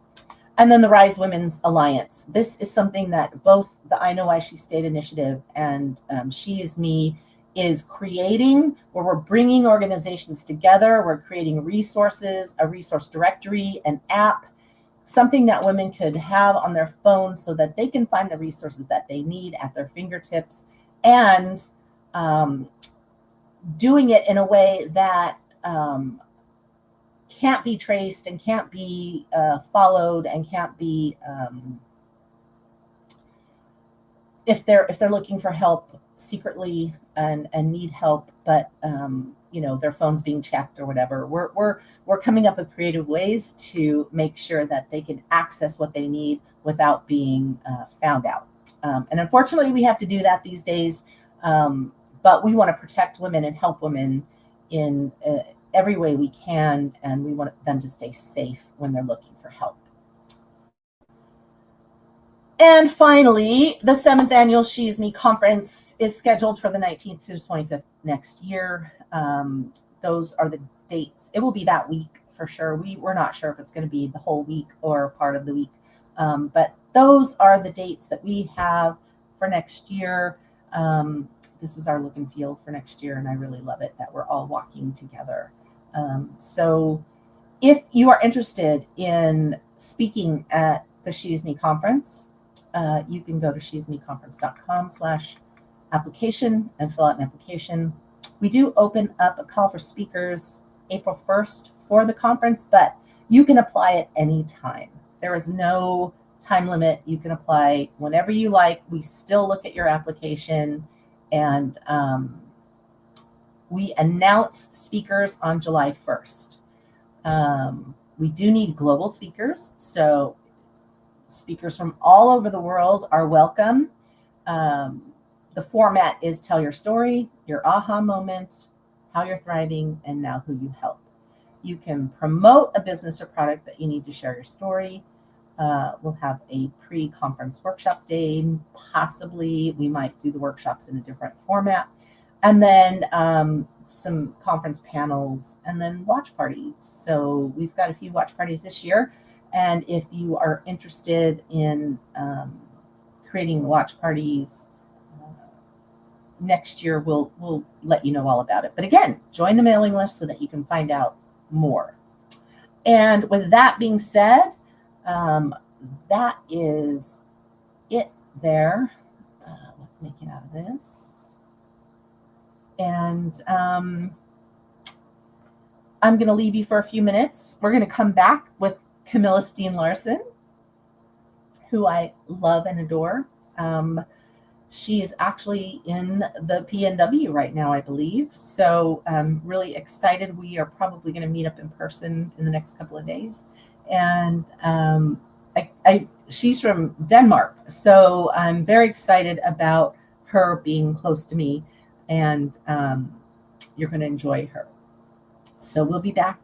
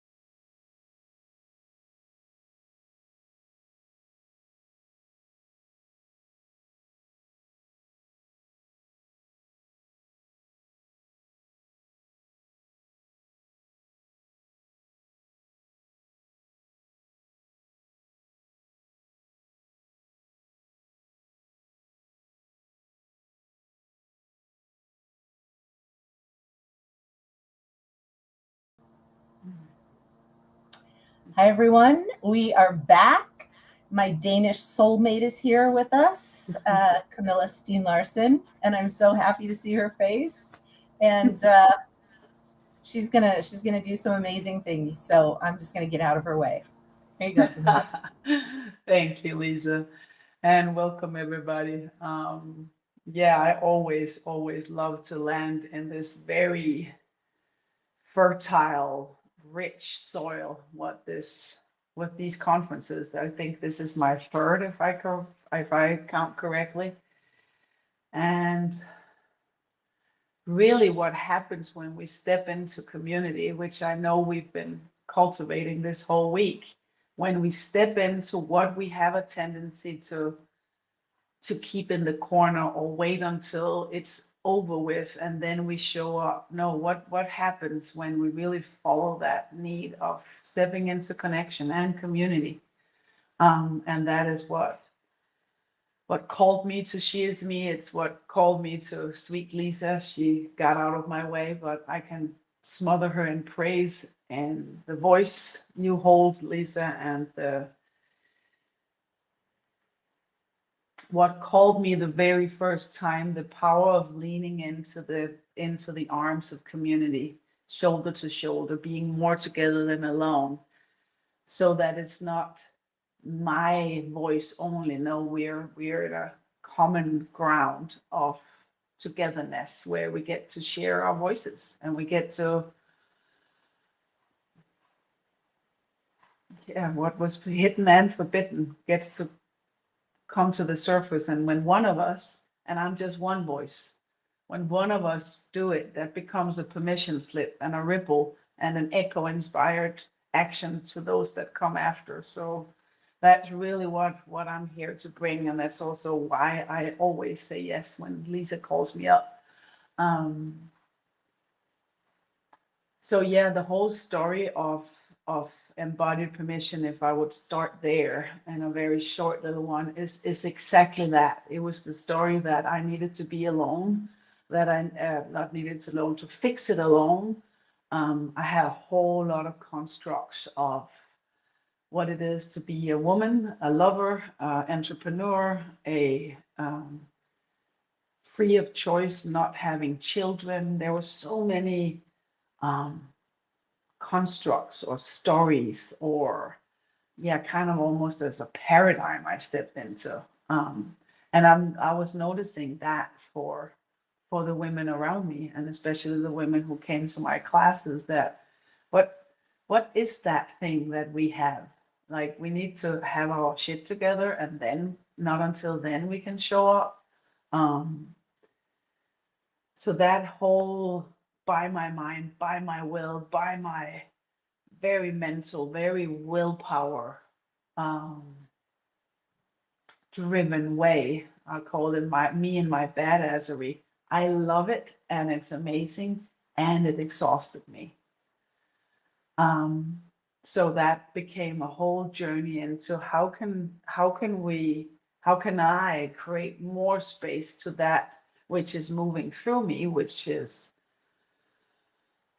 the not enoughness, or the fear, or the of being too much, or the doubt. If I step out and share this, how am I going to be perceived? So the emotionality that dances with us, whether we want to listen to it or not, can we create a more spacious, a more relaxed and easeful vessel called this, the body,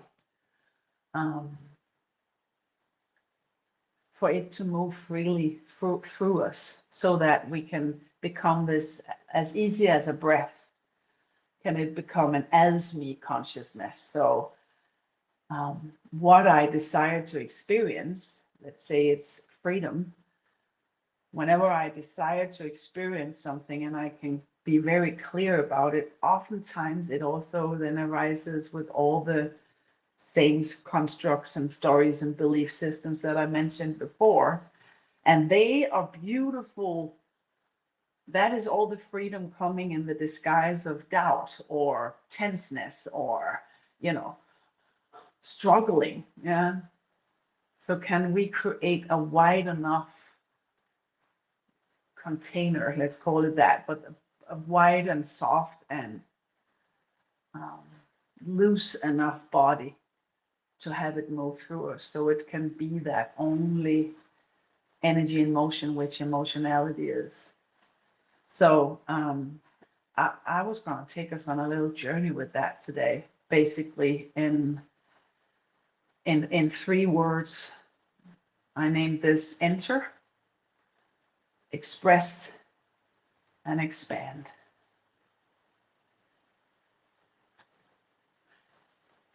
And basically what and where I wanted to start us out with when embodied permission was birthed, and I basically took everything 20, 25 years of teachings and trainings and educations and retreats and whatever I've done, pulled it apart, added what I thought was missing, and created what I myself needed, which was embodied permission. So it's literally a permission slip to be all that you are. And yet again, when I sometimes would hear that, just be who you are. Between you and I and whoever is watching this, I had no freaking shit idea of who I was. I knew the one who wanted something, who got shit done, who got, yeah. But the one that would be receiving, the one that would actually know what I wanted to experience, the one that could set a desired experience in motion, the one that would surrender for a compliment. All of that was very new to me territory. And what is the first thing, ladies? What's the first thing we do when something to us? I'm gonna do this so you can see a little more of my body. I'm coming from Port Townsend in the rain. I'm visiting my soul family up here. So this is a new space for me. But what's the first thing, ladies, we do when we meet something new? When something is, we're doubting it or we're in change, we lock our knees. Or for me, it's always my tailbone, that little bowl that the tailbone, the second chakra actually hangs out in. I tighten it. And as soon as we tighten our lower body, being the seat of our soul, the pelvic bowl, as soon as we lower that, tighten that, our ability to be on the safe side of the nervous system decreases immensely. Because the one big nerve of the vagus nerve that runs from our brain becomes part of our facial muscles or facial expression that helps that. It runs down and becomes part of our heart nerves.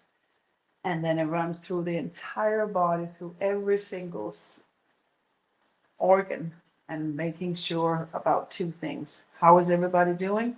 And are you feeling safe? So that for female born bodies ends right at the cervix.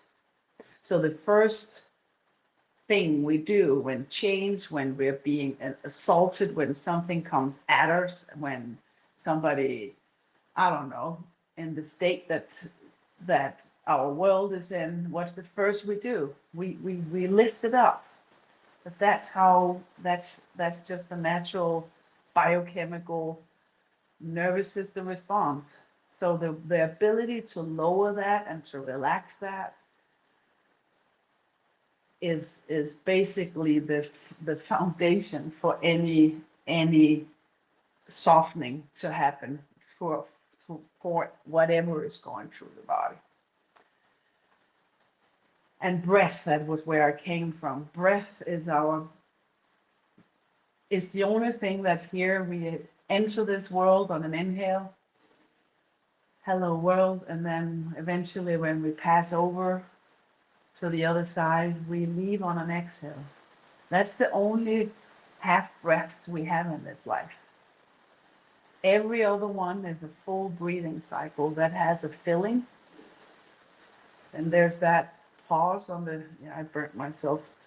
There's that pause on the top of the inhale until it shifts in and becoming that exhale. Yeah. And then at the valley of that exhale, there's that pause. There's that beautiful, curious body waiting for the next beginning. So let's just have a few breathing cycles. Just have it breathe through your nose, through your throat, through your heart, through your belly. Sense that fullness when we're filled with breath until it shifts into becoming an exhale. Ah. And on the floor of that exhale, just notice. I'm not asking us to hold our breath. I'm just asking us to wait there curiously as a clean, empty page, a clean canvas, until a new inhale comes.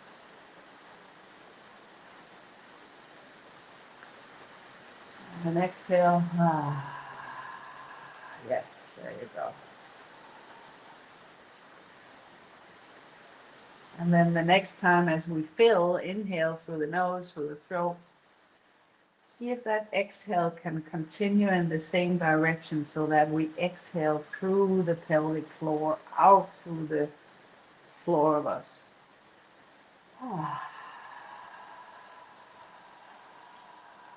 That's it.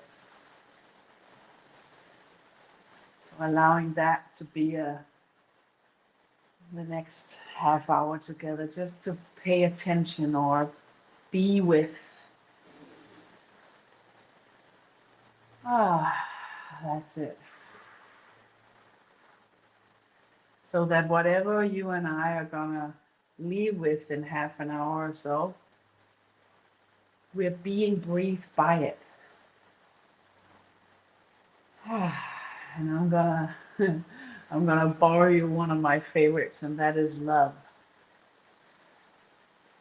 If you were receiving love, or even better, a lover with your breath, where is love needed? And on the exhale, you just allow that breath to just empty out through the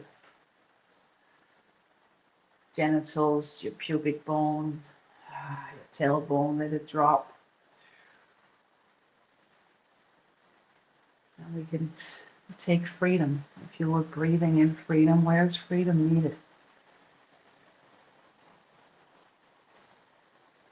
And I personally love, as I'm a mover, to give it space. So as soon as I said freedom, my body was just like, oh my God, right here at my collarbones. Inhaling, filling, and exhaling to empty fully.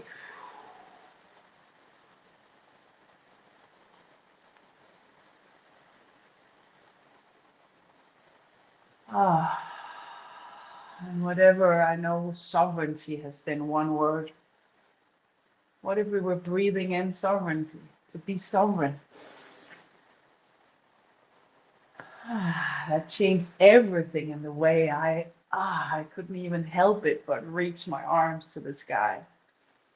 I believe all of us are in some kind of living room or home space, so feel free, maybe even in your car.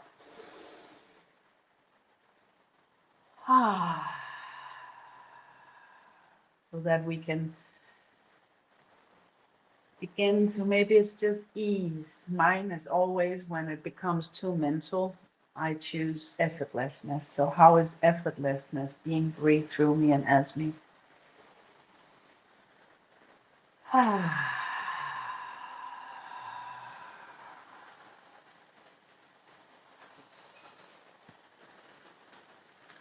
And with your permission, as we're breathing, excuse me,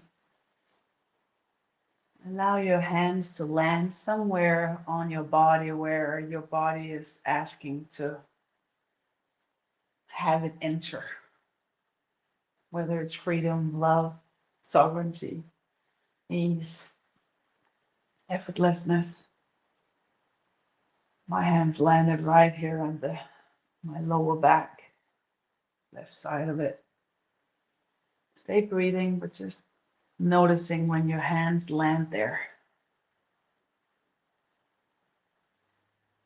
What happens with your breath?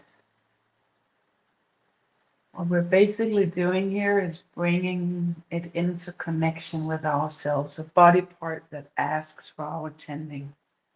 Landing your hands there, just like you would do with a loved one, right?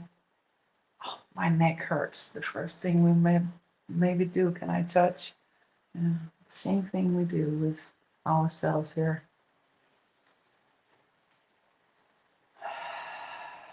And this is my way of entering. You can even take a step, but a way of entering is by having our hands there and just notice what's there.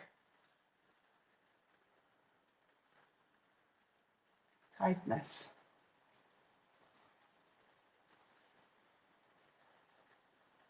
Allow the word, whatever is there. So we call it a where. Where. We enter it where? Right here in the lower back. And then I expressed what is there. Oh, tightness. And then I keep breathing it after I expressed it. My hands can maybe touch it still. I'm noticing how I'm like stroking it and massaging in my lower back a little.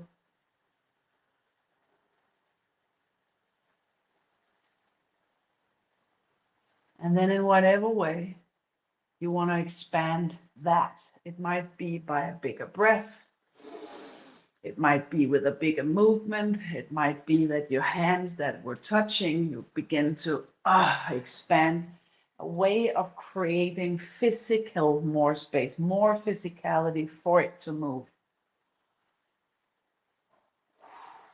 Yes, that's it.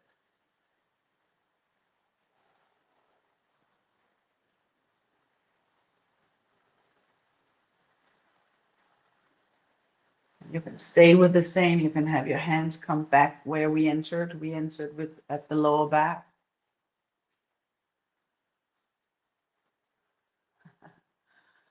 And then my lower ribs on my left, so my hands land there, right there.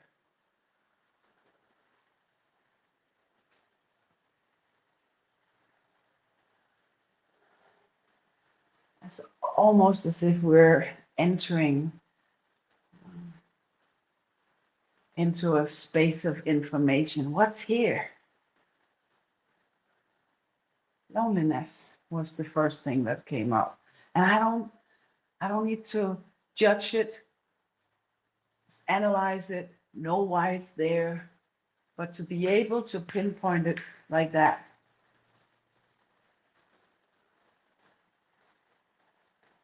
And again, keep breathing through the nose, through the throat, through your chest, your belly, all the way to the floor of your pelvis, and let it continue down in the same direction into the ground. And after you expressed it and entered it, this was my little loneliness, expand it, allow it to have some space.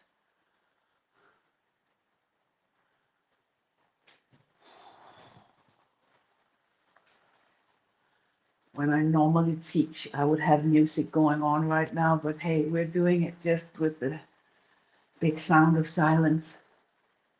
Oh, yes, that's it. Keep breathing, and once you're ready, maybe even your body begins. There's one more. Maybe you're done, but my body just said, yay, neck. So placing your hands there, take a breath, just presencing that right there. Enter it, enter that field of, what's here?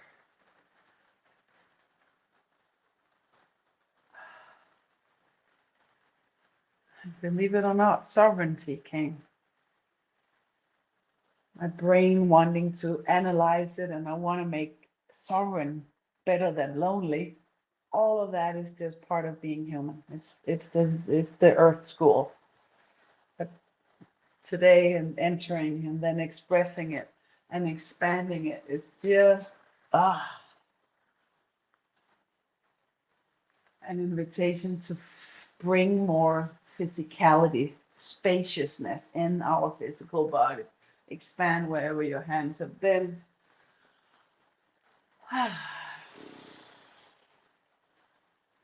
This is a great little exercise or invitation when we're running too fast, writing too many emails, worrying what's next, meeting with whomever we are afraid of meeting. It just creates more space, and in your own time, allow your breath and your body just to come to right there where we began. And just listen in the terms of hear what the change is. You sense the shift? I can sense my body, the lower back, the left ribs, and the neck. It's almost as if they are infused, as if somebody had their hands on me. And guess what? Somebody did. It was just yourself.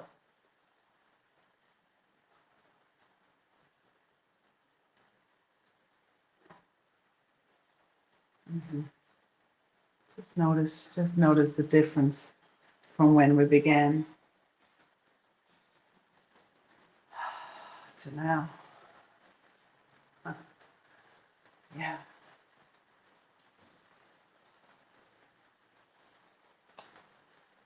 And this little somatic inquiry or invitation is for me, you and I, remembering, taking remembership on this ground, on this earth. We're here for a reason. Our voices matter. But as soon as I'm hearing standing in your power, after so many years, I'm still noticing how my habituated way of standing in my power is I'm a little in effort. And I'm not talking about then the opposite is to collapse. No, but being able to be in taking that remembership while receiving all that earth has for us. She's constantly sending antioxidants and information about how we freaking belong here. It's called gravity, right? So to be held from underneath, to me, it is a conversation, it is a dialogue. Is it earth touching me? Is it earth touching you? Or is it you touching earth? Who's the receiving one? Yeah, I love that question too, yeah. Yeah. So it's a dialogue rather than us from learned ways, from my personal perspective, coming from a place of not enoughness. I walk through the world standing in my power, and I'm gonna be in my sovereignty. Yeah. And I'm saying nothing is wrong with that. I'm just curious what happens if I come from martial arts, by the way. So a fist, when you would do a fist, instead of using too much power from your shoulder, you would always, when you do a fist in martial arts, in this term Taekwondo, we would make a fist, but you would be able to see a little tiny light in there. If you're too tight, you can't see any light. But when you have a little tiny light, you have a loose fist, and you're having much more power. And again, I took all of these principles into what embodied permission is.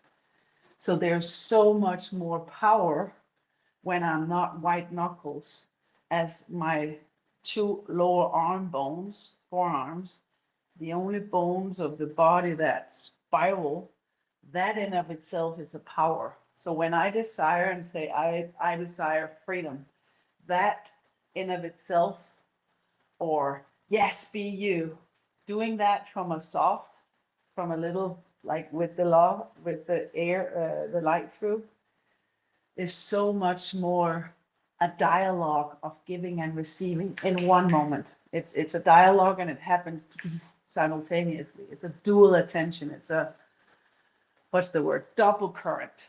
Yeah. Um, so that's always what I bring, that the learned ways, nothing wrong with them, but can we bring more softness? Can we bring more supported understanding from the ground and up? That in of itself, when we do speak our voices, there's even a more supported from the whole space behind us where we get into the world. So that's again, I enter, I express, and I expand. Yeah.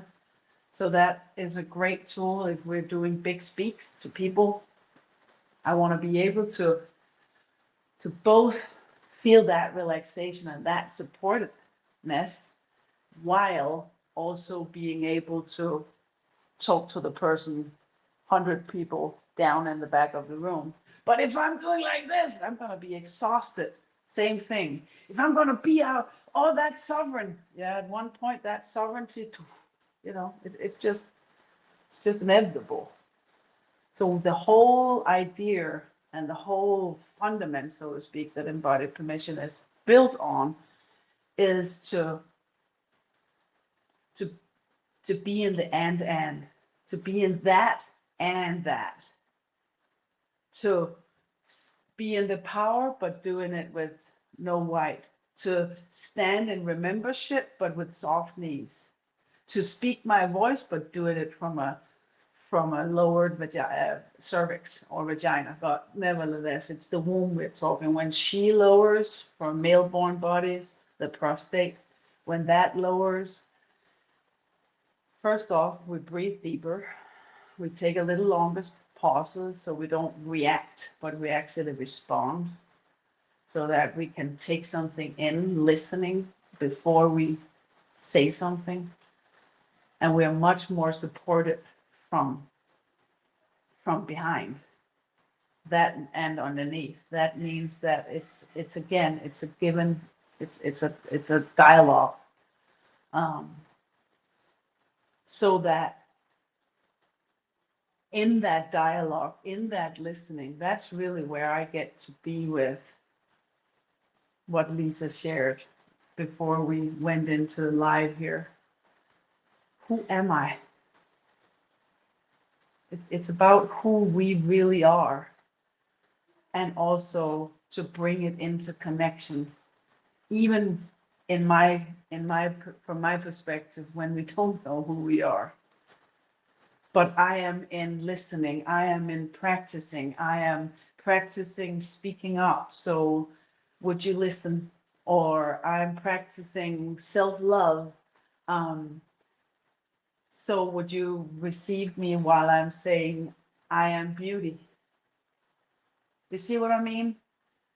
It's not about having the whole our shit together, but it's about being in the togetherness and in the community.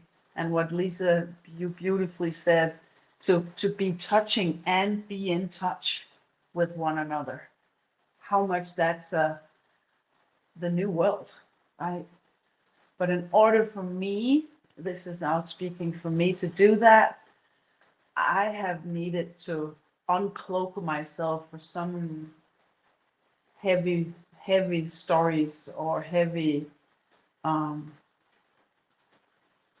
memories, so to speak, of the past. So that every time I step into a connection, into communion with one another and into community, I don't necessarily have to drag that heavy cloak. But I can show up, I can enter, and then I can express what is what is there, and in order to do that, we need to know what is actually there, and that's that journey we just had. Ah, truth. It doesn't need to take longer than that. My throat just asked, my hands landed there, truth was the first word, and I'm expanding it. And expanding can be just a little 360-degree awareness, so that truth knows that truth was just you just received me. And then I can go about my day, and I can step into after this call, and I'm speaking with Lisa, and there we are. Wow, when I spoke about my throat and talked about truth, it felt like my ribs landed even deeper, and there was this, like, almost as if I noticed how my heels just rooted into the ground. And then all of a sudden I remembered that I belong here, that I'm here, sovereign. Like, I came out of hiding. Yeah.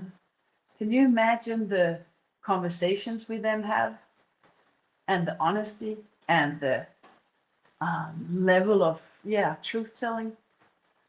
And that's the whole idea of both this little workshop, or whatever we should call it, this little time slot that I had. But it's basically what embodied permission, and the why behind I created it. It is that you matter, I matter, you matter, we matter. It's not only are we necessary, we are needed as we take remembership. And in order for everyone to be more together than alone, it's the ability to grow those roots together. And if one is weak, we as a community can widen and hold, have their back. But in order to do that, I need to constantly be aware of the dance intimate, the dance of below my skin that's going on constantly. And can I be that as being supported by the ground rather than walking up on top of her? Deep breath. Yeah. So those small little 3 words entering. I entered this house yesterday. It's family, but I haven't been here for 5 years. It was under the pandemic, 5.5 years. And I enter and I express the gratitude that is in me of, wow, it doesn't feel like it was 5 years ago. It feels like I was here all along. And we can all say, yeah, of course you are, because you're in our hearts, and you're in, that's family. And the ability to notice it and express it and expand it as much as, wow, I've been 6 weeks. Now I'm doing it with myself. I've been 6 weeks, and in the US, I feel it traveled out a little. Like, there's been a lot of meetings, there's been a lot of teachings, there's been a lot, and right here there's that silent integration happening. Phew. It doesn't have to be more than that. But it's a way that I can enter any conversation. It's a way that I can step into this meeting and meeting whoever I'm going to meet later on today with, there's right here in my chest, I'm sensing that there's a silent integration. That will be an inspiration for that other person to be mirrored in, wow, I was just wondering how you're doing. Yeah. And then all of a sudden the depth of that conversation, and that will be a ripple effect for the next meeting and the next meeting and the next meeting. And for me personally, I really believe that is a very key point of sovereignty. To be able to find safety within ourselves. And once we do that, the only one we need permission from is us.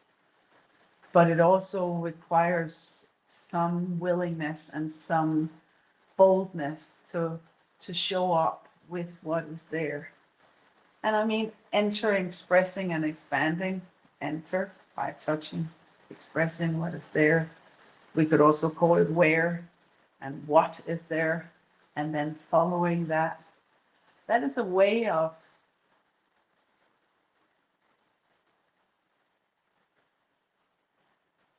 always being aware, because that was what I wanted to take us out on today, to be aware that this is my body's, let's call it the tune. It's not Miles Davis or Stevie Wonder, but the tune that is playing. The lower back, there was some tightness, my ribs, there was a little loneliness, and up here in the neck was some sovereignty, and then the truth. You see, I've already had my meditation, my mindfulness practice in a very short time, so that when I step into kid's birthday, which is the reason why I'm up here, my godson's birthday, when I step in, I'm aware of what is accompanying, what is coming along with me, so that when we walk, whatever, through co-op or flying home next week through an airport, there is a field below the skin, and there's for sure a field around us that we occupy. And it's a 360-degree space around the heart, around the head, around the hips, behind the knees, around them. Yeah. There's a full space that comes along with me. And the way that we can, let's just breathe for one breath. And whether you're sitting on a chair, or if you're upstanding, you're maybe even having me in your ears and doing something different, just take a half step back. And just notice what happens when we take half a step back. Maybe we see the world from a little broader perspective.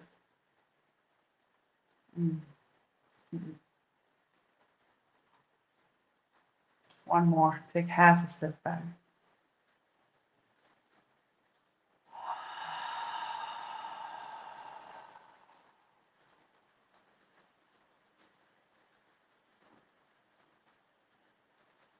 Yeah. One more, taking half a step back. And if you're sitting down, you can just lean half an inch back into the heart, behind the heart. Keep breathing.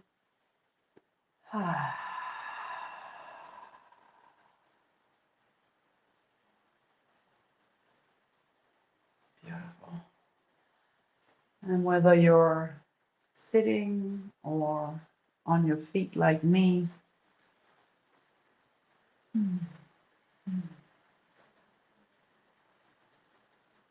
as the name says it, permission was one word that I very clearly decided that I wanted to occupy. I wanted the space around me to be permission embodied, so that everybody that comes into my teachings or my mentorships or workshops or trainings, whatever, or family, that they have a permission to be themselves out loud in all that they are.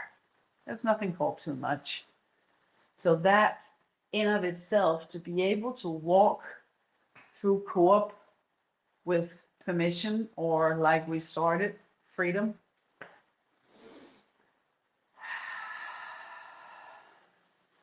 There's a full 360 field that is then occupied, and you're the center. Wherever you go, the field moves with you. The temenos moves with you.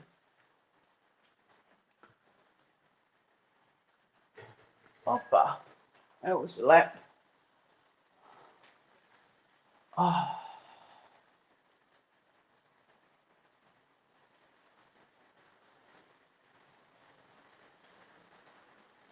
So the becoming the remembering. Whatever you desire to experience. I don't know if we will ever see us again, but you've had a little glimpse of what embodied permission is. What is it that you desire to experience? What is it that you wish to give permission for? And that might be one that you put on a blank piece of paper and just leave it the empty, what needs my permission? And you leave that page blank for the next day or two until the answer lands. Or maybe it's already has landed as soon as I asked it. Well, yes, self-love or sovereignty or creativity or happiness. Yeah, whatever we desire to experience, be clear. Bring it into connection. I desire to experience feeling limitless. Ask that body after a breath, does it need your hands anywhere? I'm back at that lower back. What is there?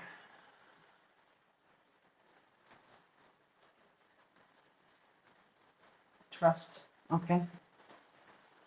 And then we allow trust to be expanded. I'm still desiring limitlessness, and my body just gave me lower back trust, expand. And then that 360-degree space around us, you just fill it with all that you accompany, what you're accompanied by this space, and that is limitlessness, or whatever your word is. I think we have one place where these will be, where you can also watch the replays. I will go there and read the comments, and if you're in here now with us, write it. The power of writing, I desire to experience limitlessness. And maybe even taking a shape as it. Expressing what your body is coming up with. The whole why we do this is to come out of the head. Yeah, but you can't, da, da, da, da. No, this is to have small little constant anchor points. So you and your body becomes buddies, becomes co-partners and co-pilots.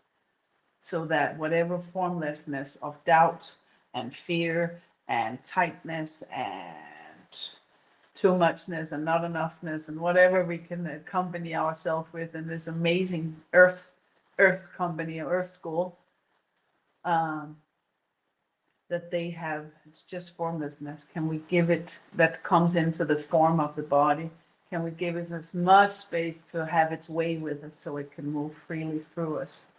I decided to experience limitlessness, and my body just had the trust. So, okay. And whatever is coming up, then it might be, okay, there goes a bottom. If it's your hands touching, yeah, there are small little emotions and somatic or physicality that accompanies us in what we desire to experience. The power of writing it down and the willingness to be with what occurs, what comes to surface, what comes alive when we desire something we desire to experience. That is all juicy information of how we have a tendency to be in our own way. And for me, sovereignty was one of the words for our week. That is the sovereignty of standing up to standing in our power, the power of being both the strength, the Viking as I am, as well as the subtle, surrendered, lean back. I'm just going to lean back and allow it to unfold the way it wants to be unfold, or let's say entered, expressed, and expanded through me. So go there, write in the chat. If you want to find me, just type in my name or embodied permission.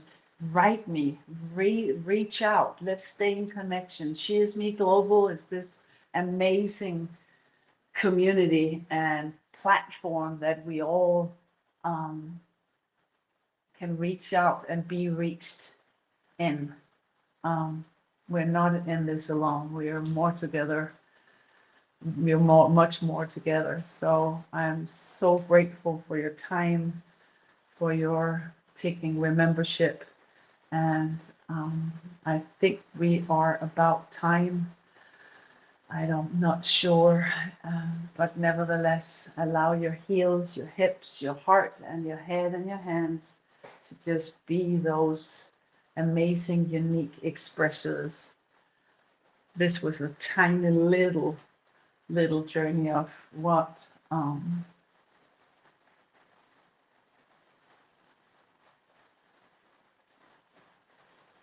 of how much wisdom the body carries when we listen. So let's be in touch and keep touching one another into our body's truth, which was today's headline. And now I have something in my eye, so sorry to squeeze my eye here.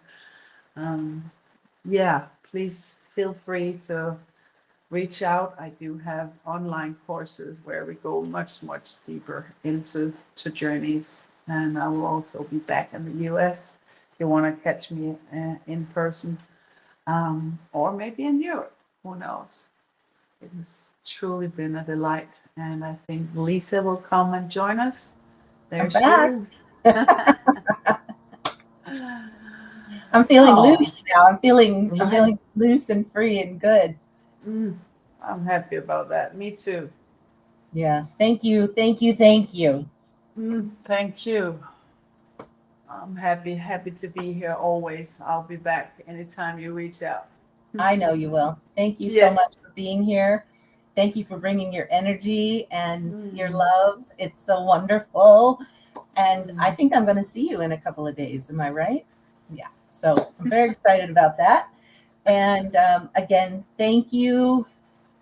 Everything you bring to us is always so amazing. So thank you for taking time out of your trip. And we appreciate you. And I want to hug you. Hug.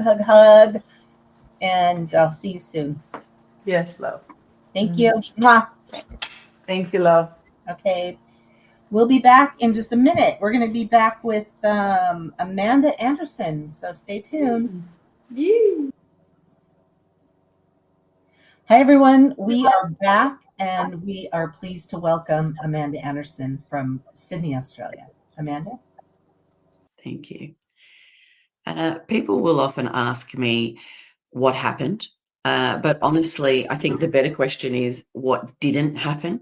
So today I'm going to take you through my story, unflinching, raw, real, and somewhat vulnerably, just so you can see how it shaped me and what hopefully we can all learn from these personal earthquakes that we all go through in our lives.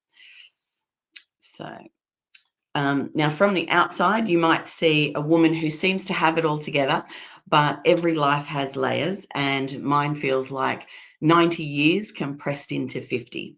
So the events that I'm going to share with you today, they're not just stories, they've actually left marks on who I am.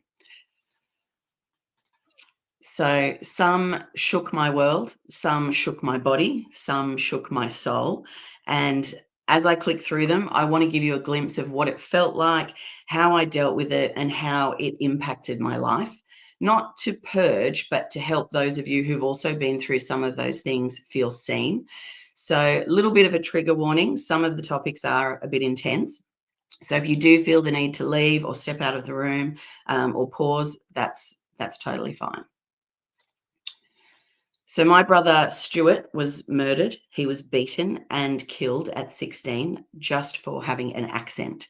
He went to a party. He was asked to turn the music down. And when he politely did what was required, others took issue. And when he responded, they heard his accent and decided to beat him and his friend up on their way home. Now, when he got home, he ended up going to the hospital with what appeared to be just a cauliflower ear. But unfortunately, it became more than that, and he actually had a brain hemorrhage, and he died. His death, I mean, I was 10. His death shook me to my core. And sadly, at the age of 10, I realized that life could be cruel in ways that I just couldn't understand or explain. And my parents' grief swallowed the house. And so I knew that I couldn't ask for comfort because everyone was drowning. So I became the easy kid, the super low maintenance. I didn't want to cause any more despair. And my goal was to stay out of the way, take care of myself. You know, I was telling myself they don't have capacity right now, so just survive the storm. Then my sister was born, and she was a tiny version of me, but fighting for breath because she was born with a disease, a lung disease called cystic fibrosis. And then what that meant was that every milestone was shadowed by fear because she was only supposed to make it to the age of 10, which ironically was the same age I was when I lost my brother. So I learned again that life is fragile, and waiting for the worst doesn't make it easier, and it doesn't prepare you. It just makes it heavier. And I think because of these early events, you know, my parents weren't just grieving what they'd lost, they were also grieving the future that they'd imagined when deciding to have children. And I think that pain infected the air that we all breathed. So again, I decided to play small. But I think that the problem is that although being small can feel like self-preservation, you soon realize that it's actually also self-erasure. And unfortunately, it didn't stop there. I fell in love. I got married. As you do, I trusted, I gave my heart, and unfortunately, it was betrayed. There was disbelief, there was shock, it was physical. I felt like my chest had been crushed in slow motion. And I think that when you suffer trauma and losing people to death, you actually find it even harder when people make the choice to hurt you. So unfortunately, I lost my husband and my best friend that night. And then something amazing happened. A few years later, I met my second husband and my true soulmate. And that was a breath of fresh air. So it's not all bad. You know, there was happiness, there's joy, laughter, and a deep, deep, deep love. And we immediately kicked it off, and life was great. Now, I did have a few miscarriages, 4 actually. Some were early and some were later than I would have liked. And that was heart-wrenching. And I think the gut-wrenching realization was that time after time, it wasn't happening for me. And after such highs of falling pregnant, that was a kind of grief that was different than I'd experienced before. It was a living grief. And I learned that sometimes moving forward while you're living it is actually the hardest thing to do. Now, I'm very lucky. I have 2 beautiful children who are now teenagers. Both are neurodivergent, and this has made life a constant game of navigating overwhelm and social and emotional dysregulation. We deal with advocacy and explanations and things others often don't understand. And now, in addition to this diagnosis, we have all the other bells and whistles that go with it. So, you know, OCD, ADHD, anxiety, depression. And as I'm sure any caregiver will agree, it can be exhausting. And, you know, studies actually show that parents of neurospicy children have the same stress levels as combat soldiers do. So it's a lot. And in addition to this diagnosis of ASD came other additional diagnoses, which added to the intricacies and had much higher reaching consequences for the whole family. And as a result, what came with that was a feeling of helplessness and terror and heartbreak and a pain that you can't solve. And supporting someone in darkness without losing yourself as well is a brutal challenge. And I know it seems like I'm listing things off here, but I do have a purpose for that. And I will explain that shortly. But I've also dealt with, unfortunately, repeated sexual trauma in my family over the years. And these events, or what I like to call personal earthquakes, they resulted for us, in sleepless nights, replaying every moment, every choice, asking if we could have been faster or stronger or done something different. And I think that kind of pain teaches vigilance, but it also teaches the impossibility of total control, which is a bitter pill to swallow. Then my father was diagnosed with leukemia, and watching him fade was literally like watching my world tilt. I felt helpless and rageful. And, he was I was his DNA.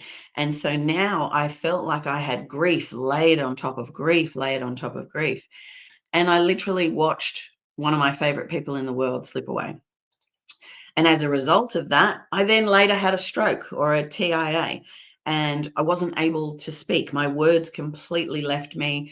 Faces were blank. I couldn't remember the names of loved ones. And, not only was there frustration for me, there was fear and panic for my family. And, every day, every normal day was a mountain. And I literally had to rebuild myself.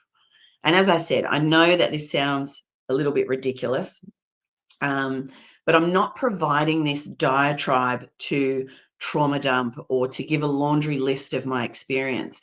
I often find that when you tell people about your experience with, say, issue Y, people will say, oh, yes, I feel very bad for you that you've had the issue Y, but you don't understand my issue Z. So I only give this list so that anyone who has experienced any of those things can know that you're actually not alone. I not that I understand what you're going through, but I have also had my own experiences in each of those areas. And so that's the only reason that I share that. And interestingly, now moving on to today, I actually chose to become a crisis responder. I'm also a mental health advocate at L'Occitane, which is the French skincare company. Now, you'd think that retail wouldn't need a crisis responder, but I supported staff who witnessed the fallout of the Bondi Westfield stabbing right in front of them, unfortunately, and a boutique manager who was threatened with a heroin kill shot. And I've seen life stop and start for people that I didn't know in moments that, most people can't even imagine. And there's adrenaline, but there's also sorrow, but it has also given me purpose. I'm also now a frontline responder for a domestic violence organization called Four Voices Global, and a keynote speaker as well. So now you'd think that one of these things on my list or in my roles would have been my aha moment. Wrong. My real aha moment came after 20 years of marriage with my soulmate, when the relationship that I built my life around came to an unexpected end. I was stunned and disoriented and grieving a life I had planned with this man for another 20 years minimum. So this revelation was a real showstopper for me. And I was staring at the pieces, wondering, how was I ever going to put myself back together? And it felt like a freight train that, honestly, I never saw coming. And people say that the grass looks greener on the other side, but I've always believed that the grass is greener where you water it. And the problem is, I'd been too busy putting my water out for everyone else's fire that I'd forgotten to protect my own home from burning down. You have to water your own lawn and your own roof first. And while I was out there fighting fires for everyone else, the one that consumed my own home went unnoticed. And this blindsided me. We were the perfect couple, ask anyone. But our lives had become different shapes, and what we had been carrying was heavier than either of us could bear alone. And that's okay. I get it. But what happened was I slipped into functional freeze in order to cope, as I believe women so often do. And I left him alone with his pain. And it made sense to me, right? That's what I had always done. I handle mine, you handle yours. But our ways of coping didn't align, and he needed safer waters to keep his head above tide. So, in the process of losing my rock, I learned that rocks don't just shatter on impact, they also erode slowly, quietly, with constant hits. And one day, while crying in the shower, eating too much chocolate and feeling very, very sorry for myself, I had a revelation that I was my own rock, and that I had been playing small in so many ways, in so many small ways. They were almost imperceptible, almost. I'd been playing small to the universe, letting it decide what I was going to experience and what I wasn't going to experience. I kind of became the victim, strong, capable, seemingly unfazed, but a victim of circumstance nonetheless. And I'd been playing small in my relationships, in my friendships, in my marriage. And because I was so focused on what was happening on the outside, I forgot who I was. I'd been playing small with the kids, like head down, bum up, just get through it. I'd been playing small with myself, drink a bottle of wine a night. As I said, eat so much chocolate, it should have been a Class A drug. I wasn't moving. I wasn't getting outside. I wasn't taking care of myself in any way, shape, or form. And I was completely closed off from my life and from myself. And once I realized this, I really looked at my life. Everything I'd been avoiding, feelings, choices, habits, everything I'd been shutting out suddenly had my attention. And this was the start of understanding my patterns, my self-erasure, and where I needed to step fully into my own life. So I got off social media scrolling and I started walking.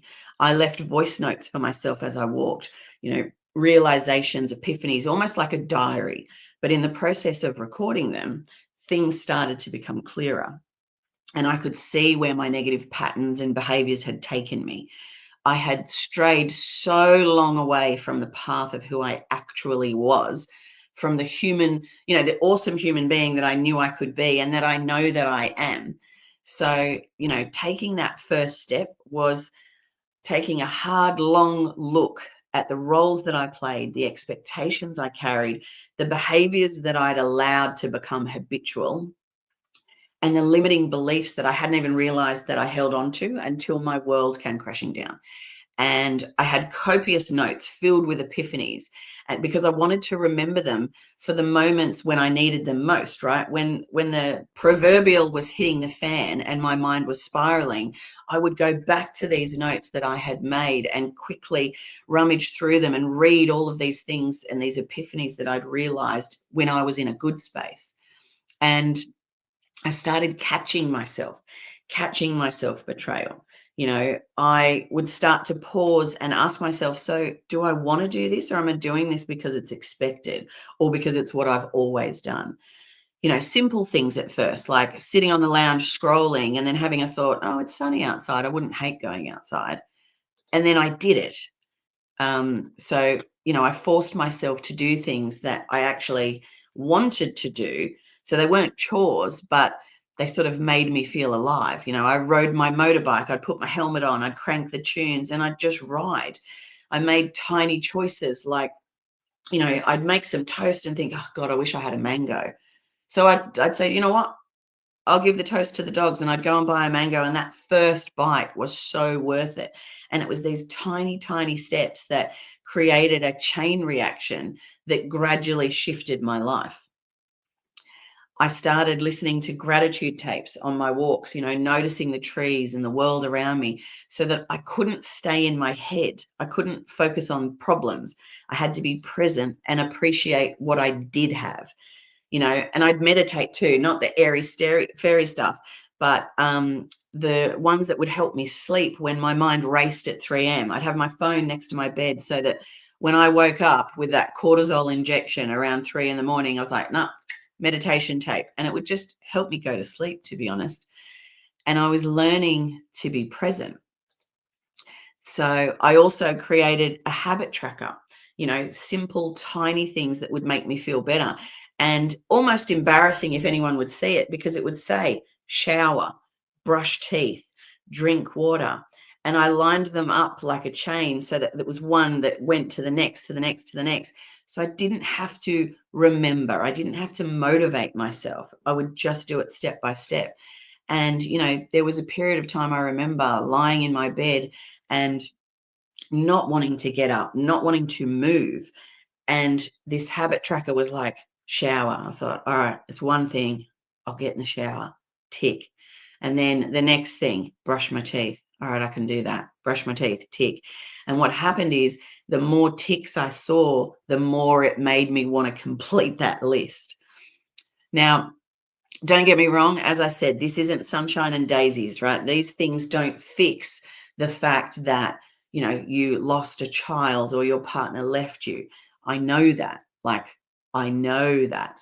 But it gets you out of your way long enough to do one thing better than you could have if you were still trapped inside yourself, And if you're stuck and you're unsure where to start, you just pick that tiniest step, and that's enough to start rebuilding. So it sounds so simple, but it can be really, really hard. As I said, I used to lie in bed and just really wanted to give up, but I didn't allow myself to feel guilty about it. I would lie there and think, you know what? I love my bed. I've got nowhere to be. I'm going to take away the guilt and just allow myself that moment. And it was, imperceptible, but I was rebuilding my life. So, all of these things played a part in my recovery. But I have to say that the key was reframing how I viewed myself, how I viewed my actions. My life shifted everything. And that's when the real transformation begins. So I created a system called the pivot framework. And what that is P is for personal earthquake. So it's the first step in the pivot method. And it's where your identity, it's where you identify the moment that shook your world, right? It's the disruption that knocked your internal compass off course. So it might have been a breakup that left you questioning your worth. It might have been a miscarriage maybe no one knew about. It could have been a job that just drained the life out of you, or you were being overlooked and dismissed and silenced, right? Simple things like someone saying, we need to talk. That could be your personal earthquake. It could be the slow grind of burnout. It doesn't have to be dramatic to be defining. So if it altered your path even slightly, it counts. That moment is your personal earthquake. And when you do this step, it guides you to be able to name that moment. And by naming it, you kind of release its hidden power, because what you're doing is creating distance from it, almost like watching it on a movie screen. And it helps dial down that emotional charge. It sort of tells your nervous system, this is remembered pain, not real danger. And so that small shift from living it to observing it, that's where the healing comes from.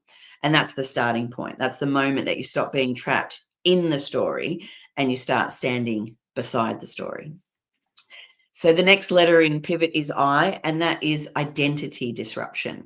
So this is where you explore how that moment, that personal earthquake, shaped who you are or how you see yourself.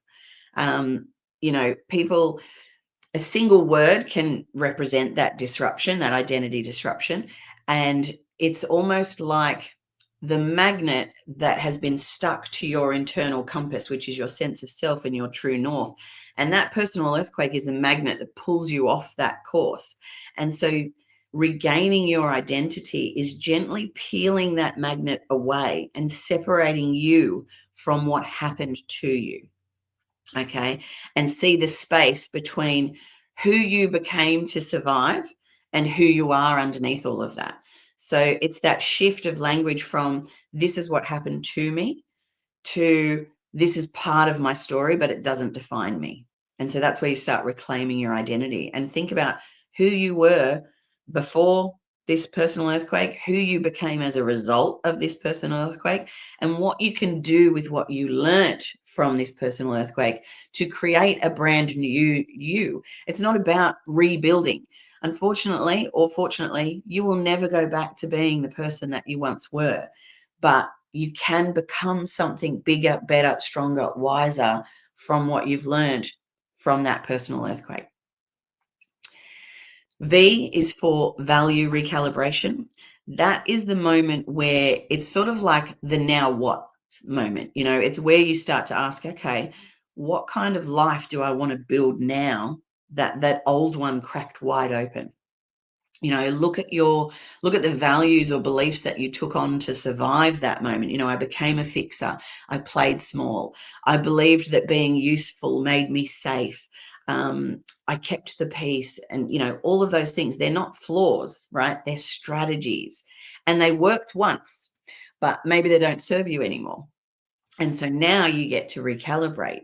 You get to ask yourself now, having been through all of that, having looked at your personal earthquake, having looked at your identity, now look at your values. What actually matters to me now?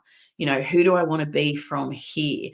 It's funny, I live in a beautiful house, which prior to my personal earthquake, I loved and was very happy to live in.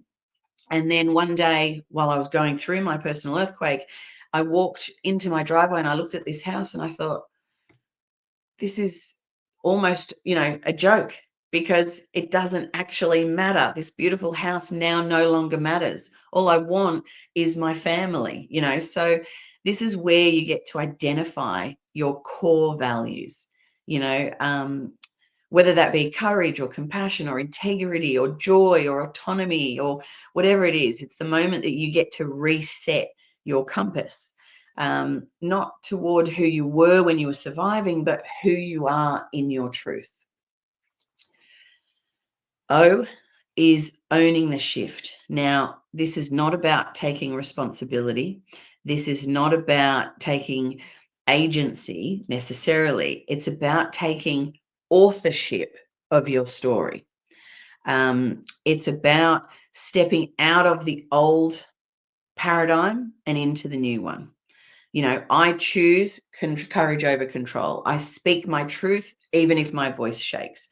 You know, it's about honoring the foundation. It's reframing. And I'm actually going to touch on this particular element of the pivot system in a little bit when I talk about reframing. So I will come back to that. But the reason I'm coming back to that is, out of the whole pivot, which you need all of the components, that owning the shift, in my opinion and in my experience, has been the key element.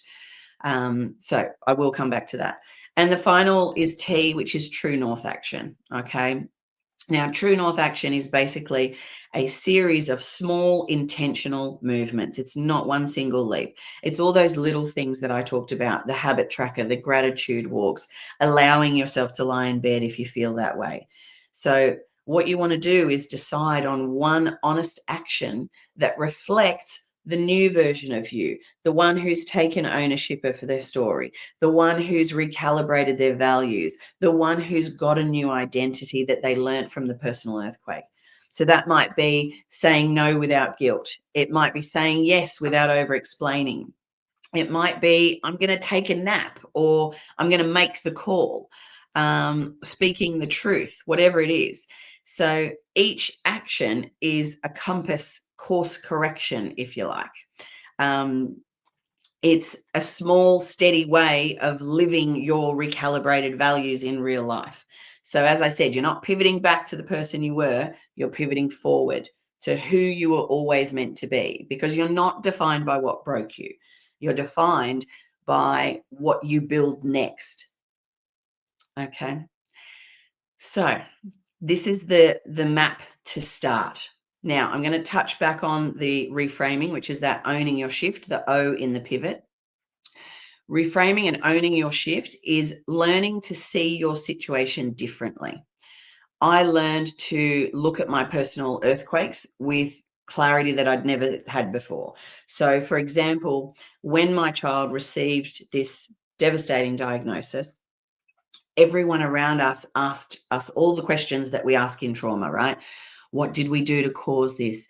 How can we fix it? What does it mean for the future? Why is this happening to us? But I was able to reframe it, and I basically treated it like they had cancer, right? I thought, I didn't give it to them. I can't take it away. All I can do is support them and help them manage it. And that really helped me not spiral into the negativity, not spiral into the catastrophizing. All the worry and all the questions that everyone was asking did nothing to improve the situation. And in fact, it actually made things worse for the child and us as well. So that reframing for me is a real key point. And, when my father died, as I said, it gutted me. And I truly believed that without him, I would be forever changed. And I was, and I grieved hard. And I kept asking myself in those early days, who am I without him?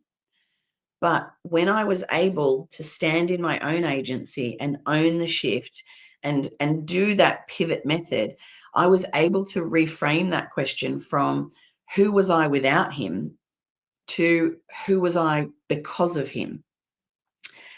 And that simple shift transformed everything. Like, I stopped focusing on the loss, the grief, the missing part of me, and I started seeing what was great about him and what values he instilled in me and how I could honor him through who I become. And reframing these things made me see something incredible. All of my experiences had given me hypervigilance. I could read people before they even knew what they were feeling. I noticed shifts in faces, in body language, and skin tone before anyone else. I could read a room in a second. And that hypervigilance became my superpower, right?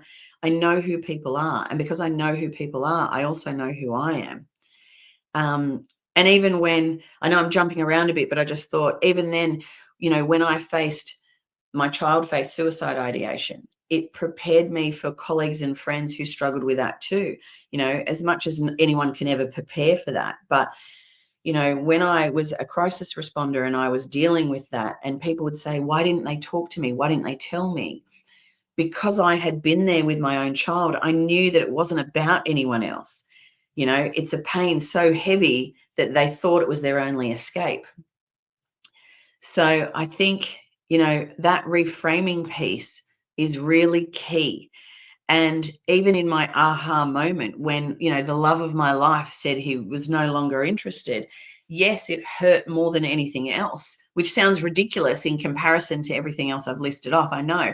But what I was able to do, it reframed me to realize I'm a bad boss bitch. I had forgotten how awesome I was, and I got back to myself, and I grew, and I looked at everything I'd overcome. And every single day since my brother had passed, I had succeeded, I had won, and no matter what had tried to bring me down.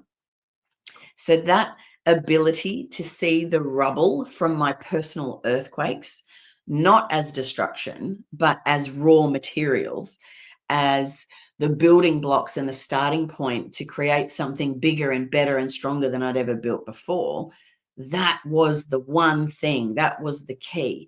And, the way I see it, it's like a broken bone, right?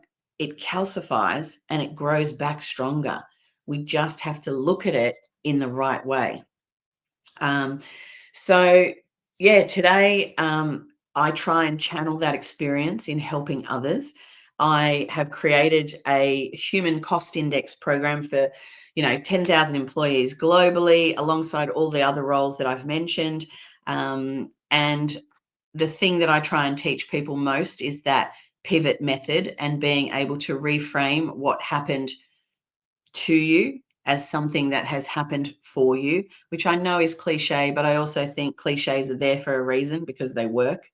And I think it's all about, if you can change your thinking, you will ultimately, and change your mindset, you will ultimately change your feelings and your emotions, which then changes your actions and your behaviors, and that changes your life. And, you know, it's okay to feel, it's okay to struggle, you know, it just takes that one step, that one moment in time. And even though you don't feel like you're going to get through it, there is another side, or there is the other side. And yeah, if you don't think you can, reach out to me. I'm happy to walk that step with you. Thank you, Lisa. That is my presentation. I hope everybody really enjoyed it and got something out of it. And as I said, if anyone wants to reach out to me, my details are on LinkedIn, Amanda Anderson, although I do have blonde hair in that picture. So don't let it confuse you. But yeah, that's it from me. Thank you.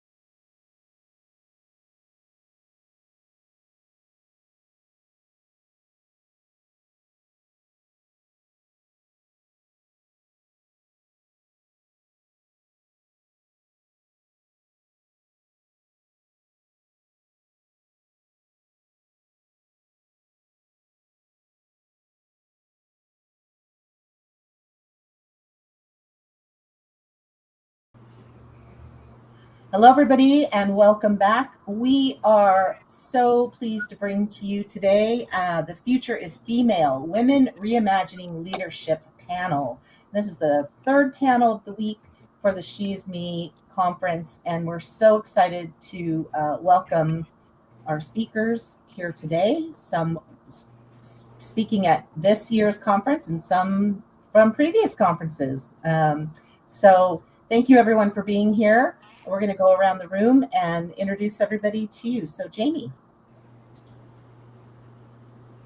Awesome. I'm Jamie Martin. I'm hired by senior level women in STEM who are ready to assert their authority and expertise in order to get paid what they're worth and get the credit they deserve.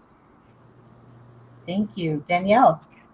Hi, I'm Danielle Fournier. I'm the CEO and head shaman at Modern Shaman. I help artists, athletes, and creatives with their entrepreneurship, and I am a working medicine person. Thank you.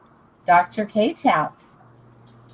Hi, everyone. I'm Dr. K-Tap. I am the founder of Glow Coaching. I'm a Mayo Clinic trained physician with over 10 years of experience in the wellness field. And what we do at Glow Coaching is to help high achieving women let go of the overwork, let go of the burnout, and lead with more calm, confidence, and authentic leadership. Thank you. Deanne. Hi, everybody. Great to be here. My name is Deanne Awesome. I am the founder and CEO of ThriveWell Partners. I do executive and leadership coaching, facilitation, workshops, keynotes, really helping organizations, teams, and leaders to thrive and integrate life and work and build a healthy routine. Thank you. Maile.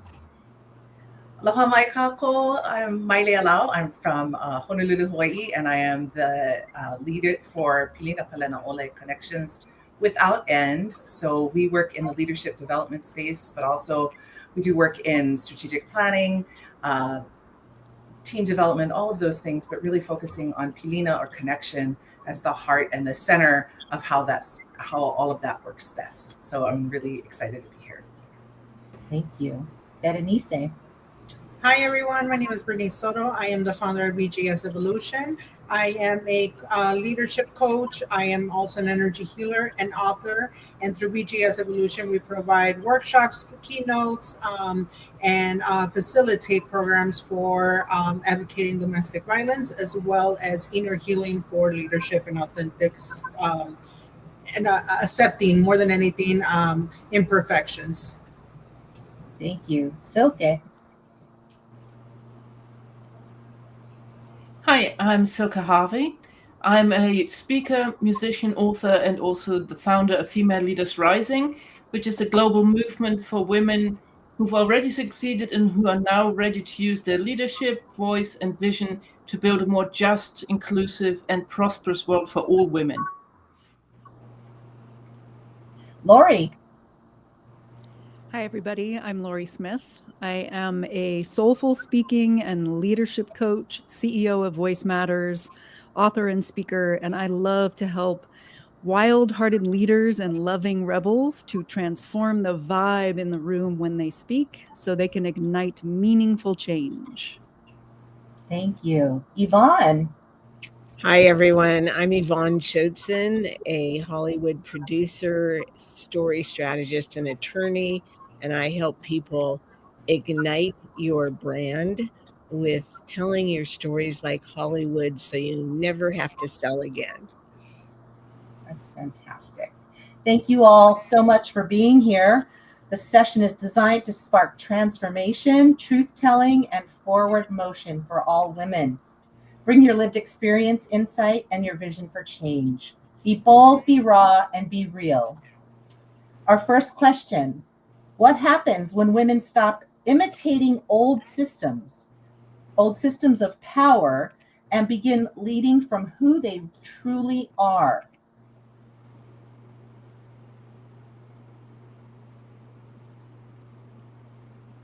Anyone want to take that first? Yes, Lori. Hi, everybody. When we stop contorting ourselves into old, outdated leadership and speaking models that were designed for a different era and start moving from soul and leading from who we truly are, leadership enters the new era where it's not about dominance anymore. It starts being about clear direction and magnetism and inspiration and invitation. And when it's not about commanding a room and more about invitation, that's when we can transform the room through our presence and our intuition and our truth, which is how we can transform the world from the inside, starting with ourselves, out to the rooms we're in, out to the whole world. Maile. I want to just build on what Lori said. I think we've grown up and been modeled a world where we have to win and where winning becomes the ultimate prize. And as soon as we stop looking at it as winning and look at it as more as collaborating, which is very feminine, that changes everything, right? We have to unlearn the model of you got to win. Agreed. Jamie. Oh, I'm glad you said that because it's one of the things that I think is fascinating about corporate America is that it's all about the winning. And you look at the AI race right now, and it's everybody racing to a finish line that does not exist. Yes. And when we take out that winning and we say, hey, wait a second, what are we doing for the good of all? We're actually raising everybody up. And that's what I hear also in what Maylee and Lori said is that invitation to say we're in this together and there is no real competition even between companies because there's enough for everybody. There is enough for everybody. You're absolutely right. That is a great point. And you're right. The AI race, I was at Microsoft for 3 years, and that was the constant talk about merging groups and who was going to lead, and the AI group was going to lead, and how we were going to get ahead, and so on and so forth. And even one of the all hands meetings, the very first statement that was made by the CEO said, all we care about is the bottom line. That was the very first statement. Dr. K-Tap. I have 2 points to make. And I think, when we say the word winning, maybe we should just change that definition. What does winning mean for all of us? And when Jamie said that there is enough for everybody, and that is us shifting from that scarcity mindset to that abundant mindset where there is enough there is more than enough for everyone. So if we're able to come from that lens, then we're able to come together because we know that there's no scarcity involved. Right. Yep. So what are the hidden costs of performing strength instead of living from authenticity? Bernice? I think that I think the first thing is accepting that strength is very costly because it costs us energy, connection, and clarity. I think that when we're focusing more on the strength rather than being authentic, we're just trying to fit. And then, we get exhausted. We ended up even having trust issues in ourselves because we are focusing more on the decisions that we got to make and what we want to portray out there. So really it's more about really being authentic and then being our authentic selves that gives us the strength of what we want to portray out there and then helping and making that change that we want to create. Deanne? Yeah, I love this question and I love where we're going with authenticity. So in my coaching work, I meet a lot of women, leaders who have been rewarded for their resilience, but they're absolutely exhausted by their constant performance of strength. And really the hidden cost that may not always be obvious or able to be easily named is disconnection. And it's disconnection from ourself, from our purpose, from our joy. So I would say, the true strength, depending on how we're going to define strength, really doesn't require a lot of armor, but it's really found more in how we integrate confidence and vulnerability. Because when we truly do lead from that place of authenticity, which only each of us can do in our own unique, authentic way, then we stop managing impressions and start inspiring trust a little bit differently. Mm-hmm. Danielle? Yes, and following up with this, that why is softness not strength? I think it's reimagining some of our leadership. Really, is what are we looking for strength? Is strength in the individual, in the group, in what kind of behavior? Because we do need strength, but our versions of winning and success around a certain type of, lack of emotion, lack of compassion, never giving in, resilience as endurance. When we start to reimagine, and I know we're going to talk about other parts of leadership later, what does that look like? And we really have to step outside of the system that created it to start reimagining new ways of doing it. Right. How can emotional intelligence, empathy, and intuition become leadership superpowers rather than liabilities? And I think we're definitely moving in that direction because I'm seeing all of those words. And one of the reasons why I wrote this question, seeing all of those words in a lot of marketing out there for new leadership, right? Silke.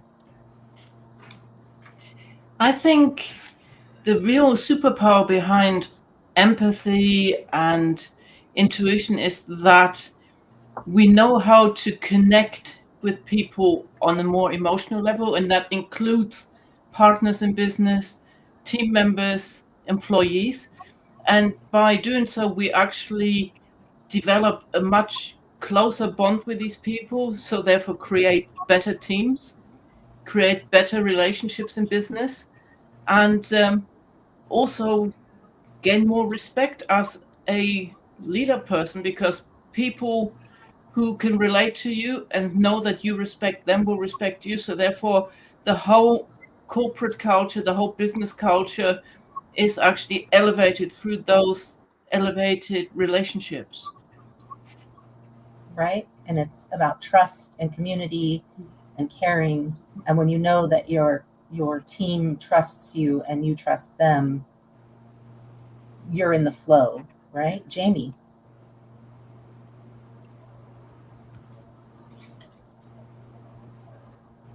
This is a hard one because I see a lot of women who fall into doing these and are great at it. But the problem is we're now in a place where because it's being highlighted at such a level, it's becoming performative.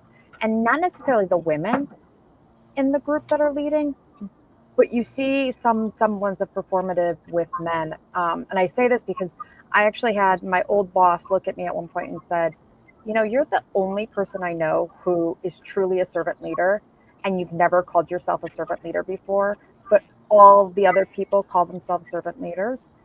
And so we as women have the hard place of putting ourselves in the position where we lead from this place, but we're in a zone where not everybody respects it and understands it. And so there is a place where we are going to have to rewire the rest of the world around how it looks, what it truly means, and that when we lead from that place, from intuition, from empathy for everybody, we actually create better products and better experiences overall.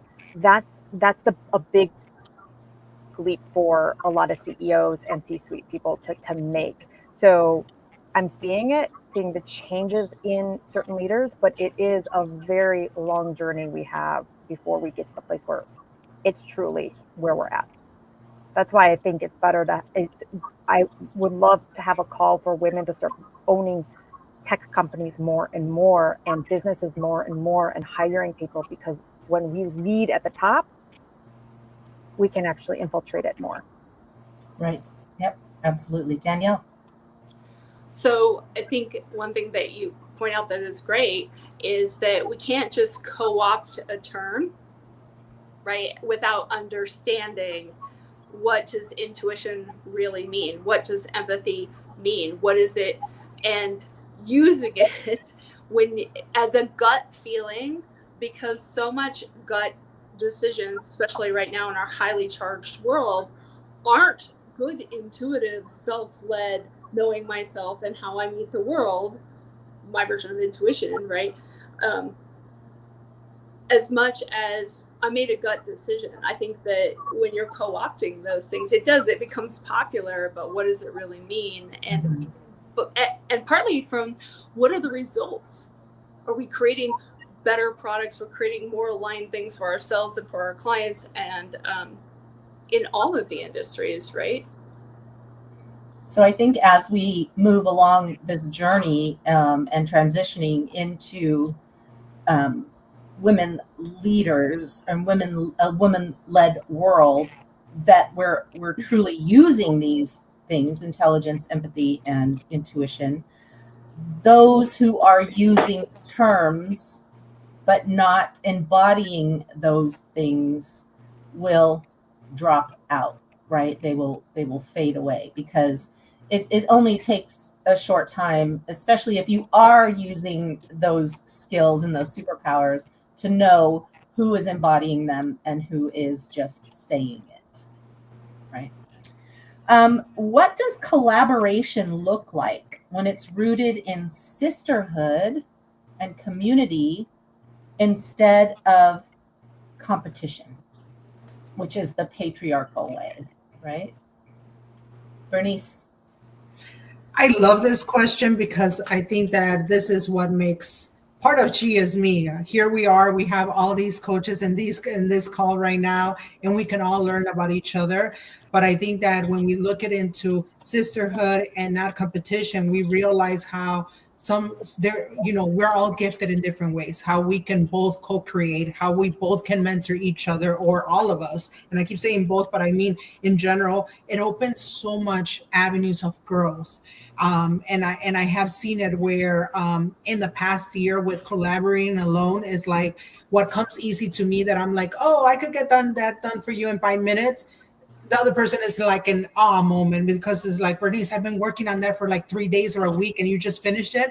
And it's about that. It's about really, really putting the light and shining that person and saying, this person can help you with that.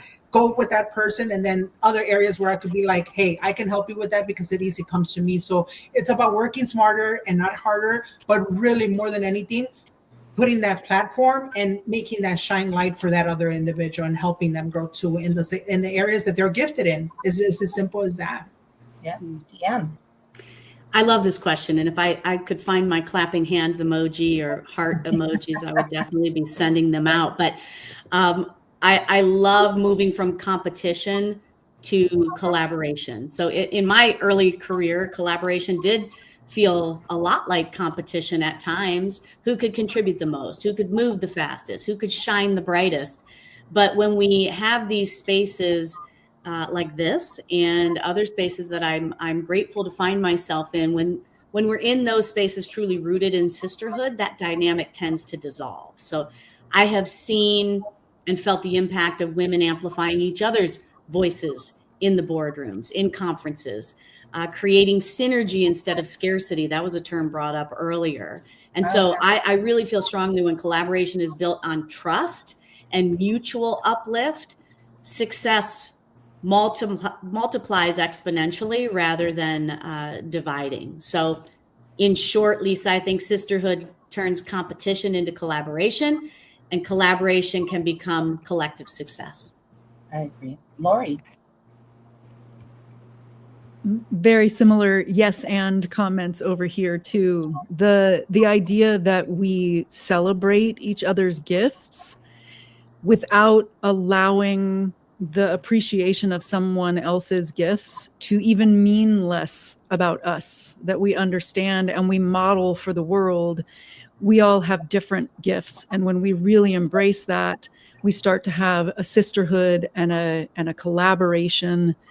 And that's where we can really rise together so that it's a co-creative experience rather than a false or a true hierarchy, like whether it's on an org chart or I'm making myself less in the face of someone else's gift. That's a hierarchy. When we embrace the differences, we're co-creating something together. Right. And I love that co-creation word. And we need to remember that not everybody is not awake as we are about this subject. So there are a lot of, just as the women who are using these terms and not embodying them, there are still a lot of women who are looking for collaboration, but are, still in that model of competition and I don't know how you would say it, like, getting as much as they can, like draining you of your talents for their benefit. So, Danielle. So I think I'd like to bring up, for those of us who grew up in Indigenous communities, we have a lot of experiences. And when you realize that other people experiences of collaboration, so growing up in hula, growing up in halau, paddling a 6-man canoe where everybody is the same except for the steersman, but to not have those experiences, where do we learn them? We have to create them, right? Women are still set against each other and we come in together, but we don't have enough practice in business or entrepreneurship, I think, in this particular structure of being able to work together. And if you don't have community situations like that, where you're used to show up, everybody's the same, everybody brings food, everybody hugs, everybody kisses, everybody cleans up, no one's like, everybody's special and no one's special. That's true circle. And being able to listen when Indigenous women talk about this experience is different of living in this collaborative society, but also living under patriarchy, and realizing that there's some great keys when people invite you to those situations. Say yes. Jamie.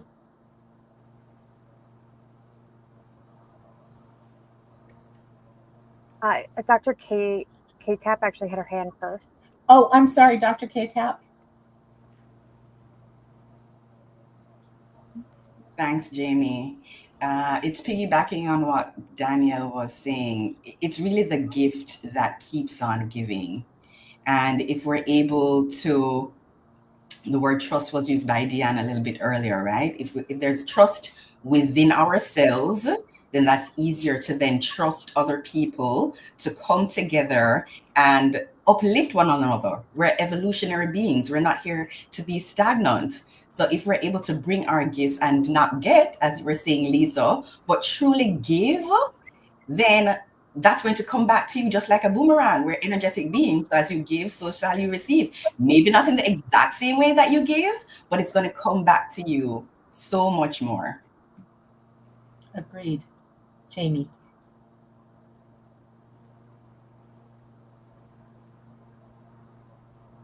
So I want to kind of go back to grounding it for people who aren't in this zone of coaching, because collaboration, when you first said the question, I thought of a circle immediately. That was the first thing, where if you think about a circle is never ending and everybody's the same distance from the center.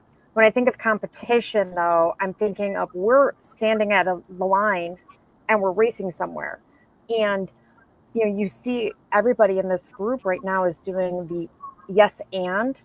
That is true collaboration in the sense of the circle, where we're building each other up and building our idea up. And when we can get into that place of collaboration, and you think about it at a business level of ideas and brainstorming, you get to a pinnacle at some point where all of a sudden the idea has come from the collective and not in groupthink mode, right, where it's everybody saying yes, but actually contributing.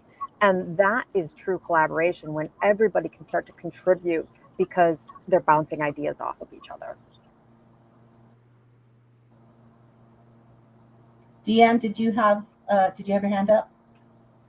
I didn't, only if I was going to do my snaps or more hearts. Yvonne. So a strategy that helps shift the paradigm of competition like none other is the absolutely singularly potent strategy of storytelling. I recently had an opportunity to go into a Fortune 500 company where I was called in because there was tension in the team and they were about to embark on a huge new product endeavor. And it's a company you would all recognize. And bringing everybody together and having them share their story with a initiating opportunity to talk about who they were was so transformative. And an example is that their leader, who wore Armani suits, was very stiff, was very formal, and had been in that position for 12 years. shared the story. She was from the Central Valley of California, how when she was a little girl, her father, they were sharecroppers. Her father's dream, he loved cars. And she told the story of how one morning they drove their car into a gas station after he had just finished. It was an Edsel. I don't know if you remember them. They were huge cars and gas guzzlers. And in front of the whole family, the station attendant refused to serve them because of their ethnicity.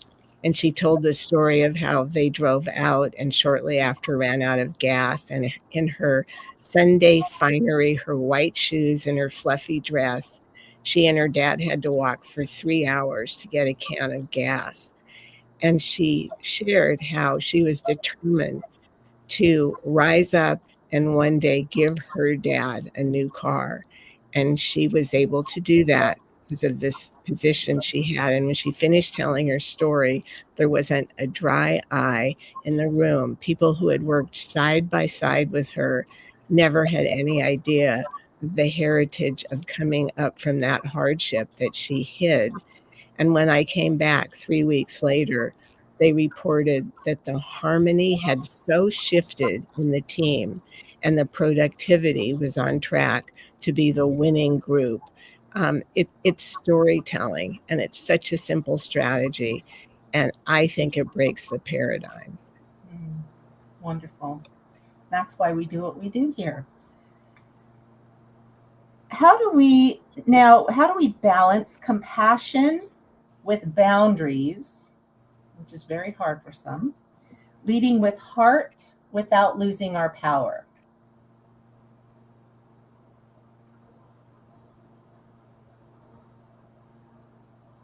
Dr. K-Tap.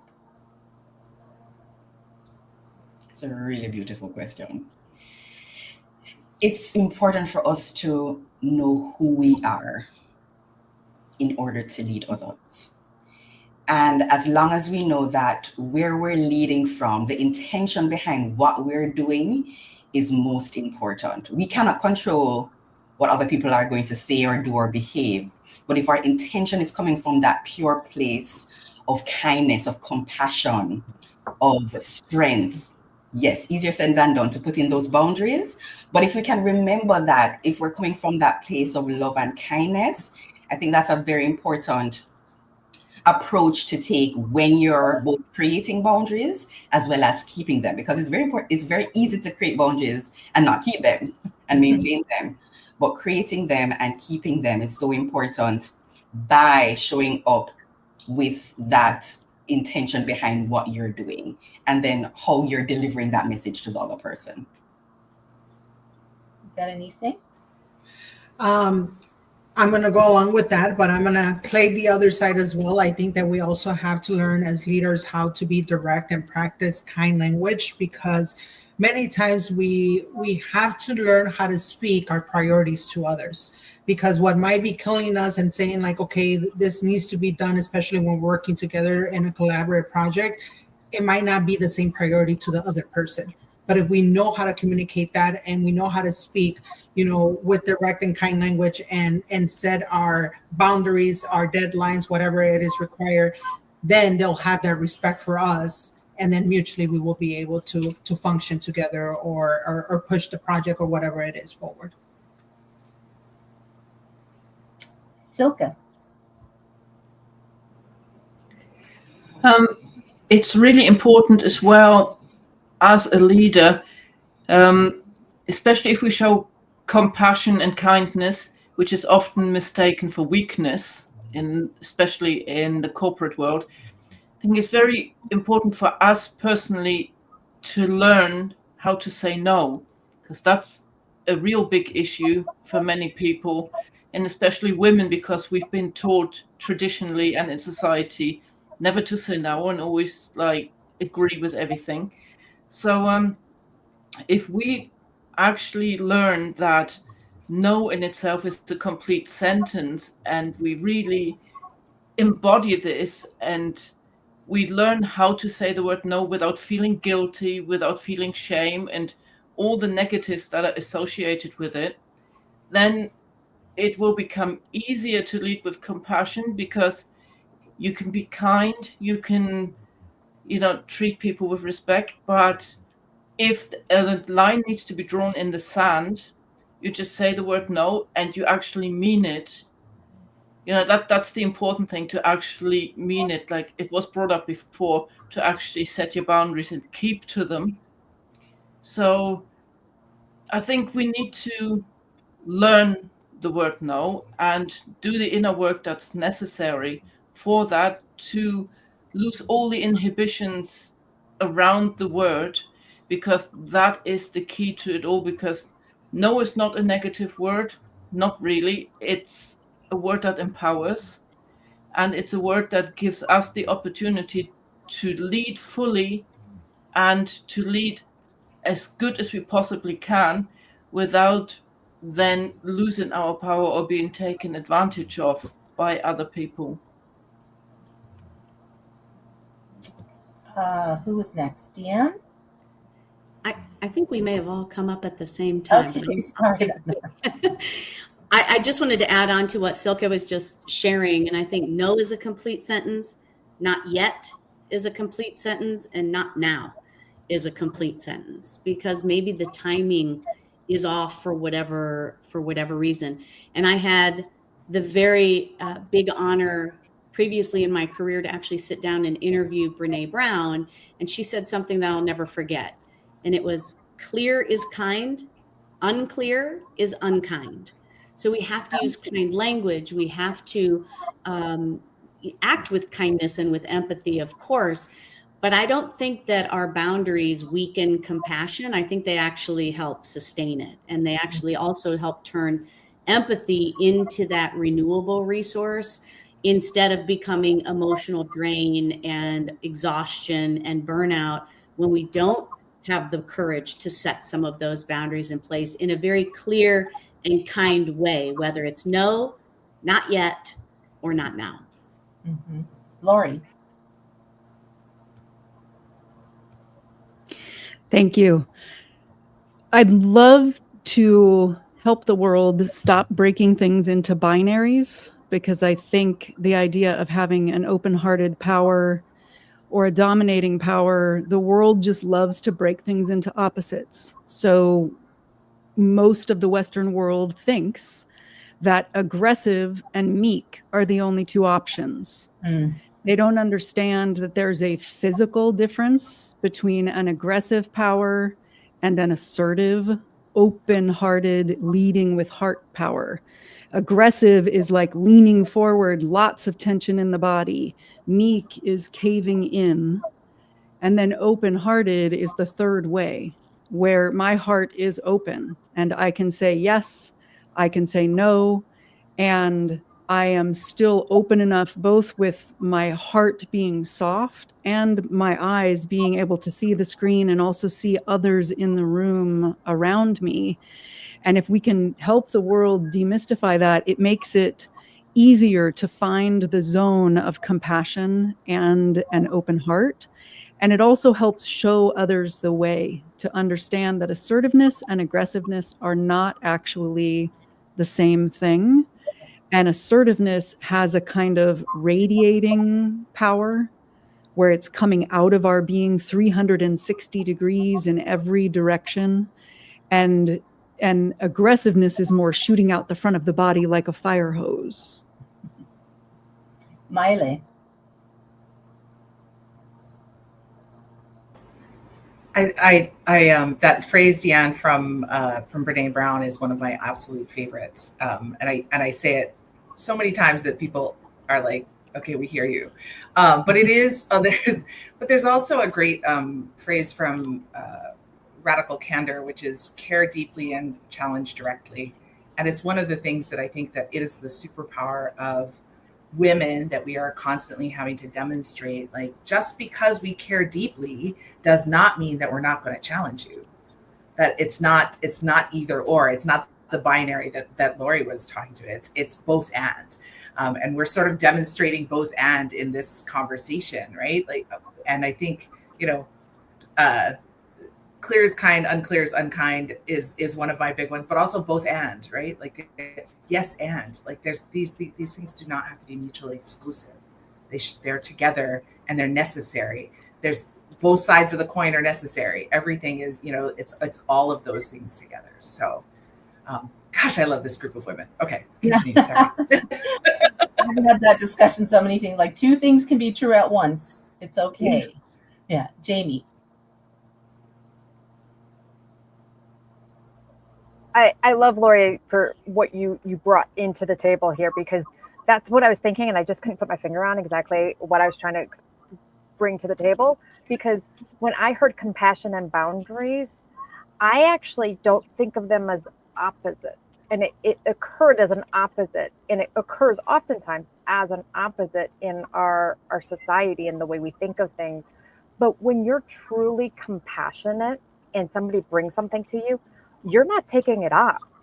Your compassion comes from saying, what's the right question that they need in order to now go forward and move with it. And to Deanne's point about like, no, not yet, and it's okay, and not right now, that's compassion for yourself.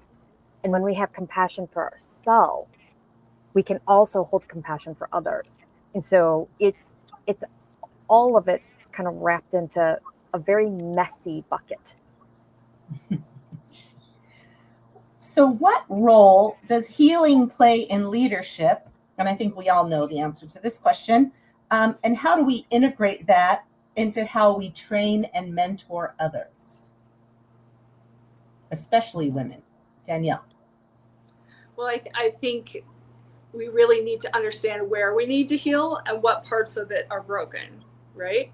For ourselves and for if we want to go out and change systems that we are in. I was a newspaper publisher for 25 years, and I was quickly educated on how dysfunctional leadership could be, especially in a male-dominated field.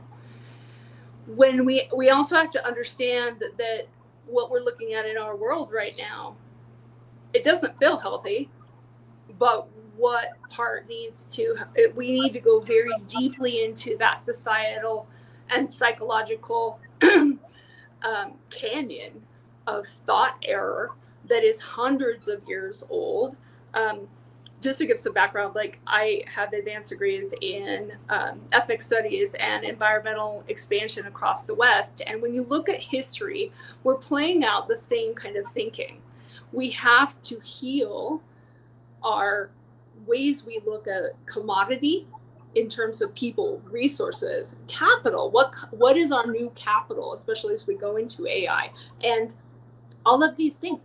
When we start healing any brokenness, and I'm gonna kind of go out here, and people can love it or hate it, but I believe a lot of our thinking right here comes from religious broken thinking from 1,000 years ago that still has us in original sin. And I'm not necessarily a religious person. I was very happy in the way I grew up in the church, and it gave me a path as a medicine person, as a priest, and as a counselor. And I love that.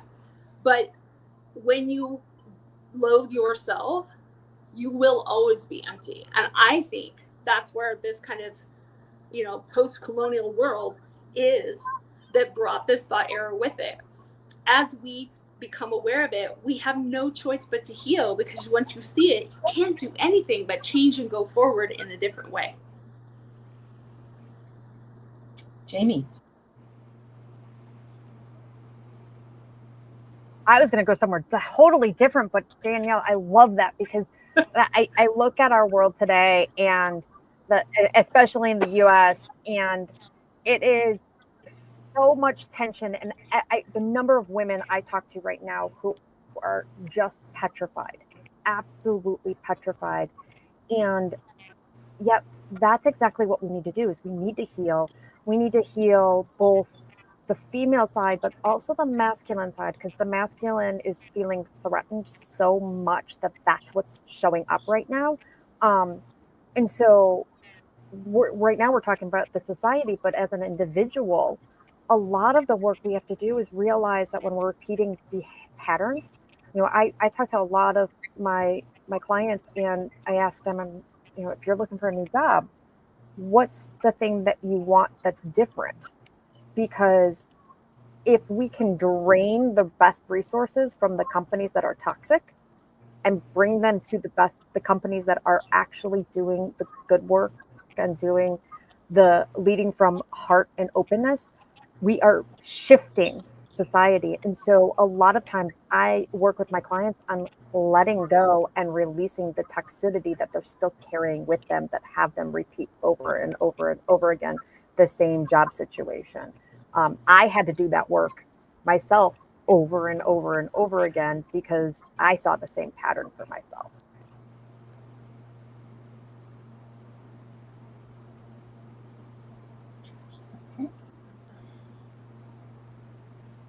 How can we model leadership that celebrates rest, reflection, and regeneration as essential to success?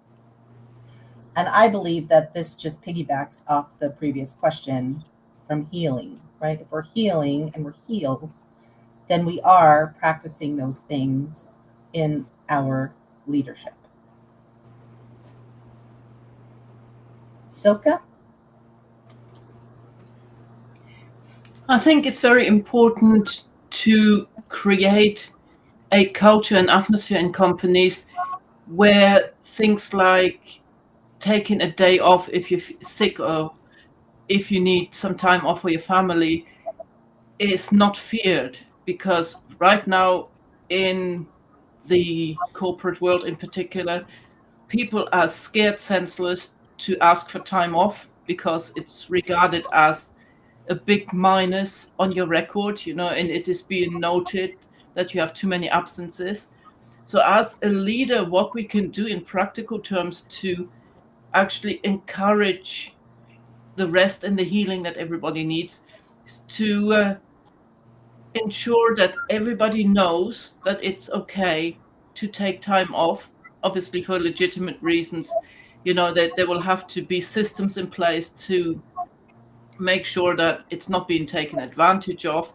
But I also think that the more as a leader we lean into the idea that it's okay to rest when necessary, actually this idea of taking advantage of and pulling sickies would actually get less, because people more and more realize that it's okay to rest, and then if they genuinely need to rest, they would not get penalized. So I think the whole system would start to recalibrate itself, and in the end there would actually be a corporate culture where the systems are not even that necessary anymore, and people would be more confident in their work and more happy in their work because they know that there is not going to be any serious consequences like the dreaded word with the boss that everyone had to deal with if they even asked for like 2 hours off to go to a doctor's in the morning, or that their kid had to go to somewhere with school and they can't even take their children because the boss says, well, if you're taking your kid to school this morning, I'm going to note that on your record, and the promotion is out of the window. So that all these penal systems for rest and recuperation need to disappear. And as leaders, we can do that. We can put a culture into place where it's okay to rest. Mm-hmm. Bernice? I agree with Lisa too, that this goes along with the previous question, because I think that part of the key as being leaders is also making sure that we normalize healing and we make it accessible and we accept it in any environment that we are, because once we start doing that, then we're able to offer not only professional help but simple things. I have noticed lately, last year alone in the workplace where I am, just they created like, let's create a garden for the people that work remotely. They sent everything, and it was just so beautiful to sit down, enjoy the meeting where I'm getting dirty and putting my hands on dirt and creating this plant for my desk. But they didn't see it the way that I saw it. For me, it was a healing moment because now I had a new baby to care for. Now I had a responsibility on my desk because I'm always the kind of person that kills plants. So now I had a new responsibility. But it was one of those things that, to me, I saw the second sense of that little thing that this company did. So again, it's about what I'm trying to get across is we really, really have to start as leaders sharing these stories. So I actually shared this story with the person that did it, and I said, look, for you it was something that maybe you just like gardening and everything, but it actually brought me healing. And now this year I got invited to this new program where now they're doing a book club, and they're bringing all these motivational books and so on. But it just gave me that sense of security that, okay, they did care for me as a person. They really took my comments seriously, and now they're bringing new things that hopefully are going to help others heal. So again, it's about making sure that healing becomes acceptable, and it also becomes part of their normal practice, whether they provide professional help or just simple things like that. Yeah. So we'll do Miley, Deanne, and then Dr. K-Tap. So Miley. I think that you're right that healing and this idea of rest are go hand in hand. I also think that we have to get to the point where we're not just talking the talk. I mean, I worked for an organization. They're like, yes, healing is important. Rest is important. We want you to take all of your PTO. But when push came to shove, no, that is not how they behaved. I wound up out of work because I had to have back surgery, right? And back surgery takes you out, right? You're out. But they made it as difficult as possible to get my disability and all of those things. Like the systems that we've created value butts in the seats, show up and do your job, never rest. Those are the systems that we've created. So it's less that, yes, we can talk about, yeah, we want you to rest. But what are our systems doing that support that? And right now our systems are like, no, you got to fill out all this paperwork, and you may actually have to walk that paperwork into the office. So how do we change the systems so that they really support that in a real way? Right. Deanne. Yeah, this is such a great question. I love everything that has been said, and I agree with it all. We've talked about role modeling, permission, and that tone at the top for any of us who are leaders and work with teams, what we do and how we publicly talk about our need to rest and recharge and disconnect is really important, because it does give others permission to at least think about doing the same for themselves. We're talking about psychological safety, and for people feeling like they can ask to take a break, and that's okay, and there won't be any recourse or consequences. There's all the data, all the science, all the research that talks about how intentional disconnected time away from work actually equips you to come back with a better product, with more focus and all of that. So, I think we're at a really interesting place where rest at work gets other labels assigned to it. You're lazy, you don't have enough to do, maybe you're not the right fit here. If you look at a very high performing athlete or any a concert pianist or somebody who is really, really focused on their craft, they incorporate rest into their routine. It's part of their high performance strategy. It's not a luxury, it's a key ingredient. So again, when we think that rest is the opposite of work, I think it's actually what allows great work to happen. So I spend a lot of time today really encouraging leaders to treat reflection, renewal as a strategy, not a luxury. And the best leaders I know really don't just manage their energy, they absolutely protect it, because that's what fuels peak performance and sustainable success.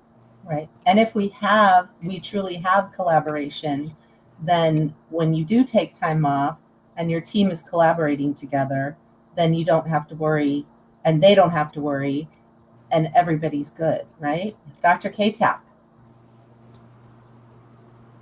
I absolutely love this discussion, and I agree with what everyone else has said here today. The themes I'm hearing is people-centered, connection, systems that need to be shifted, values. What are the values of these organizations? And like Deanne was saying also, is if organizations, businesses, companies, all of that understood how rest leads to productivity, then leads to profits, oh yes, in no time at all, there would be a complete shift. So this discussion is so vital and important to continue to have, so that the people at the top, so to speak, can understand that when at the root, we are well with our, not just the leaders at the top, but also those that are creating that connection within the company, organization, whatever, what have you, then it's going to be a completely different shift. Right. Jamie. So one of the things that we, going off of Maylee's concept of the systematic shift, is that we actually need to start showcasing more and more CEOs and top leaders who have done the same thing. Because right now, the rhetoric, especially in tech, is all the CEOs are coming in and saying, if you want to be successful, this is what you have to do. You have to put the hours in, you have to put the hours in, you have to put the hours in, you have to put the hours in. And part of that is that it's a sense of, if I had to do it, you have to do it, kind of mentality that they're bringing out. So our job over here is to start breaking that thing up. So we have to start saying and showcasing, hey, just because that's what they're saying and that's what they did does not mean that that's what success looks like. That doesn't mean that's how you can be successful or what the definition of success is and how the trajectory is. And the more we showcase these kind of conversations, the more likely we are to be able to start breaking that down and having people lean in and saying, oh, wait, success can look differently. And success can include healing. It can include rest. It can include reflection. We need to get a bigger voice out in the world, because the inks that comes are constantly peppering people with what the CEOs out there, how many hours you have to work. Yvonne. Yeah, there's this huge RTO, return to office movement going on right now, and no awareness of how that impacts women and the child care that normally, or dropping your kid off, like somebody said, at school in the morning, how that negatively impacts so many of us who are women. And so many great ideas have been shared here today. I was in a federal office. I was a federal public defender. And when I rose up enough to have some autonomy as the first assistant, it was in Honolulu, by the way, so aloha to the sisters who were here. That whole idea of the circle, incorporating that into the workforce, we got everyone to share how when you're in a trial and somebody's life is on the line for their freedom, that you need all hands on deck. Everybody from the secretaries to the clerks, to every single lawyer needs to be available when that trial is going forward. And when it's over, people need to go, wow, we crossed the finish line. And so we instituted something called mental health days. And you got an allotted number of mental health days, no questions asked. The main challenge we had, because it was a federal office, was how to position that with the people who paid the payrolls. What was this person doing? Why were they gone? There was no acknowledgement that when you're in trial, that when you have these big deadlines, you work 70 hours a week, because that's what the team needs.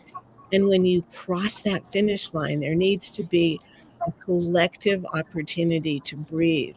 And when we instituted those mental health days, despite the bureaucracy and the challenge we had getting it pushed through, we had the highest acquittal rate in the entire district.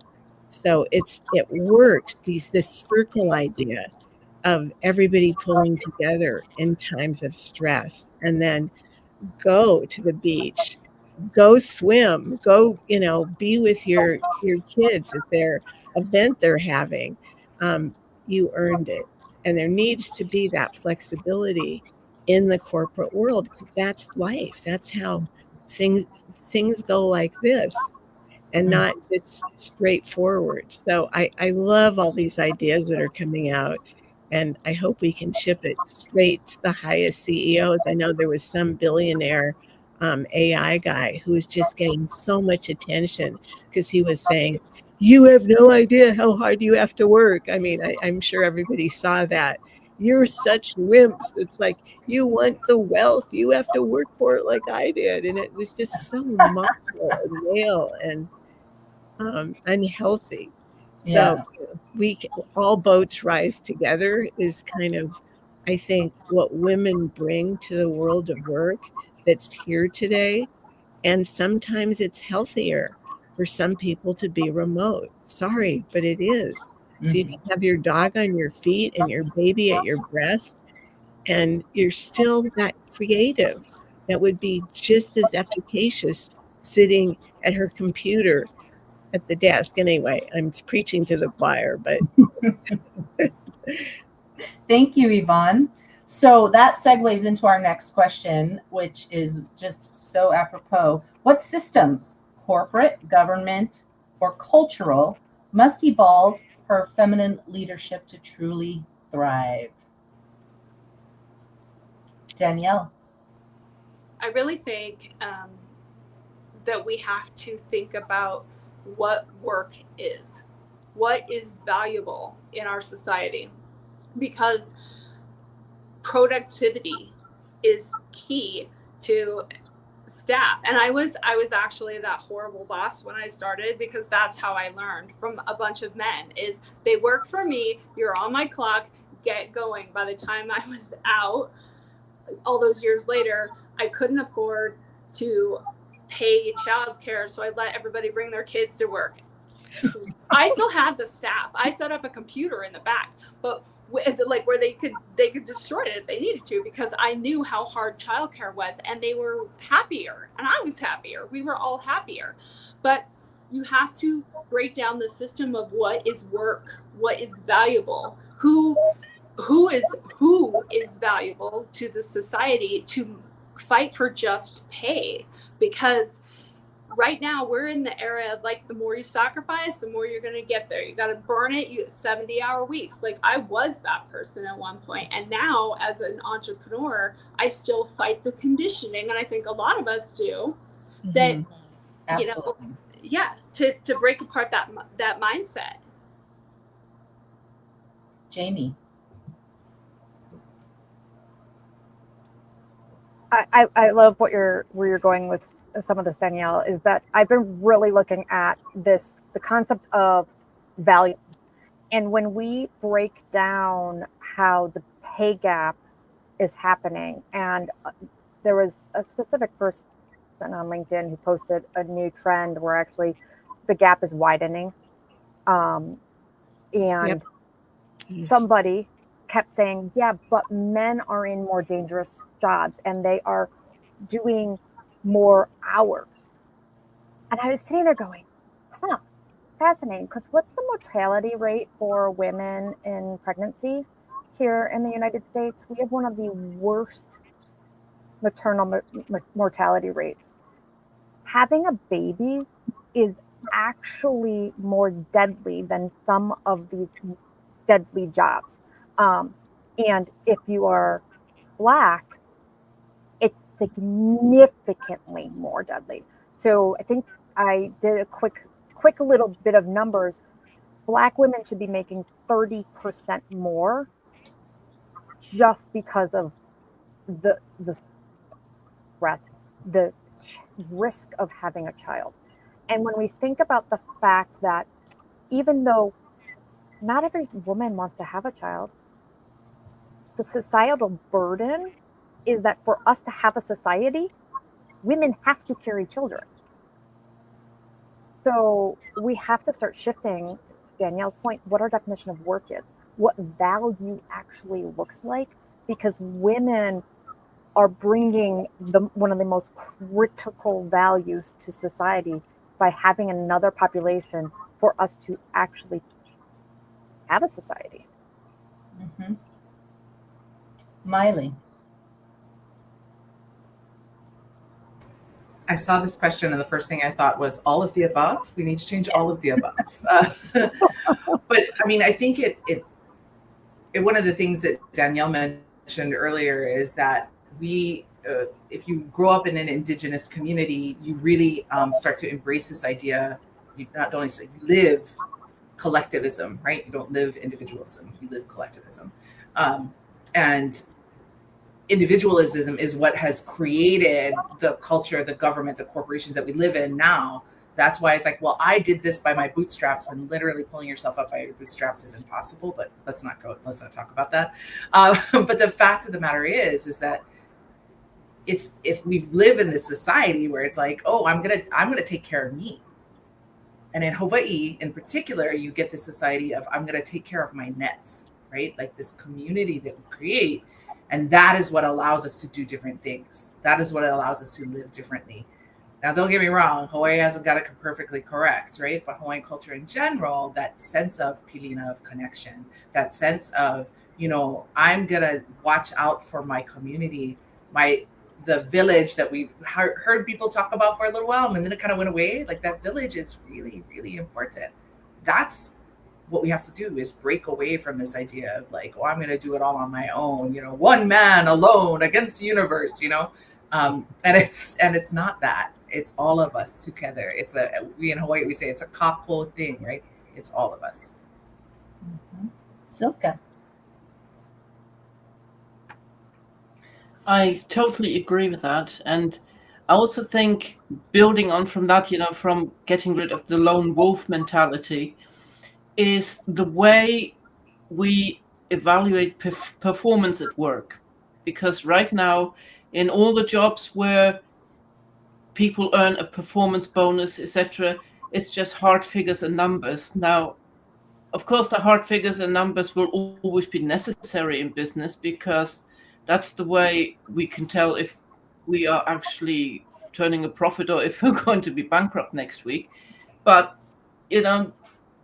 at the moment, the only thing that counts when you go for your employee talk once a year is how well you performed in terms of time, in terms of money, in terms of how much profit you turned for the company.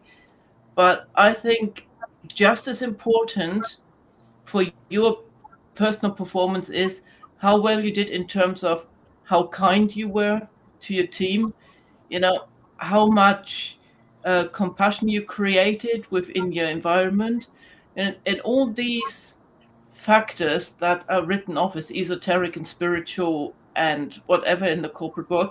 I feel they are just as important as the financial KPIs to actually truly evaluate your performance, how well you did. Because when we as a team member or even as a leader go out there and create a loving environment that everyone feels comfortable in and happy in, we will actually increase the financial performance of the company, because happy employees turn over much more money. I mean, it's a simple thing, So I think that's a very important system that needs to change, the way we are being evaluated for our performance at work. Yeah. I think that fighting the systems is sort of pointless, because the way of the patriarchy is to push against and is to fight against, right? And it's a constant competition and strength match. And we know, those of us, all of us, we know that that doesn't work, right? We've never gotten ahead in those systems by pushing against anything in those systems. So my philosophy and what I've been trying to sort of make catch on is the idea of the storm surge, right? That we stop pushing against those systems, that we stop participating in those systems, and that we kind of step over here and do our own. We create our own way, create our own systems, whether it's healthcare, finance, law, whatever. We come over here and we create our own, something that works for us. And then the storm surge happens and they really have no other choice than to adopt our new way, right? Because if we all start operating on that, in that way, and in that collaborative, loving, empathetic, inclusive way, it's ease. It's beautiful. It's ease. And they can't keep fighting if we're doing it already. You know what I mean? There's just there's no way that they can't join in. So I call it the storm surge, because the storm surge, you don't see it coming, and then all of a sudden the water rises, right? So if we're just out there doing it and making it happen, then this is my vision for the world. Thank you. So how do we mentor? Oh, sorry, Jamie, go ahead. That's okay. It just kind of brought me back to the whole, Maylee was talking about the concept of community. And to do that, community and collaboration is so important. And that's, if there's one thing that I hope that each woman on this call goes away with, is find community. Because when we get in that zone, magic happens. Right. And we can actually do the storm surge. Mm-hmm. All right. Yeah. Storm surge. And that is one thing that we are focused on with SheisMe, is building community and building community leaders. So, teaching women how to build that community within their communities, right? How do you step up and create that place where community happens? So that's what we're focused on. I'm really excited about it. But how do we mentor the next generation to lead differently, to build community instead of empires? To build legacy, right, instead of empires. Yes, Bernice? I'm trying to work on that as right now. I was blessed with just daughters. And so one of the things that I do is, even with simplest chores, one does the dishes, the other one puts them away. And once they start like complaining, she didn't do it or anything, is like we have this little meeting, and it's like sitting down and understanding why your role is important, why my role is important, why we should help each other, and not be waiting for one to be told when to. So I'm tying that to how I'm mentoring them for the future, because the future is relying on each other. The future is about community. We hear it all the time. I hear it all the time, even with individuals that I'm coaching or meeting. They're like, I just want to build community. I want to find a place where I feel that I'm needed. And I think that's what I hear a lot. I want to know that what I can contribute is what you need. So I think it's about taking the best out of everybody and using that and mixing it into the needs of what is needed in a company, in an organization, in a community group, whatever it is, and then using them for that, and then allowing them to just, again, embrace themselves and see more of their goods rather than their imperfections. Because I think that's where we get so tight sometimes, where we start thinking, oh, I'm not perfect for this, and then we start backing off and not building these new communities. I'm going to stick to communities now rather than empires and organizations and all that stuff. These new communities, whether it is in the workplace or outside the workplace. Right. And one thing that we're really focused on is a third place. And I don't know if you know this concept, but men have a third place, right? They have work, they have home, and they usually have a third place. They play golf with their buddies. They go play poker. They do something else, belong to a club, I don't know, there's all kinds of moose, lodge, elks, whatever. They have a third place. Women usually don't. We have one or two places. If we work from home and we have kids, we have one place. If we do go to work, we have two places. We don't have time for that third place. And we cannot build community with each other without that third place.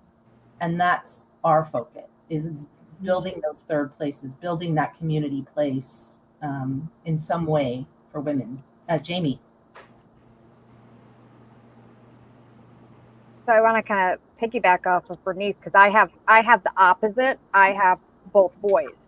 And so I look at how do I raise them to ignore the stories that are being told, that they are supposed to be a certain way, and how do they embrace another way? How do they embrace community, and how do they move away from the idea that as a boy and a man, they're supposed to go after the empire? So similar thing, but it's just on the opposite end that we, for us that are raising children, it's looking at not just how we fill the girls up and lift them up, but also how do we start to reprogram the boys so that they don't fall into the same traps of generations previously and heal from these stories. Mm-hmm. Silka. So I think leading on from obviously teaching your children at home, because that's where it all starts, we can go as leaders into our companies and start changing the actual hierarchies. We need to change from the vertical hierarchies to circles, because when you come together in a circle, everyone starts opening up and starts talking. So I experienced something very interesting that way years ago, not to do with work now. I actually went for a 2-week retreat where we all went out onto Dartmoor in England, and we lived like our ancestors on the land. So every day ended with a speaking circle where every person would share anything at all they wanted to share about the day, how they felt, whatever. And in the beginning, everyone was sitting there because we all came from our usual backgrounds, in everyday life. We were all corporates working for this, whatever entrepreneurs. And everyone was very uptight. Everyone was scared to speak.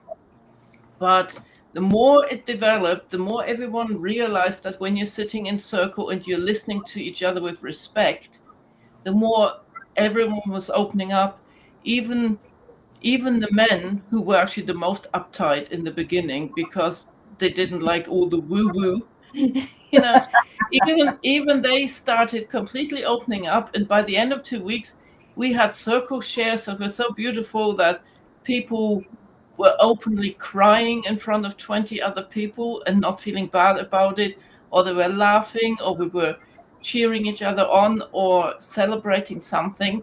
So the actual structure of being in circle, which was invented by our ancestors already, the Neolithic people would sit in circle around the fire and talk about their day. I think we need to go right back to this very basic of humanity, even in our work.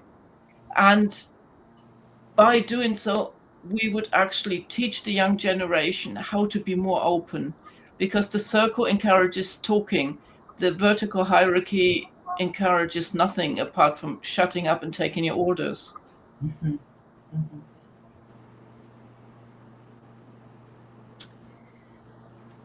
What does it mean for women to not just rise individually, but to bring others with them as they ascend?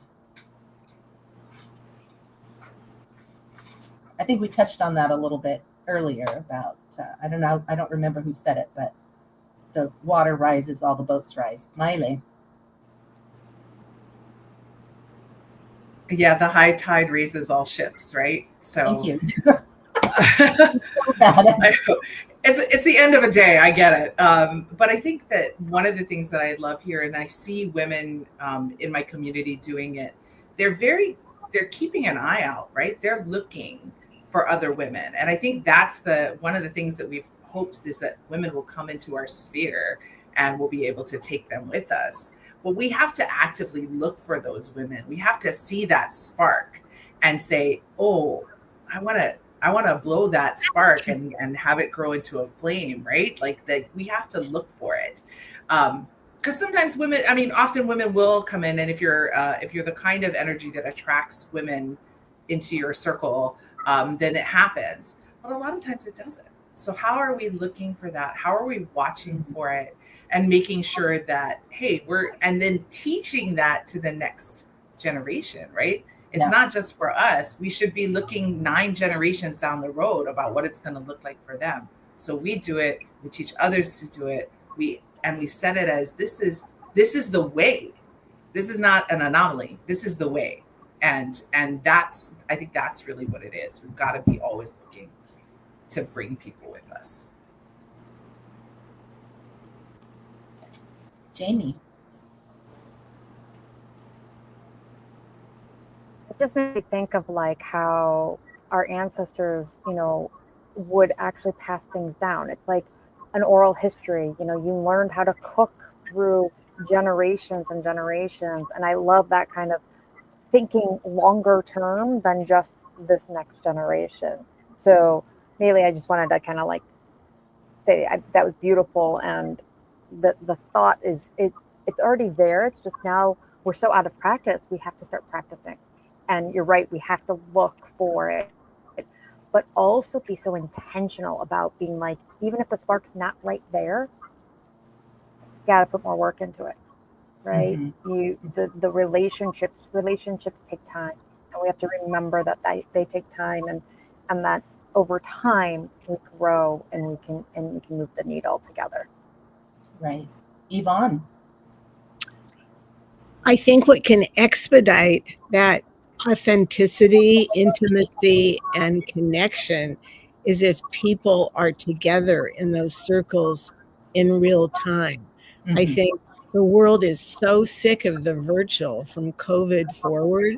I mean, we're blessed to have had it. Look at how we are here today from all over the world. But people are longing for being together right now. And if you can do a 3-day retreat, I mean, it's like not 2 weeks, like you were saying, but even 3 days, it's like that will cement a kind of heartfelt connection between a team for years to come. It's so critical right now. That's why your ship at sea sounds like such an amazing experience, Lisa. And yeah, I mean, just the coming together and sharing. It's like, I mean, if we were in a circle right now live, it would be 1,000 times enhanced. Yes. And that legacy that you're talking about from caveman days of when we told stories around the fire, it's the storytelling of who we are and what's in our heart. And it's actually statistically and scientifically been certified, if you will, that when you're together and you share deep emotion with another person, it's called neurocoupling, that you are connected to them in the limbic region of your brain. It's like it connects people. It's unforgettable. And that connection that happens when you share deeply, it's how we're wired as human beings. So I think if we can bring face-to-face time together I mean, it's like they're sort of symbolic circles, but bring people together. It's transformational, and have them tell their stories. Agree. And that's what we're trying to do with our leadership programs and our community building programs, is bringing people together. Because I've told this story. We just had the No Kings protests going on, and I wasn't quite sure who was going to show up in my town. I live in a town of about 18,000, so I wasn't quite sure who was going to be here. And I went down the street. It was right down the street from my house. I went down the street, and about half the town showed up. There were just blocks and blocks of people standing and waving and happy, and so happy to be face to face. I've lived here 3 years, and I met people that I'm sure I've passed in the grocery store, but have never met we exchanged phone numbers, and we've been texting, and we were going to meet for lunch and all of these wonderful things. I think everybody was so happy to just have that face-to-face, like-minded, beautiful connection out there. It was absolutely lovely. And that's what we're trying to build, with these programs that we've built over the last couple of years, and getting women together and building these programs and bringing community and teaching each other and telling stories and inspiring one another and empowering one another and supporting one another and lifting each other up, because we can't survive without it, and no one's coming to save us, right? We have to do it ourselves. So I wrote this last question. We've got about 9 minutes left. I wrote this last question from my lens of She Is Me and what we're doing, but feel free to answer it on your own, from your own lens. But I wrote, if we were to build a new world tomorrow, what would leadership look like, and how would She Is Me guide its blueprint? But you can answer it from your own space.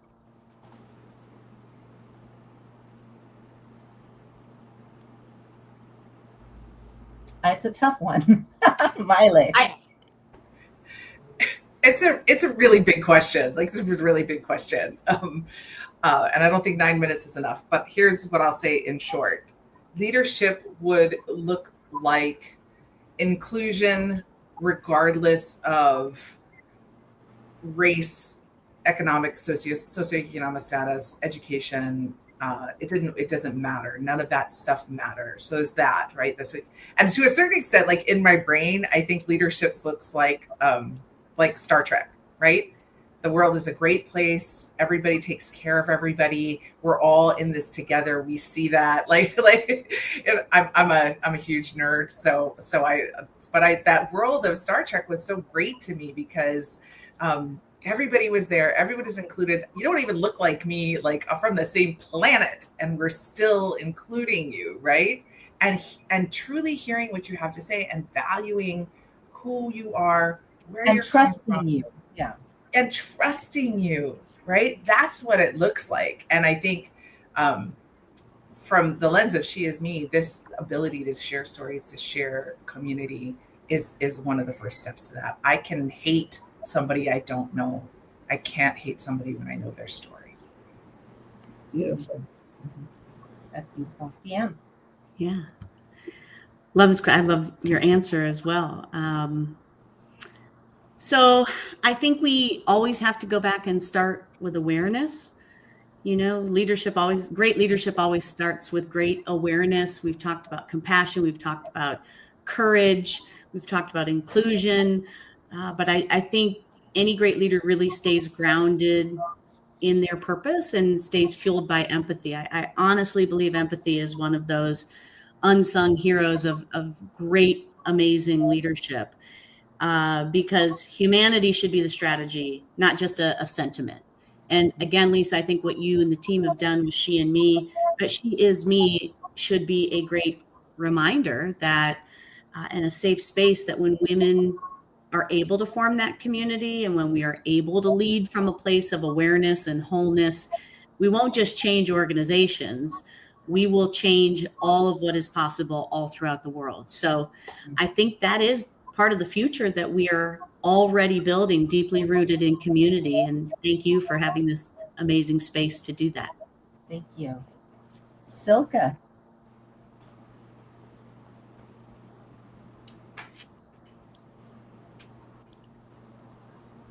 Oh, she's frozen. Way forward around the world to make sure that everyone is included, that every person on this planet gets a opportunity to earn their money, to create their own wealth. Because in my perfect world, we wouldn't even need money, but the hard truth is that we are still living in the financial system. So for every person on this planet to live well, they will need money. So for me, the perfect world right now would be going forward into the future for all leaders to ensure that there is enough money, enough abundance, enough prosperity for not one single person on this planet to have to go hungry tonight. I love that. Yeah. Jamie.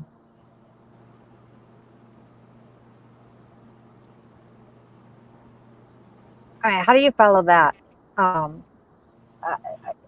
that's beautiful to think about leadership from the sense of humanity, right? That ultimately, as a leader, we're not leading for the bottom line, but we're actually leading humanity to the next level. To Melee's point, the level of a Star Trek version.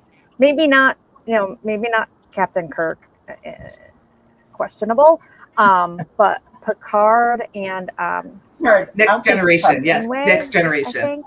Like, Yeah.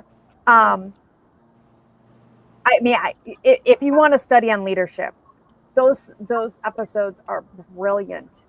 And my husband's a Trekkie, but like the humanity piece of it. And when I use humanity, I'm looking at it even beyond, like, if you think about Star Trek, it's systems. Oh my It's gosh, every sentient I've lost brain being cells in now. the But universe. Yeah. when we think about bringing it back, every sentient being, thank you. Yeah, it's how we actually look at it and say, how do we make sure that everybody's taken care of? To Selke's point, how do we take this and bring us forward even more as a society and care for each other in community? Yeah. Dr. K-Tap. Everyone's answer has been so beautiful this evening. Deanne, you mentioned the word wholeness. And so when you think about wholeness within ourselves, as a community, as a globe, as the universe as a whole, not just human beings, but all living beings as well. So wholeness comes to mind, respect and unconditional love as well for leadership. And that starts within ourselves as well. And once we're able to do that, then it's a rippling effect that happens. And of course, abundance, you mentioned abundance and wealth, making sure that everyone is able to eat and be happy and enjoy the journey, not just the destination, but enjoying the journey of leadership also. And I see that, Lisa, you're really doing such an amazing job, and your team, with this movement that you're creating. And I'm so thankful to be a part of it on this journey with you all. Yvonne. Oh no, I was just celebrating you. Oh, just saying 100%. The only thing I would add to everything that's been said, that as leaders, we will always be looked to. And so our self-care is so imminently critical. If we can take the time we need to rest, to love, to hike, to smell the roses, what an example that is to our team. So on that note, off to an evening sunset hike. And thank you for a wonderful 90 minutes, Lisa. Thank you all so much for joining me today. You all are wonderful examples of what the world needs in leadership. I appreciate your time, your experience and your wisdom, and coming here and sharing this all with us today. You are loved, and enjoy your weekend, and thank you so much. Hello, everyone. Thank you. Thank you. you.